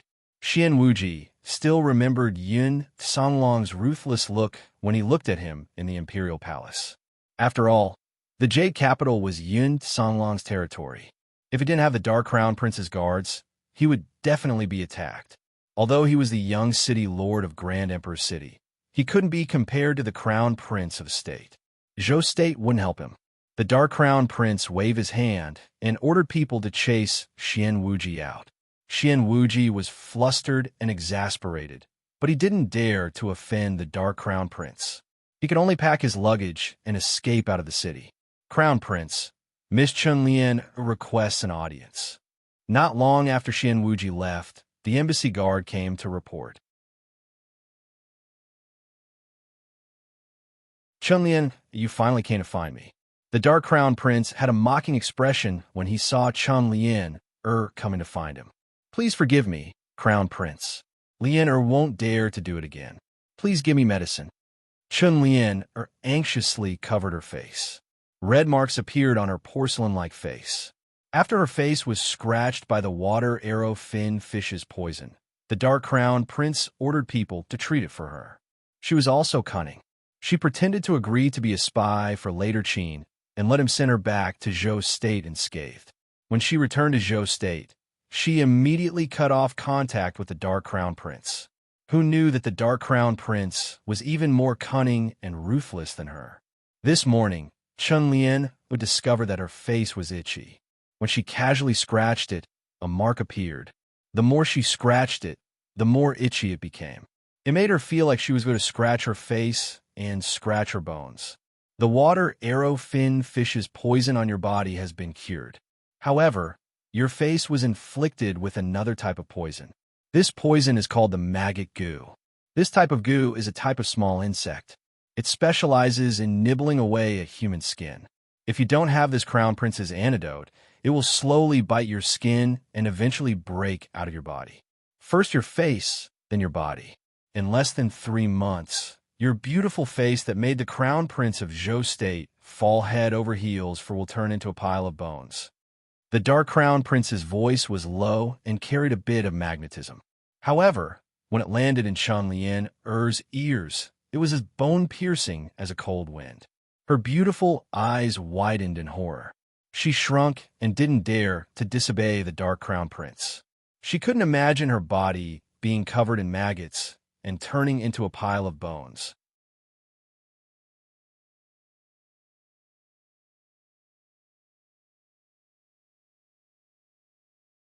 Chapter 423. Crown Prince, Lianer won't dare to do it again. Please let Lianer go.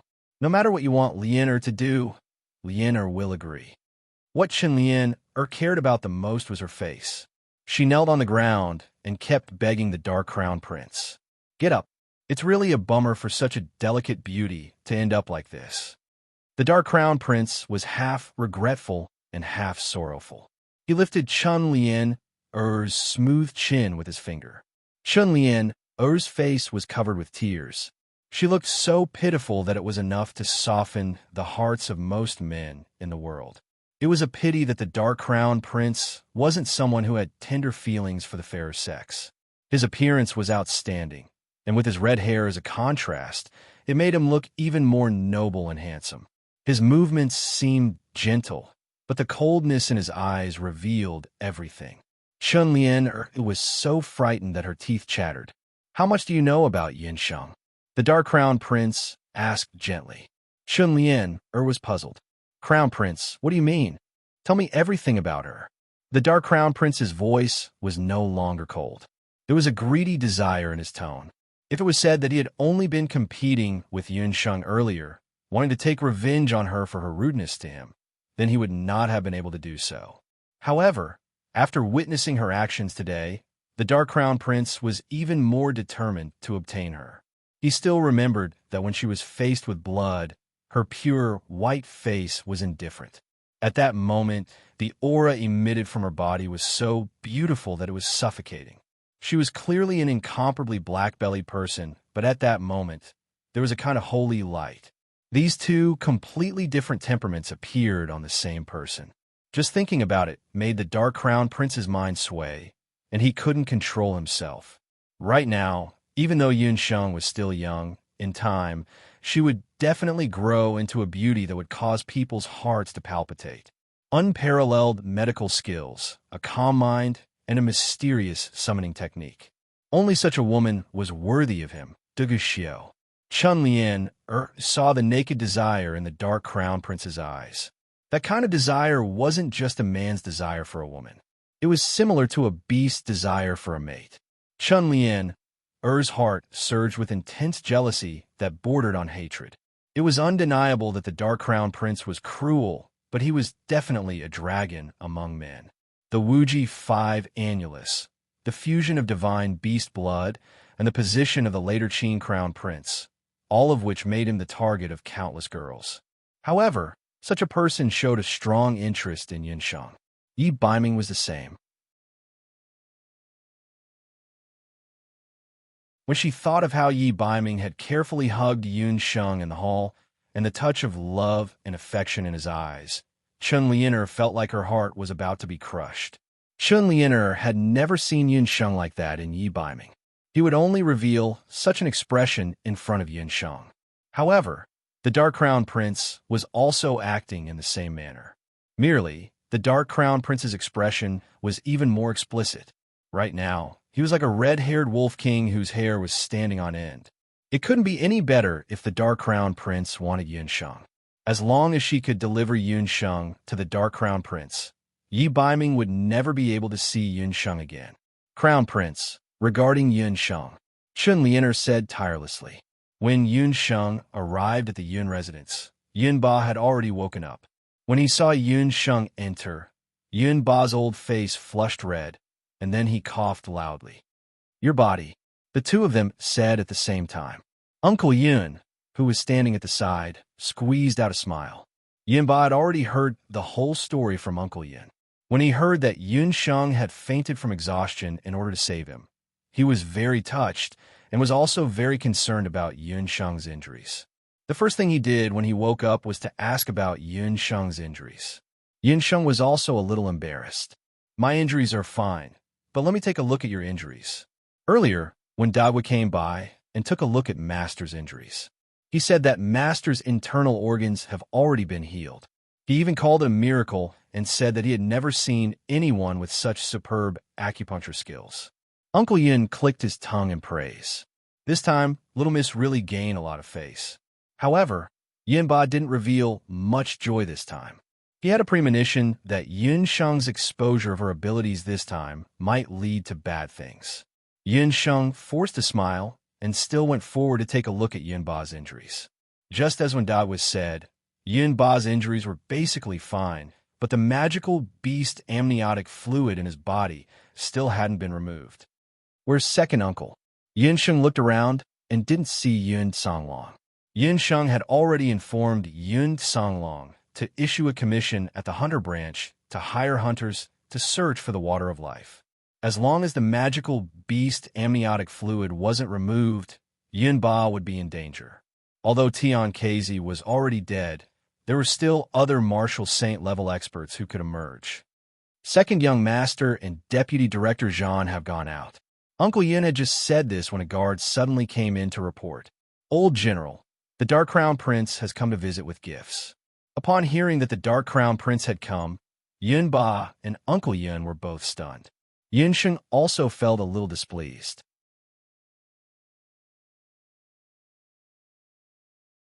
Yunba's injuries hadn't healed yet, but the culprit, the Dark Crown Prince, actually dared to come visit. She had seen shameless people before, but she had never seen someone as shameless as him. However, since he was a guest, Yunba couldn't refuse another country's crown prince at the door. Thus, he had Uncle Yun welcome the Dark Crown Prince in. The Dark Crown Prince and his 2 guards entered the Yun residence. When he saw that Yun Sheng was also present, his eyes suddenly lit up and the corners of his lips curled up. However, Yun Sheng rolled her eyes at him. If it wasn't for the fact that she still needed to prescribe medicine for Yunba, she would definitely leave in a huff. Old General Yun, this crown prince is here to apologize. The Dark Crown Prince saw Yun Sheng's reaction and his smile deepened. Today, he had a humble expression and even brought 5 to 6 types of saint-grade medicinal herbs for a visit. Those who didn't know him would really think that he was here to visit a patient. Crown Prince Dugu is too polite. This old man, and you had a normal amputation. I'm the one who's sorry to trouble the Crown Prince to come personally. Although Yun Ba spoke humbly, he had already cursed the Dark Crown Prince's 18 generations of ancestors in his heart. Later Qin and Zhou State didn't see eye to eye with each other and had been in a deadlock for hundreds of years. Dugu Xiu was also the most authoritative prince of Later Qin. The outside world had long known that he would inherit the Later Qin throne. Yun Ba was a veteran general of Zhou State. Back then, he had killed countless Later Qin soldiers on the battlefield of Later Qin. When the two met, even if they didn't fight to the death, it was definitely difficult for them to get along peacefully. Not to mention, Dugu Xiu even brought a pile of gifts. His tone was cordial, and he had a smile on his face. That appearance was like a son-in-law visiting his father-in-law. No matter how one looked at it, it was like a weasel paying a visit to a chicken.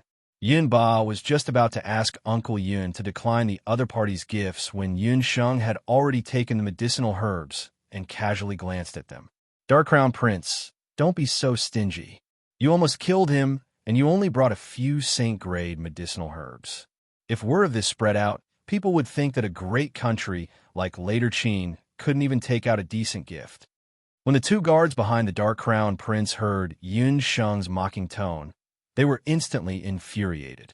However, Dugu Xiu wasn't anxious at all. Miss Yun is right. It seems that this crown prince was lacking in etiquette. Someone, bring that fan leaf feather mushroom over and give it to the old general. Fan leaf feather mushroom? Yun Sheng was stunned. Yun Ba and Uncle Yun were also stunned. Yun Sheng studied medicine and was very familiar with the medicinal herbs of the continent. The fan leaf feather mushroom was a high-grade, saint-grade medicinal herb. Its shape was very similar to a feather, but its color was pure white. It grew on the Snow Maiden Peak in the northernmost part of the continent. It was said that it only appeared once every 1,000 years. Although its grade couldn't be compared to the divine grade 9-leaf sage ginseng, it was already a top-grade, saint-grade medicinal herb. The greatest use of this medicinal herb was to purify one's body. It was said that if a martial ancestor expert consumed a single fan leaf feather mushroom, they would be able to cleanse their bones and break through the bottleneck of the martial saint realm. Its effect might not be comparable to the water of life, but it was still somewhat effective in alleviating the poison in Yun Ba's body. Crown Prince.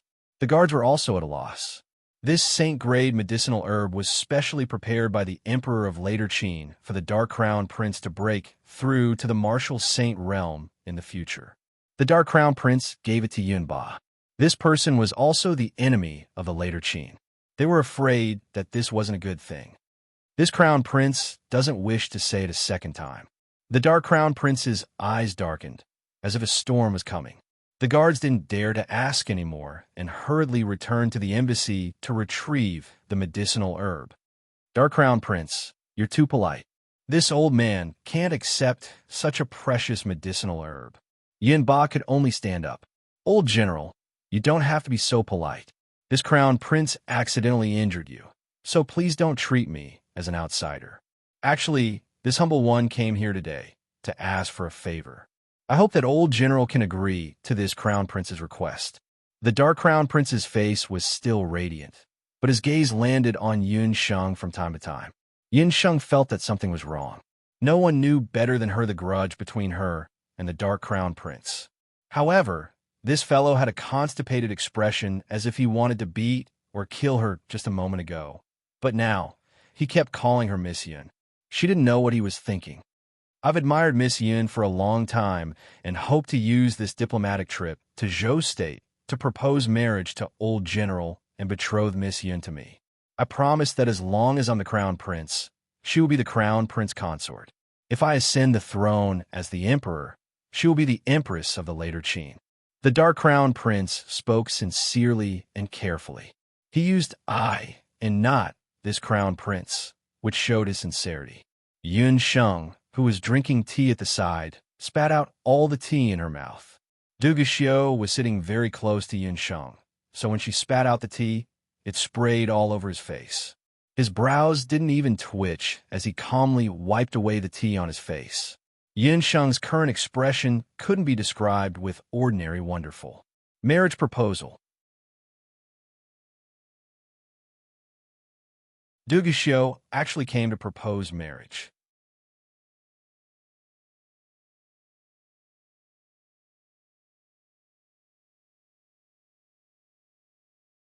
Chapter 424. How could he be so shameless? How old was he, and how old was she? Although Yunxing's 2 lifetimes added together would make her almost 30 years old, right now, she had the appearance of a lowly, but the heart of an older sister. Du Guxiu was at least 17 or 18 years old this year.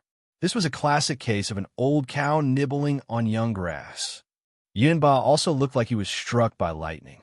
He muttered in his heart, "How old is this little lass? Isn't this marriage a little too early?" Putting aside the fact that the relationship between later Qin and Zhou State was like fire and water, his relationship with his own granddaughter had yet to be reconciled. This Du Guxiu's brain must have been kicked by a demonic beast and suffered brain damage. Compared to the grandfather and granddaughter pair, who were struck by lightning and couldn't tell the difference between north and south, Uncle Yun's reaction was much faster. "Your Highness, you must be joking, right? Our family's young miss is still young. Moreover, as the crown prince of later Qin, you should already have a wife and children, right?" Uncle Yun's words made Yun Sheng's mouth twitch fiercely again. In the boundless world, people got married early.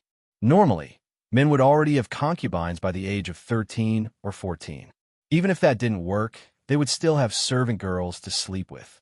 With the Dark Crown Prince's body, it was obvious that he was a classic animal who thought with his lower body. If he was more diligent, the Dark Crown Prince's residence would have already raised a football team. For some reason, Yun Sheng thought of Yi Baiming. Speaking of which, the Night Fox was already in his teens. Then, was he thinking of this? Yun Sheng felt a burst of unhappiness in her heart. When the Dark Crown Prince saw a flash of unhappiness on Yun Sheng's pretty face, he thought that she was concerned about the women in his harem. To be honest, the Dark Crown Prince really had a lot of beauties in his harem. Later Qin was a valiant country to begin with. Men advocated early marriage and having more wives. This way, they could choose the most outstanding successor among the many children. The Dark Crown Prince's father had several hundred concubines, and he had over 100 children. Normal women indeed didn't like this style. The Dark Prince's eyes narrowed as he glanced at Yun Sheng. Miss Yun isn't young anymore. Women can get married when they're 12 years old. This consort can wait another 3 years until she turns 12 before we officially get married. As for this consort's harem, there are already 3 secondary consorts for noble ladies and 2 children. However, the position of main consort has always been empty. What he meant was that he was willing to treat her as his wife. When Du Guxiu said this, even Yun Ba couldn't help but be moved. Du Guxiu was the crown prince of a country, and he was also the powerful crown prince of later Qin. It was already very shocking that he could make such a promise to an ordinary woman from an enemy country. However, Yunba coughed. "Crown Prince Dugu, you should have heard that Yun Sheng didn't grow up in the Yun residence. Her marriage should be decided by herself." Du Guxiu had a face full of confidence as he looked at Yun Sheng. He had originally thought that Yun Sheng would definitely be moved by his words. It wasn't that Du Guxiu was conceited, but he did have the capital to back up his confidence. As the crown prince of later Qin, He was the most promising successor to the throne in later Qin. He held great power and wasn't like Yi Balian, who was just a flower-crowned prince. What was even more commendable was that he was one of the Wuji 5 Jade Annulus. His strength was outstanding, and his appearance was handsome and imposing. The number of women in later Qin who yearned for him day and night was enough to circle the later Qin capital a few times. When these conditions were added together, he would be considered a golden bachelor in the modern era. Even in the Wuji continent, he would be unparalleled. The Dark Prince couldn't think of any reason why Yun Sheng would reject him. Who knew that Yun Sheng would snort softly when she heard that? I don't agree to this marriage. The Dark Prince's face flushed red, as if he had drunk a large mouthful of strong alcohol. All sorts of feelings welled up in his heart. He suddenly stood up. If Yun Ba wasn't present, he would probably have attacked Yun Sheng without a second word. This damned woman, she actually dared to reject his proposal. Why? The Dark Prince asked through gritted teeth. His red hair was like a ball of fiery clouds. Firstly, I don't have any feelings for you.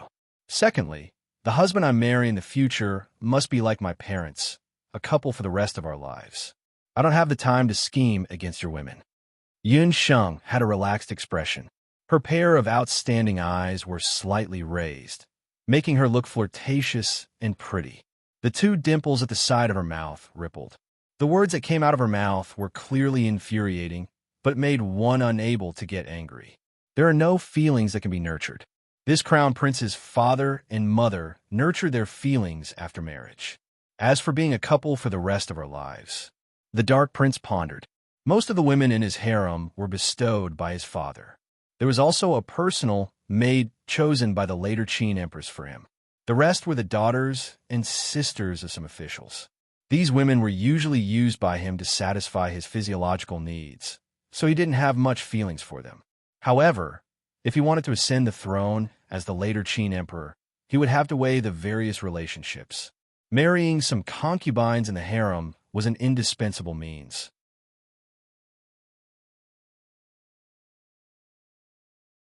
Dark Prince, I admit that the first condition you mentioned might be feasible, but you can't do the second condition. But you can't do the second one. Either you disband the harem, or you accept my refusal to marry you. Thank you for the medicinal herbs. I thank you on behalf of the Yun estate. Uncle Yun, please send the guest out. Yun Sheng's words were also very unyielding. Yi Biming had said earlier that it was a blessing and not a curse for her to display her medical skills this time. The Dark Prince must have coveted her medical skills, which was why he changed his hostile attitude from before. He didn't like the Dark Prince's personality to begin with. Since he came to propose so rashly, rejecting the marriage might not work. Uncle Yun had a difficult expression on his face, but he could also see Yun Sheng's reluctance. The Dark Prince wasn't in a hurry. He walked in front of Yun Sheng with a determined smile on his face. Little girl, this crown prince can tell you clearly that there is no person or object in this world that this crown prince can't obtain. One day, you will have to beg this crown prince to be this crown prince's woman. He left with his guards and a flick of his sleeves. Yun Sheng's face was a mixture of green and red. She had an ugly expression. Not long after the Dark Prince left the Yun estate, Yi Biming received the news. What? You said that Dugu Xiu went to the Yun estate to propose marriage? Yi Biming had also noticed that Dugu Xiu paid more attention to Yun Sheng when they were in the palace. At that time, he didn't pay much attention to it because of Yun Sheng's injury. He didn't expect that the latter would directly go to the Yun estate to propose marriage. Fortunately, the news that came was that the Dark Prince's proposal was rejected. It was even rejected by Yun Sheng herself. That little girl from the Yun estate really doesn't know what's good for her. She even dares to reject the Dark Prince's proposal from the later Qin. Long Shui listened from the side and said with half envy and half dissatisfaction, Long Shui, you've overstepped your boundaries. Long Wu looked at his master uneasily. Ever since Yi Biming found out about the Dark Prince's proposal, his master's mood wasn't very good.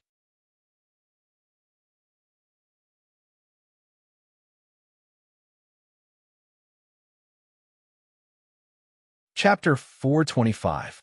When Yi Biming was in a bad mood, he would not lose his temper like ordinary people. Due to living in the cold palace all year round during his childhood, when he was in a bad mood, he would choose not to say a word. Longwa had followed Yi Baiming for a long time. He could feel that his master was in a bad mood right now. All of you leave. Yi Baiming was distraught as he ordered his subordinates to leave. Dugu Xiao. Yi Baiming's gray eyes were dyed with a red light. Without any hesitation, he immediately arrived at Wushuan Limitless Hall. In the medicine hall, Yun Sheng was frowning as she looked at the remaining amniotic fluid poison that she had seized from Yun Sangxue. She was deep in thought with a frown. From the looks of it, she was not affected by Dugu Xiao's proposal at all. Hearing the sound of footsteps, Yun Sheng did not even raise her head. She was very familiar with Yi Baiming's footsteps. Just by listening to his breathing, she knew that he had arrived. Dugu Xiao went to the Yun residence to propose.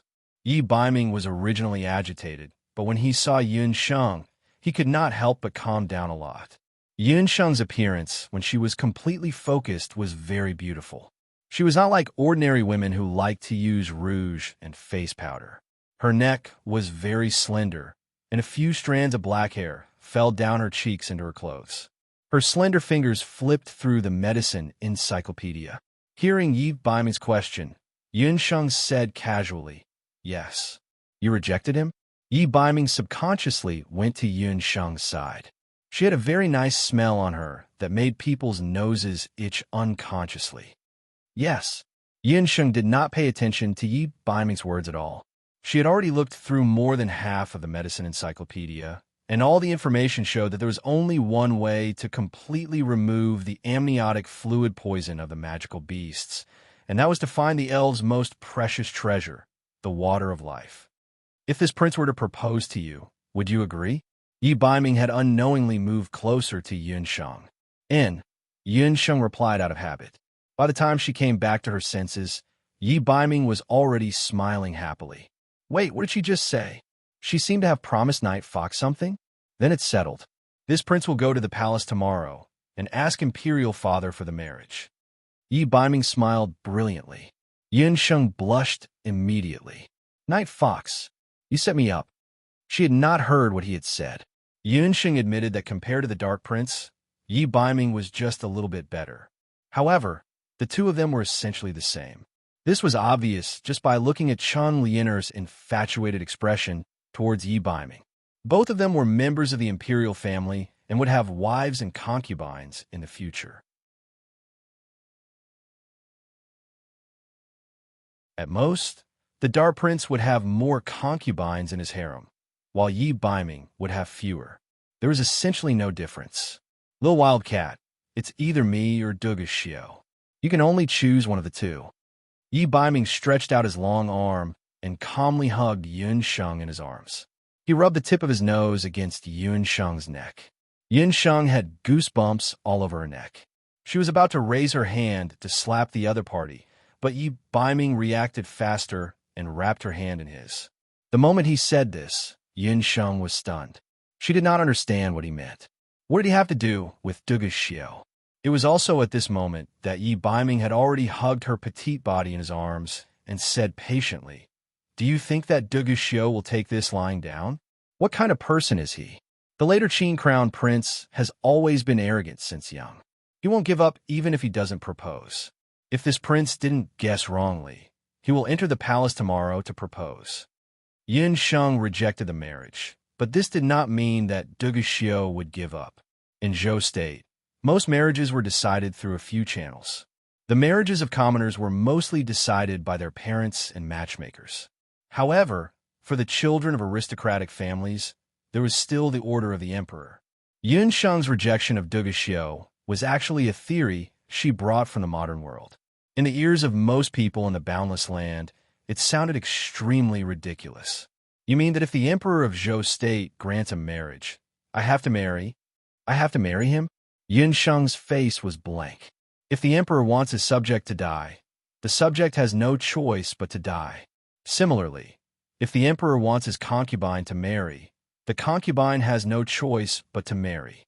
Although you have not acknowledged your ancestors, you are still a member of a Yun residence. If you reject the marriage, the Emperor of Zhou State can use the crime of disobedience to interrogate the entire Yun residence. Yi Baiming continued. Duguxiu will not give up and will definitely ask for a marriage in the name of good relations between the two countries. With Yi Qingtian's personality, he will definitely not reject. This way, you will have to marry even if you don't want to. When Yun Sheng heard this, her heart sank. She had forgotten that this was not the modern world where everything was based on laws. In the boundless land, there was power in the emperor's orders. She was no longer alone. She had the blood of the Yun residents, the Heaven Expedition Hunting Corps, and the CI Intong on her body. These relationships intertwined layer by layer like a spider web. If one part was moved, it would affect the rest. Seeing the small wrinkles between Yunxing's brows, Yi Baiming's heart ached.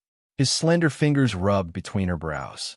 Feeling the coolness of the other party's skin, Yun Sheng raised her eyes. She looked at Yi Baiming, and her heart moved. She suddenly understood why Yi Baiming proposed earlier. There was only one way to stop Duguxiu's proposal, and that was to get engaged before Duguxiu did. If there was an engagement, even someone as powerful as Duguxiu would be helpless. Not to mention, the other party was Yi Baiming, who was also a prince. Even if Yi Baiming was not favored, he was still a prince of Zhou State.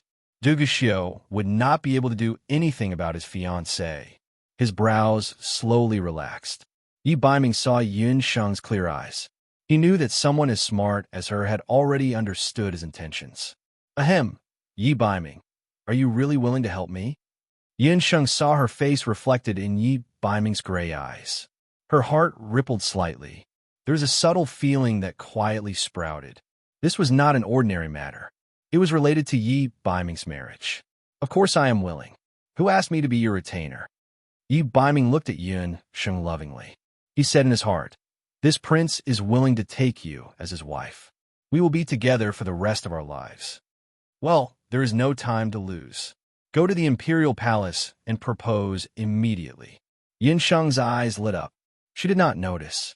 Now, this time it was Yi Baiming's turn to be in a daze. Yes, immediately.